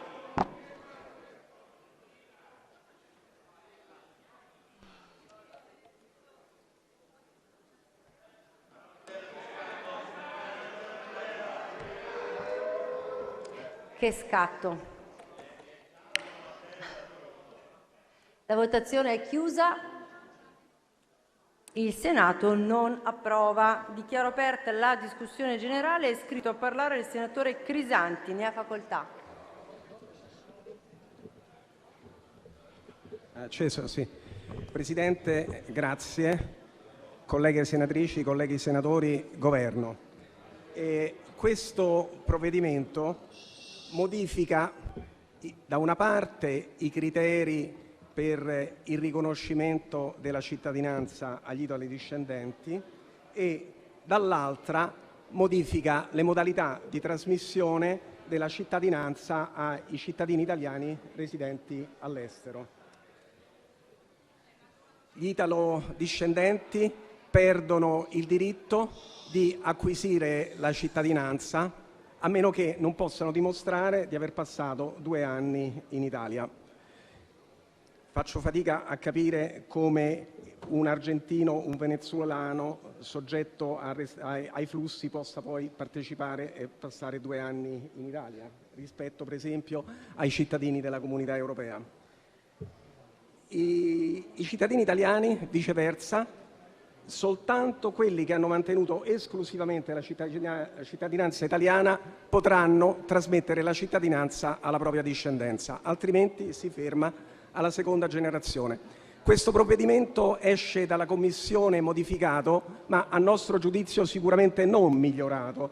Noi pensiamo che questo provvedimento sia fondamentalmente ingiustificato, ingiusto e intempestivo. È ingiustificato perché adotta la forma del decreto-legge. Ora, la ratio per adottare il decreto-legge è l'urgenza e l'urgenza deriva dalla minaccia alla sicurezza nazionale.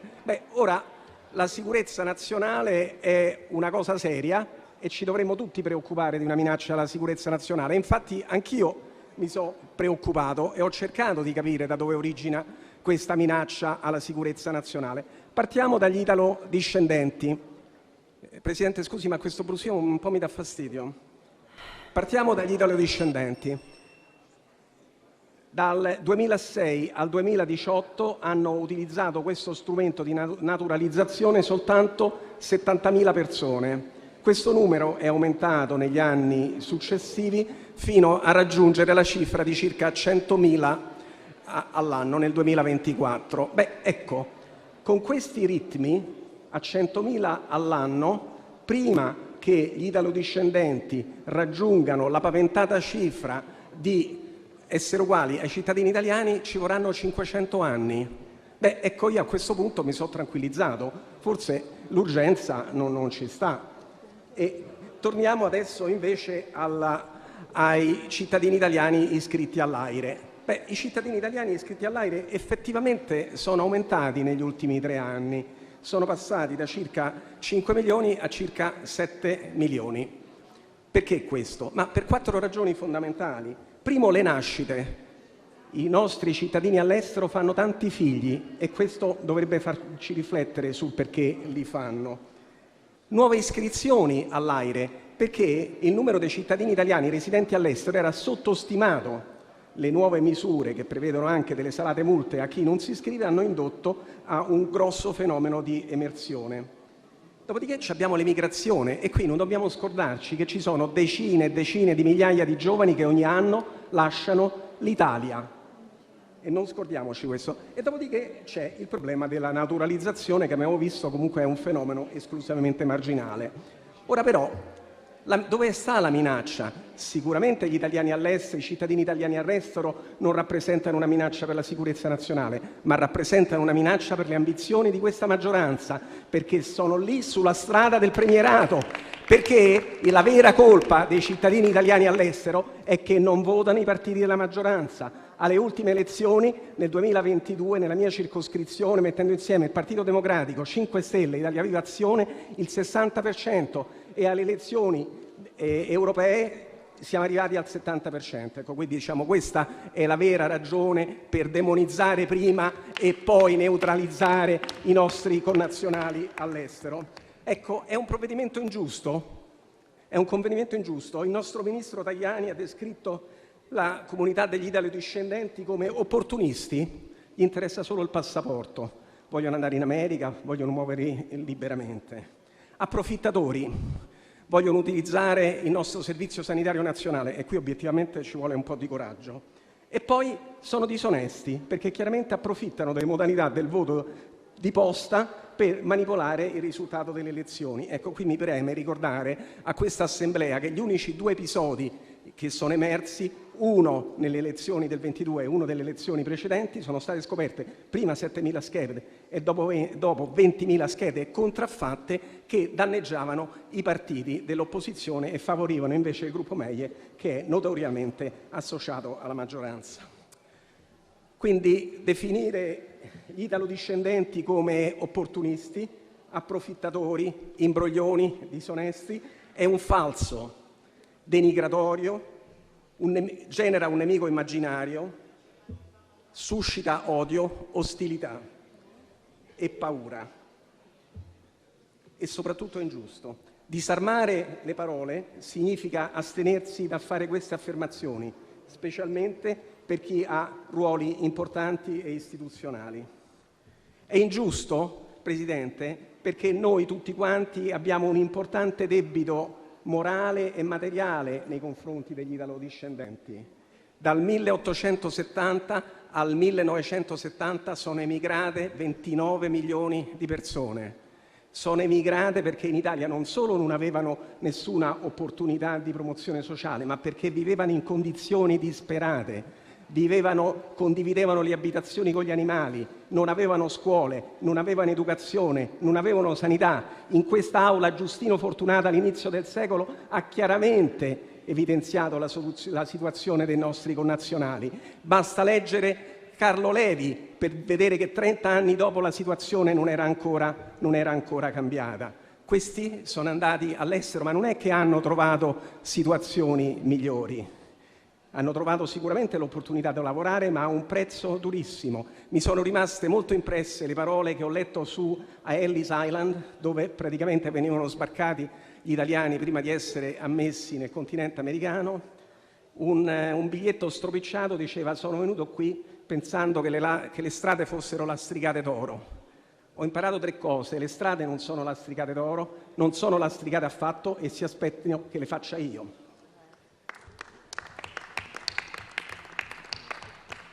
C'è una ragione importantissima di carattere materiale. Gli italiani all'estero, lavorando, hanno incominciato a guadagnare. Che cosa ci hanno fatto con questi soldi? Li hanno rimandati in Italia. È stato definito per anni un incredibile fiume d'oro che si è riversato sulle finanze italiane. E abbiamo la documentazione del direttore generale della Banca d'Italia e dell'Istat. Dal 1870 fino all'inizio della Prima Guerra Mondiale la partita attiva del bilancio italiano era per l'80% attribuibile alle rimesse degli italiani all'estero, che nel 1914 hanno raggiunto la cifra pazzesca per l'epoca di 700 milioni di lire, pari al 4,5% del prodotto lordo nazionale. È come se oggi voi riceveste 80 miliardi di lire ogni anno. Ma vi rendete conto qual è stato il contributo degli italiani all'estero? E adesso invece vengono demonizzati. Quindi dobbiamo riflettere su quello che stiamo facendo. Ho detto anche che è inopportuno perché l'Italia ha bisogno di cittadini. Noi qui stiamo rescindendo un legame per sempre con una comunità vibrante, attiva, che non ha mai tagliato i ponti con l'Italia e che voi giustamente avete detto sono i più efficaci ambasciatori della comunità italiana. Ecco, io ho anche un'esperienza personale da condividere, perché mio zio è andato in America e anche lui, grazie ai soldi che ha mandato a mia madre, mi ha aiutato a completare gli studi. Quindi per me è veramente una ferita vedere questo provvedimento. Ecco, per finire, voi sicuramente oggi avete i numeri per passare questo provvedimento, ma non rimarrete lì per sempre. Noi sicuramente, quando saremo alla maggioranza, lo cambieremo. Grazie senatore Crisanti. Salutiamo il Rotary Club di Melito di Porto Salvo, Reggio Calabria.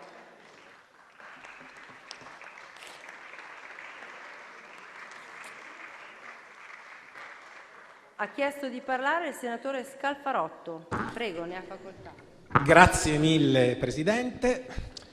Direi che questo decreto legge è proprio la dimostrazione scientifica, viene da dire la cartina di tornasole, della completa confusione nella quale si dibatte questo povero governo.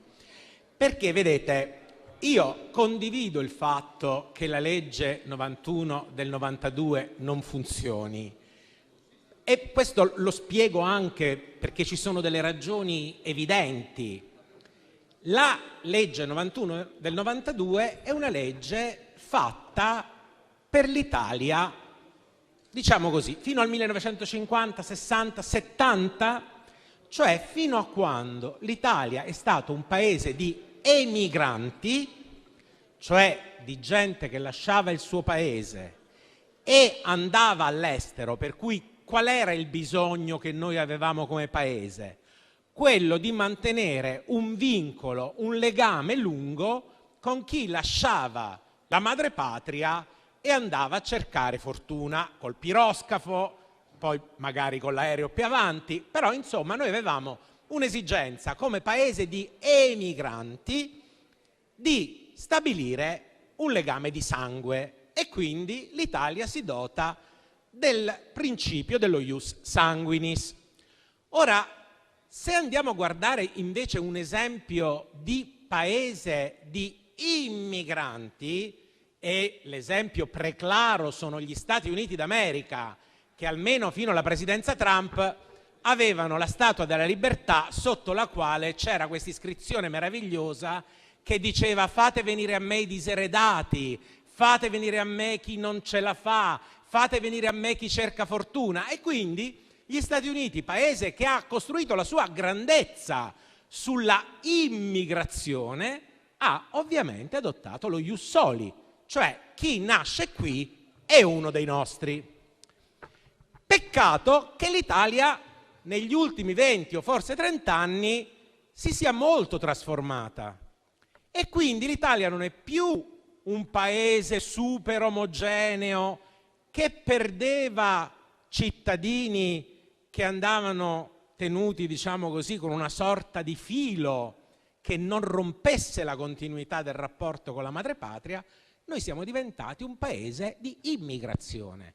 Noi siamo diventati un paese nel quale, se uno apre una porta di una scuola elementare, vede l'Italia. E quell'Italia è un'Italia multiculturale, è un'Italia di persone che vengono da ogni dove, che vengono a cercare, come prima si faceva negli Stati Uniti, e oggi si fa un po' meno, vengono a cercare fortuna da noi e contribuiscono alla nostra fortuna, perché sono talenti, sono persone che lavorano, sono persone che pagano i contributi, sono persone che contribuiscono con i trionfi sportivi, con i trionfi accademici, contribuiscono alla nostra grandezza. E quindi cosa fa un governo responsabile, o almeno un governo che non abbia gli occhi foderati col prosciutto? Che cosa fa? Dice: abbiamo una legge sulla cittadinanza disegnata per un paese di emigranti, ma siamo diventati un paese che deve invece adesso accogliere e favorire l'integrazione, favorire l'armonia, favorire il senso di fedeltà, di lealtà a questo paese. Quindi che cosa avrebbe dovuto porsi? Qual è il problema che avrebbe dovuto porsi un governo, diciamo così, di media consapevolezza? Dire: metto mano alla legge 91 del 92 per dire che io rendo possibile alle persone che vivono qui, lavorano qui, parlano italiano, non parlano magari altro che l'italiano, non conoscono altro posto che questo, faccio in modo di integrarli anche per evitare di dover gestire situazioni di disagio che, abbiamo visto in altri paesi, hanno portato ragazzi delle seconde generazioni a fare cose inconsulte.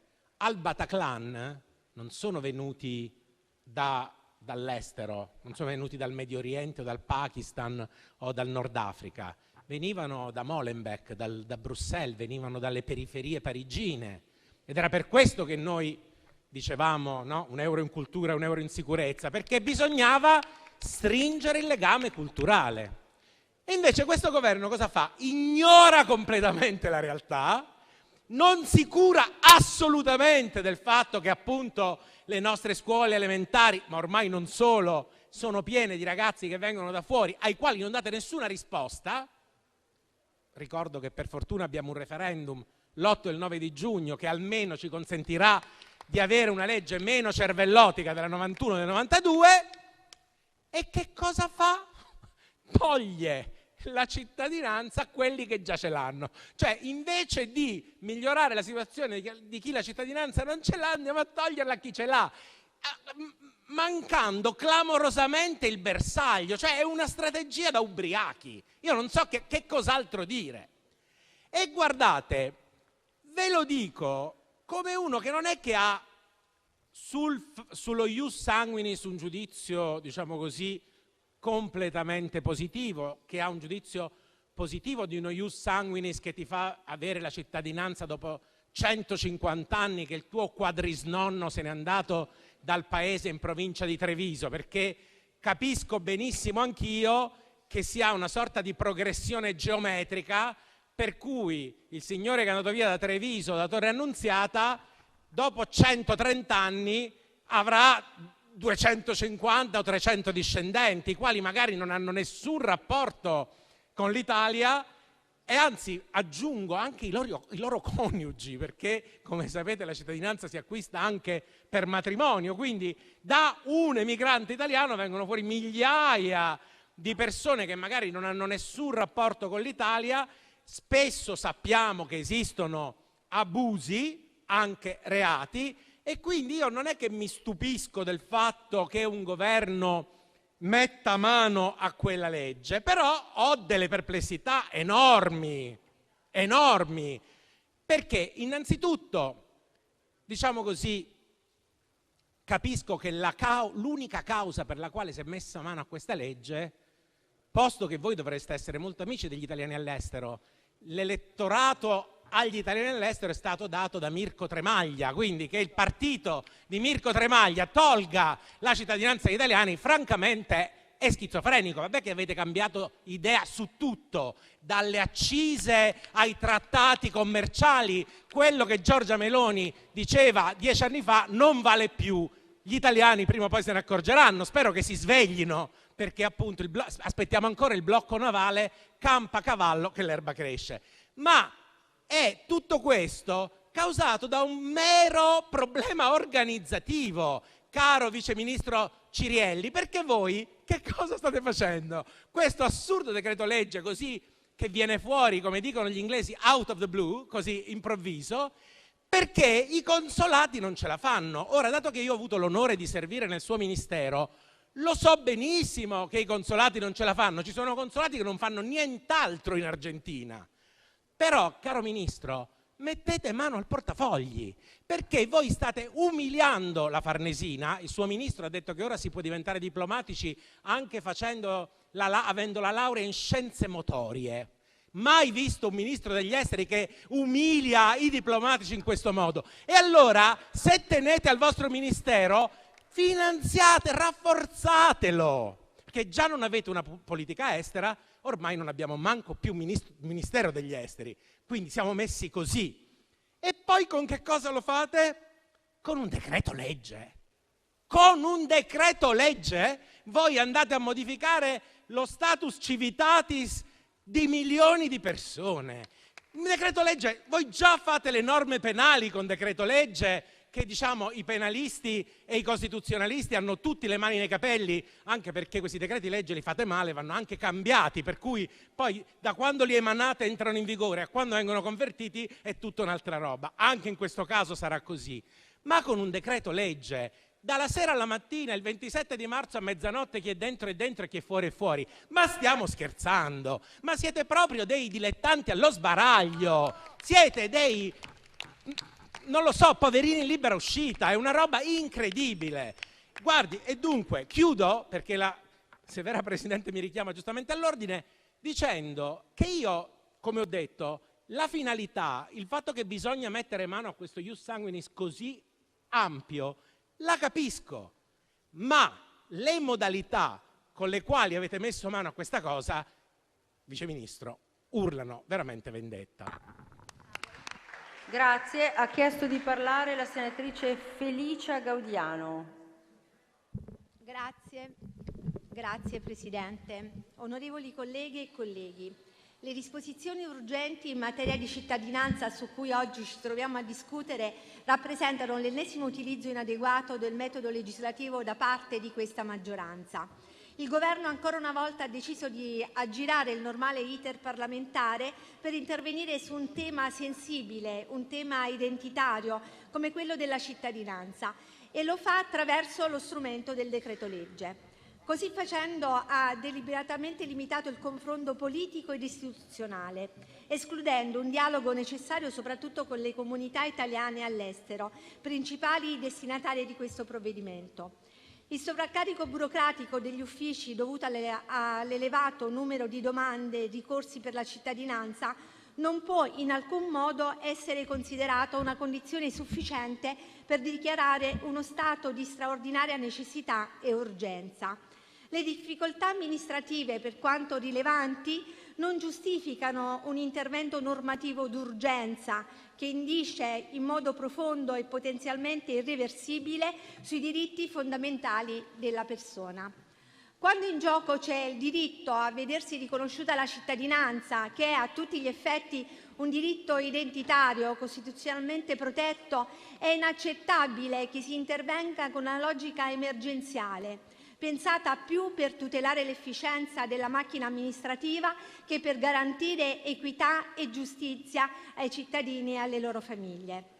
Secondo la giurisprudenza costituzionale consolidata, l'acquisto e la perdita della cittadinanza rientrano nell'ambito dei diritti fondamentali della persona e come tali richiedono un elevato grado di tutela normativa. L'articolo 3 della Costituzione impone il rispetto del principio di uguaglianza, mentre l'articolo 22 stabilisce che nessuno può essere privato per motivi politici della cittadinanza. Se ne ricava che ogni intervento in questa materia dovrebbe essere sottoposto a un rigoroso controllo di proporzionalità e ragionevolezza. Un decreto legge che restringe retroattivamente i criteri di riconoscimento della cittadinanza rischia di violare questi principi, in quanto modifica l'imperio e senza un vero confronto pubblico un diritto legato all'identità personale e collettiva. È un metodo, quello usato da questa destra, che mortifica continuamente il confronto democratico, comprime il ruolo del Parlamento e ignora il valore della partecipazione. Il tema della cittadinanza richiederebbe una legge ordinaria preceduta da una riflessione ampia, pluralista e partecipata. Tutti i passaggi democratici a cui la maggioranza vedo che non è avvezza.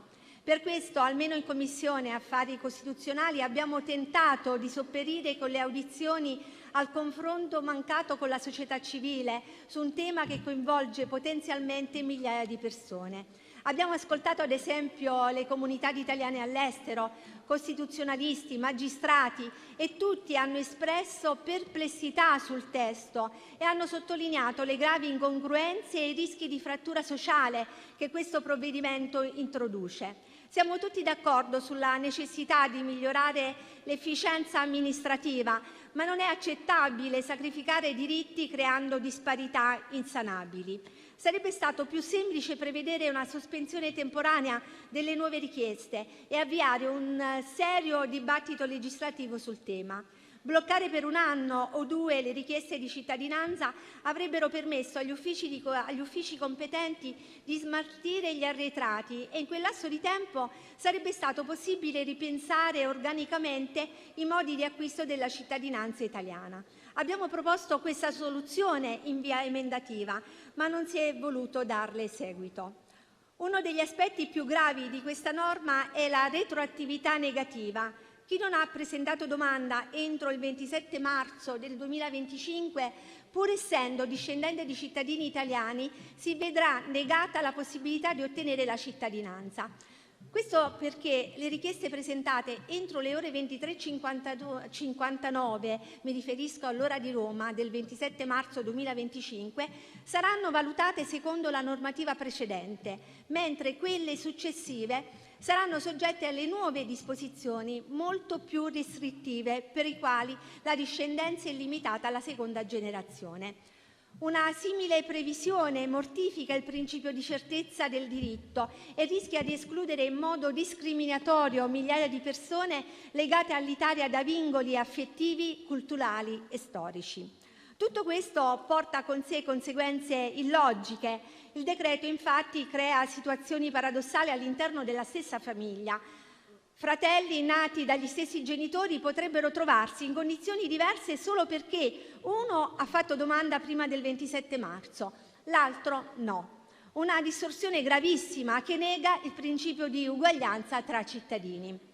Fino ad oggi la legge ha garantito il riconoscimento della cittadinanza italiana a chiunque potesse dimostrare di essere discendente da un cittadino italiano, anche a distanza di generazioni, a condizione che non ci fossero state interruzioni nella trasmissione della cittadinanza. Con il testo che quest'Aula è chiamata a votare, questo principio viene stravolto perché il legame di sangue, seppur limitato nel tempo, non basta più. Ora serve anche un legame con il territorio, con la terra, come lo definisce il testo. In pratica viene richiesto che almeno uno degli ascendenti, quindi mi riferisco in questo caso ai genitori o ai nonni, sia nato in Italia o vi abbia vissuto per un periodo continuativo. L'introduzione del doppio criterio di cittadinanza sembra quasi una provocazione del governo. Lo stesso esecutivo che si oppone da anni al riconoscimento della cittadinanza per chi nasce e cresce in Italia da genitori stranieri, oggi chiede che il figlio di un italiano all'estero abbia, oltre al sangue, anche un legame territoriale. Riconoscono lo ius soli utilizzandolo in modo discriminatorio, visto che in tal modo escludono molti discendenti legittimi solo perché i loro genitori o nonni non sono nati o vissuti in Italia. Inoltre non considera disparità irragionevoli tra famiglie e territori. Pensate ad esempio al costo di sostenere un legame con il territorio italiano dall'America Latina rispetto ad un'altra nazione europea. Questa maggioranza concepisce un singolare ius soli che resta riservato solo ai figli di italiani all'estero, mentre si nega ogni apertura ai figli di stranieri nati e cresciuti in Italia, anche dopo il completamento di un ciclo di studi. Noi crediamo che la cittadinanza non possa essere compromessa dentro un confine genealogico o anagrafico arbitrario. Per questo chiediamo da tempo l'introduzione dell'ius scholae che riconosca la cittadinanza ai minori stranieri che crescono, studiano e si formano in Italia. Questi ragazzi e ragazze, dopo un positivo percorso di studi, sono italiani di fatto e devono poter essere italiani di diritto. Per questo, tra i nostri emendamenti presentati in Commissione a questo provvedimento, vi era quello a mia prima firma che introduce lo ius culturae come criterio, prevedendo un percorso di acquisizione della cittadinanza basato sulla conoscenza della lingua italiana. Quello che resta assurdo è che questa maggioranza riconosce il diritto alla cittadinanza a chi ha un nonno nato in Italia, ma non a chi nasce e cresce nel nostro paese da genitori stranieri. integrandosi pienamente nella nostra cultura, parlando la nostra lingua e formandosi nelle scuole e università italiane. Si tratta di una visione ristretta, anacronistica e selettiva dell'identità nazionale, che nega la realtà di un'Italia plurale e interconnessa. Non possiamo pretendere un radicamento effettivo da chi vive all'estero se non siamo disposti a riconoscere come italiani coloro che dell'Italia abbracciano valori e abitudini che ne vivono quotidianamente la realtà territoriale. Una riforma così pensata non costruisce un'identità nazionale, ma la smonta, non rafforza la cittadinanza, ma la svuota. Per questo motivo noi continueremo ad opporci. Grazie. Grazie senatrice. Ha chiesto di parlare la senatrice Lamarca. Prego, ne ha facoltà. Grazie Presidente. Oggi siamo qui per discutere e poi votare un decreto che, come è stato sottolineato, per il modo in cui è stato concepito e per i contenuti che propone, rappresenta una pagina veramente buia. Buia per chi, come me, da anni si batte per i diritti degli italiani all'estero. Lo dico subito, Presidente, senza giri di parole. Questo decreto è sbagliato nel merito, ma soprattutto nel metodo con il quale è stato proposto. Il testo è stato approvato in fretta dal Consiglio dei Ministri il 27 marzo scorso, senza alcun preavviso, senza neanche il minimo coinvolgimento dei parlamentari eletti all'estero, senza un confronto con le istituzioni che rappresentano gli italiani nel mondo, come ad esempio il Consiglio generale degli italiani all'estero. E questo, Presidente, non è soltanto uno sgarbo istituzionale, è un tentativo di limitare l'influenza degli italiani nel mondo, di smorzare la nostra voce. Ho chiesto ed insistito perché si tenesse un ciclo di audizioni nella prima commissione all'inizio dell'iter parlamentare. In quell'occasione da più parti è stato evidenziato come questo decreto fosse una scelta sbagliata e come lo strumento del decreto legge non fosse adeguato ad affrontare una materia così complessa, così delicata quale la cittadinanza. In quelle stesse audizioni ho avanzato una proposta concreta: rinviare l'attuazione del decreto ed avviare un percorso condiviso per una riforma seria, organica della legge sulla cittadinanza. Però anche questo appello purtroppo è caduto nel vuoto. Anziché accogliere le critiche costruttive dei vari relatori, si è proceduto sostanzialmente come se nulla fosse all'esame del testo, senza fare alcuna modifica, alcuna correzione al testo. Entrando nel merito del provvedimento, il decreto introduce una norma che limita il riconoscimento della cittadinanza per discendenza alle sole prime 2 generazioni. Una misura drastica che esclude automaticamente tantissimi italo-discendenti nel mondo, anche laddove sussistano legami autentici, profondi con il nostro Paese. Insieme ai colleghi del mio gruppo ho presentato emendamenti per modificare questo aspetto, introducendo criteri come la conoscenza della lingua italiana e della cultura civica, per ovviare alla possibilità di comportamenti ai limiti della legalità. Ebbene, anche questi sono stati respinti. Allo stesso modo, nella prima versione del decreto non era prevista alcuna misura per il riacquisto della cittadinanza da parte di chi l'avesse persa per naturalizzazione, tema sul quale mi batto da anni. Grazie alla raccolta firme che ho portato avanti con il sostegno del mio gruppo sul DDL a mia prima firma sul riacquisto della cittadinanza, alle mie numerose sollecitazioni e alla pressione esercitata anche direttamente con il ministro Tajani, il Governo ha finalmente accolto, anche se parzialmente, la mia proposta, presentando un emendamento che riapre i termini per il riacquisto della cittadinanza italiana a partire dal 1° luglio di quest'anno, per un periodo di 2 anni e mezzo. Un risultato, bisogna dirlo, importante, che consente di sanare un'ingiustizia che si trascina dagli anni '90. Prima del 92, infatti, molti connazionali che si trasferivano all'estero erano spesso costretti, come ben sappiamo, a naturalizzarsi nel paese di emigrazione e soprattutto nei paesi anglosassoni, a causa delle normative vigenti, perdevano automaticamente la cittadinanza italiana. Oggi, con l'emendamento approvato, si riapre finalmente la possibilità di riacquistarla. Una misura necessaria, come ho detto poc'anzi, attesa da decenni, che tuttavia non può farci dimenticare le gravi criticità ancora presenti nel testo complessivo del decreto. Presidente, in questi ultimi 2 mesi, da quando è stato annunciato il decreto, il mio ufficio ha ricevuto centinaia e centinaia, se non migliaia di mail da italo-discendenti che avevano iniziato l'iter per il riconoscimento della cittadinanza italiana e che dalla sera alla mattina sono state escluse dalla possibilità di acquistarla. Una tagliola che non fa altro che allontanare ancora di più chi già si sente italiano e vorrebbe contribuire allo sviluppo del nostro Paese. Questa, Presidente, è la storia di tanti uomini e donne.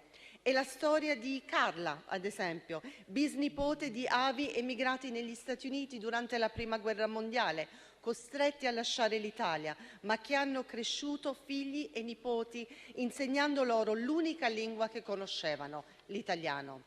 È la storia di Antonio, i cui bisnonni emigrarono negli Stati Uniti in cerca di una vita migliore, senza mai recidere il legame con la loro terra, visitandola ogni anno. È la storia di tanti ancora, che ancora oggi si sentono italiani nel cuore, ma che si sentono allo stesso tempo abbandonati dal loro paese di origine per colpa di un passato lontano. Ed è triste, profondamente triste, dover dire a queste persone, nonostante la loro conoscenza della nostra lingua, i contatti diretti con il nostro paese e spesso investimenti in questo stesso paese, che il sogno di diventare cittadini rischia di svanire del tutto. Come se tutto questo non bastasse, nel Consiglio dei Ministri in cui è stato approvato il decreto sono stati annunciati anche 2 ulteriori disegni di legge. Il primo interviene sulle regole per l'acquisizione della cittadinanza da parte di figli minorenni, tema già in parte affrontato da alcuni emendamenti approvati e confluiti nel testo A oggi all'esame dell'Aula. Il secondo, invece, si propone di modificare in modo radicale l'organizzazione degli uffici competenti, incidendo profondamente sull'iter per la richiesta di riacquisto della cittadinanza. Al momento, però, abbiamo potuto visionare solo il testo del primo disegno di legge. Attendiamo di conoscere i dettagli del secondo, che potrebbe avere un impatto rilevante sull'effettiva applicabilità delle nuove misure. Mentre mi avvio a concludere, Presidente, permettetemi, colleghi, di ribadire, se non fosse già emerso con chiarezza dalle mie parole, la totale mancanza di coerenza e di visione nell'azione di questo Governo. Prima si annuncia, poi si approva in fretta un decreto legge, successivamente si annunciano 2 disegni di legge che arrivano però in momenti diversi e in modo scollegato. Peggio ancora, si pretende che il Parlamento discuta tutto in tempi strettissimi, evitando di proporre una riforma organica e strutturata della normativa sulla cittadinanza.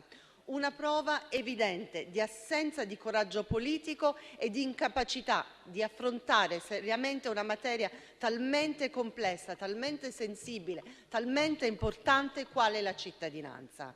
Presidente, colleghi della maggioranza, questo decreto non è una riforma, è un arretramento, è una chiusura, è un muro che si alza tra l'Italia e i suoi figli e nipoti nel mondo. Il mio voto non può quindi che essere contrario, ma il mio impegno continua. Continuerà nelle aule parlamentari, sul territorio, nelle comunità italiane del Nord e Centro America.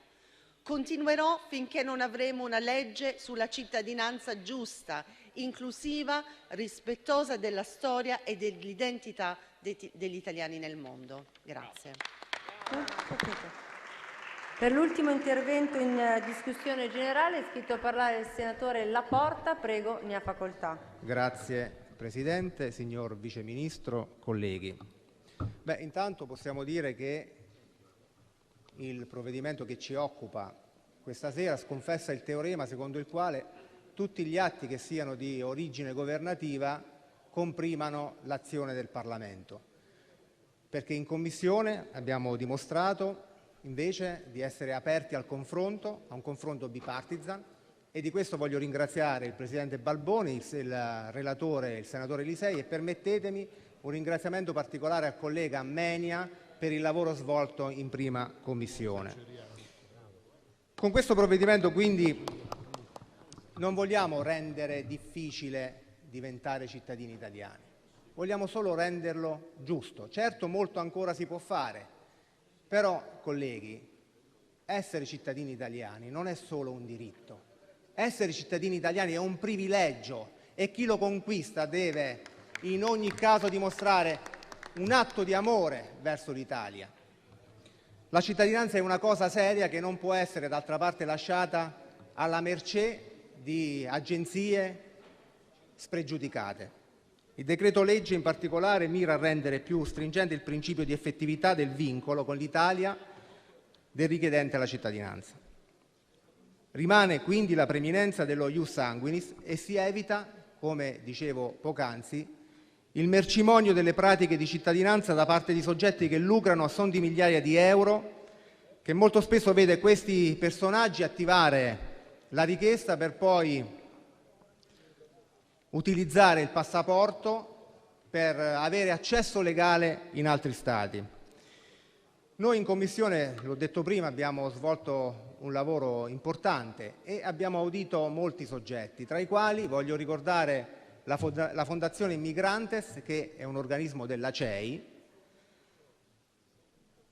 e la funzionaria che è intervenuta ci ha detto che l'Italia deve garantire una gestione ordinata della mobilità e un contrasto deciso a tutte le pratiche illecite che si inseriscono in modo fraudolento nelle procedure di acquisizione della cittadinanza.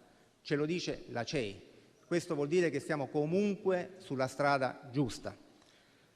Abbiamo sentito però anche il sindaco della Val di Zoldo, un comune piccolino, un po' più grande del mio, qualche centinaio di abitanti, che è raddoppiato però con le pratiche di cittadinanza. Quelle pratiche che hanno ingolfato l'ufficio amministrativo e l'anagrafe di quel comune, con pochi funzionari ovviamente, come succede nei piccoli comuni, che non riescono molte volte a soddisfare quelle richieste e che vengono quindi poi attinti da cause giudiziarie proprio per i ritardi, questi con accollo di spese importanti da parte dei comuni che certamente non possiamo permetterci. Va in primis ribadito che Fratelli d'Italia condivide il quadro generale definito dal decreto, che di fronte all'esplosione di richieste di passaporto italiano e di riconoscimento della cittadinanza iure sanguinis con riferimento ad avi di quinta o sesta generazione, su cui lucrano studi, agenzie e approfittatori senza scrupoli, da parte di persone senza alcun legame reale con l'Italia, restringe tale riconoscimento a una discendenza reale. E qualcuno prima di me ha nominato Mirko Tremaglia. Se permettete, Mirko Tremaglia lo vogliamo ricordare noi perché è un patrimonio della destra italiana, che qualche anno fa, con grande slancio di vicinanza e affetto verso i nostri connazionali all'estero, introdusse la possibilità ai nostri connazionali di poter votare e anche di essere eletti. In quest'Aula ci sono 4 colleghi che sono figli di quella generosità. Questo per dire che Fratelli d'Italia, e ritengo tutta la maggioranza, non siano contrari a una visione diversa e complessiva della cittadinanza, ma la cittadinanza, cari colleghi, non può essere svenduta.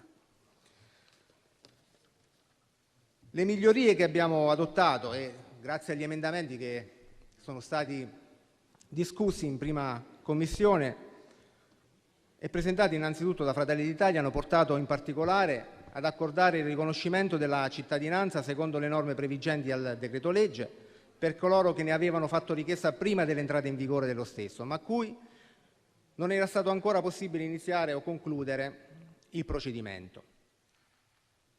è quindi possibile riconoscere la cittadinanza italiana anche alle terze generazioni se il nato minore adottato viene dichiarato alle autorità consolari entro un anno. Individuare misure per favorire il recupero delle radici italiane degli oriundi e il conseguente acquisto della cittadinanza italiana. In pratica si tratta della possibilità di un percorso privilegiato di accesso al di fuori delle quote stabilite per i flussi, per gli italo-discendenti che potranno risiedere con contratto regolare di lavoro in Italia e riconquistare la cittadinanza dopo 2 anni e non più 3. E poi c'è l'emendamento governativo, che è nato sempre sulla spinta di Fratelli d'Italia, sulla riapertura dei termini per il riottenimento della cittadinanza italiana per i connazionali che l'avevano perduta per naturalizzazione forzata nei paesi in cui erano emigrati. Non solo, ma abbiamo comunque salvaguardato anche le richieste pendenti, andando a mitigare gli effetti retroattivi della norma. Questo per dire, vado a concludere, che è il nostro dovere garantire che i flussi migratori siano regolati. Con questo decreto poniamo un argine a quelle pratiche quantomeno anomale se non illegittime, che vogliono regalare la cittadinanza a fronte appunto di un lucro da parte di soggetti che stanno speculando sulla situazione. Poniamo questo argine, ma siamo aperti al confronto. Chi prima di me ha ricordato che ci sono disegni di legge depositati e che avranno il compito di guardare in maniera complessiva questa materia, deve sapere che da questa parte dell'emiciclo ci sarà la massima disponibilità al confronto. La cittadinanza non può e non deve essere una questione divisiva, la affronteremo insieme. Abbiamo posto però oggi un primo tassello a che la cittadinanza non sia merce in vendita. Faremo in modo con i prossimi provvedimenti che sia davvero un provvedimento di natura e di portata complessiva e che renderà certamente nel futuro, darà la possibilità a chi davvero vorrà essere italiano di farlo guardando all'Italia con amore. Grazie. Grazie senatore Laporta. Dichiaro chiusa la discussione generale e sospendo l'Aula in attesa delle determinazioni della Conferenza dei Capigruppo.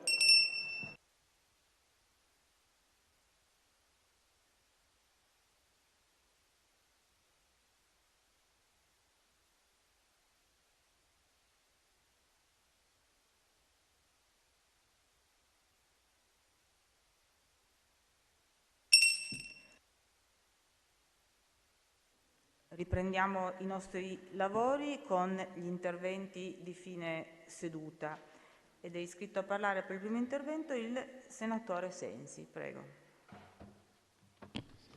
Grazie Presidente. Di queste ore la notizia che il partito di Orban in Ungheria, secondo un tetrocopione di origine russa che vediamo in azione in altri paesi europei, in Georgia ad esempio, sta introducendo un provvedimento, l'ennesimo, per colpire, penalizzare e controllare le organizzazioni non governative, con la solita accusa tipica dei regimi di porre una minaccia alla sovranità nazionale.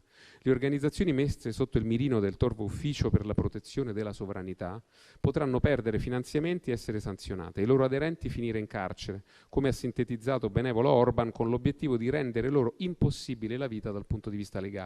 È il culmine, Presidente, di una escalation che negli anni in Ungheria ha colpito partiti, giornali, media, società civile e che avviene sotto gli occhi di ognuno di noi in un paese dell'Unione che puntualmente a livello europeo si pone assieme alla Slovacchia come la punta di lancia del Cremlino su tutti i dossier strategici per il futuro dell'Unione, come la difesa e il sostegno all'Ucraina. Sollevo questo tema, e concludo, non per usarlo politicamente contro i sovranisti di casa nostra che da anni si arrampicano sugli specchi di Orban con crescente, almeno in apparenza, imbarazzo, ma per chiedere per il suo tramite al governo di venire a riferire con urgenza sui suoi amici nazionalisti, perché l'abisso antidemocratico e illiberale in cui stanno sprofondando un paese grande e vitale come l'Ungheria ci riguarda come europei, perché ogni diminuzione, restrizione, compressione, sterilizzazione, aggressione, lesione dei valori di libertà e democrazia su cui si fonda l'Europa diminuisce, restringe, comprime, sterilizza, aggredisce, lede la libertà di ognuno di noi. Adesso qui la ringrazio molto. Grazie senatore Sensi. Ora ha chiesto di parlare la senatrice Minasi, prego. Grazie Presidente. Porto all'attenzione dell'Aula un episodio di inaudita gravità avvenuto ieri nel pieno giorno nella mia città, Reggio Calabria. Un giovane è stato accoltellato, colpito con ben 9 fendenti sul lungomare cittadino, che è un luogo simbolo della socialità reggina, a seguito di un banale diverbio, parebbe per aver rifiutato una sigaretta che il giovane nemmeno aveva. Quindi un'aggressione brutale, priva di senso e sproporzionata, che non può essere archiviata come un semplice fatto di cronaca, ma che merita al contrario una riflessione politica profonda e urgente. Perché ciò che si è verificato non è solo l'ennesimo episodio o l'ennesimo atto di violenza urbana, ma il sintomo evidente di un clima che si fa ogni giorno sempre più insicuro, più instabile, più ostile alla civile convivenza, specie tra i giovani. E non si tratta di un episodio isolato, purtroppo episodi di aggressione gratuita, esplosioni di violenza improvvisa e comportamenti del tutto scollegati da qualsiasi regola di buonsenso o rispetto per la vita stanno emergendo in numerosi centri urbani del Paese. E particolarmente allarmante è la crescente diffusione di queste condotte tra più giovani, talvolta persino minorenni, spesso già avvezzi all'uso di improprio, pericoloso di armi da taglio e da offesa. Quindi ci troviamo di fronte a una deriva sociale che, se non affrontata con urgenza e decisione, rischia di trasformare le nostre città in luoghi di tensione permanente, dove il degrado prende il sopravvento sulla legalità. E come Lega guardiamo a questa emergenza con estrema serietà e determinazione. Da tempo sosteniamo che la sicurezza dei cittadini non è una voce accessoria dell'agenda politica, ma un pilastro dello Stato democratico, una garanzia irrinunciabile che lo Stato è presente, che sa proteggere, che interviene quando l'ordine viene infranto. È necessario, e lo chiedo formalmente in quest'Aula, rafforzare la presenza delle forze dell'ordine, garantire strumenti operativi adeguati, intervenire nei quartieri più esposti con un'azione preventiva e coordinata tra istituzioni locali e centrali. Ma serve anche una riflessione più ampia. È il tessuto sociale stesso che va ricucito attraverso percorsi educativi, attraverso il rilancio della cultura del rispetto e della legalità che parta dalle scuole, dalle famiglie e dai luoghi della comunità. Perché se un ragazzo arriva a colpire con un coltello per un pretesto futile, allora è chiaro che non basta più la repressione, ma occorre agire alla radice del malessere. E mi rivolgo dunque al Governo affinché valuti l'attivazione di un piano straordinario per la sicurezza urbana che affronti in modo sistemico questa escalation e restituisca serenità ai cittadini, perché non possiamo permettere che si scivoli in una normalizzazione dell'insicurezza, che ci si abitui alla paura, che si accetti la violenza come elemento connaturato alla vita pubblica. Chi colpisce oggi con un coltello domani lo farà ancora con meno remore. Quindi reagire è un dovere politico, istituzionale e morale. Grazie. Grazie senatrice Minasi. Allora, le mozioni, le interpellanze e le interrogazioni pervenute alla Presidenza, nonché gli atti e i documenti trasmessi alle commissioni permanenti ai sensi dell'articolo 34,1 secondo periodo del regolamento sono pubblicati nell'allegato B al resoconto della seduta odierna. Do ora lettura dell'ordine del giorno della prossima seduta, che si terrà nella giornata di domani, giovedì 15 maggio alle ore 10, con all'ordine del giorno innanzitutto comunicazioni del Presidente sul calendario dei lavori, poi seguito della discussione del disegno di legge conversione in legge del decreto-legge 28 marzo 2025 numero 36, recante disposizioni urgenti in materia di cittadinanza, ed infine le interrogazioni a risposta immediata ai sensi dell'articolo 151 bis del regolamento alle ore 15. La seduta è tolta.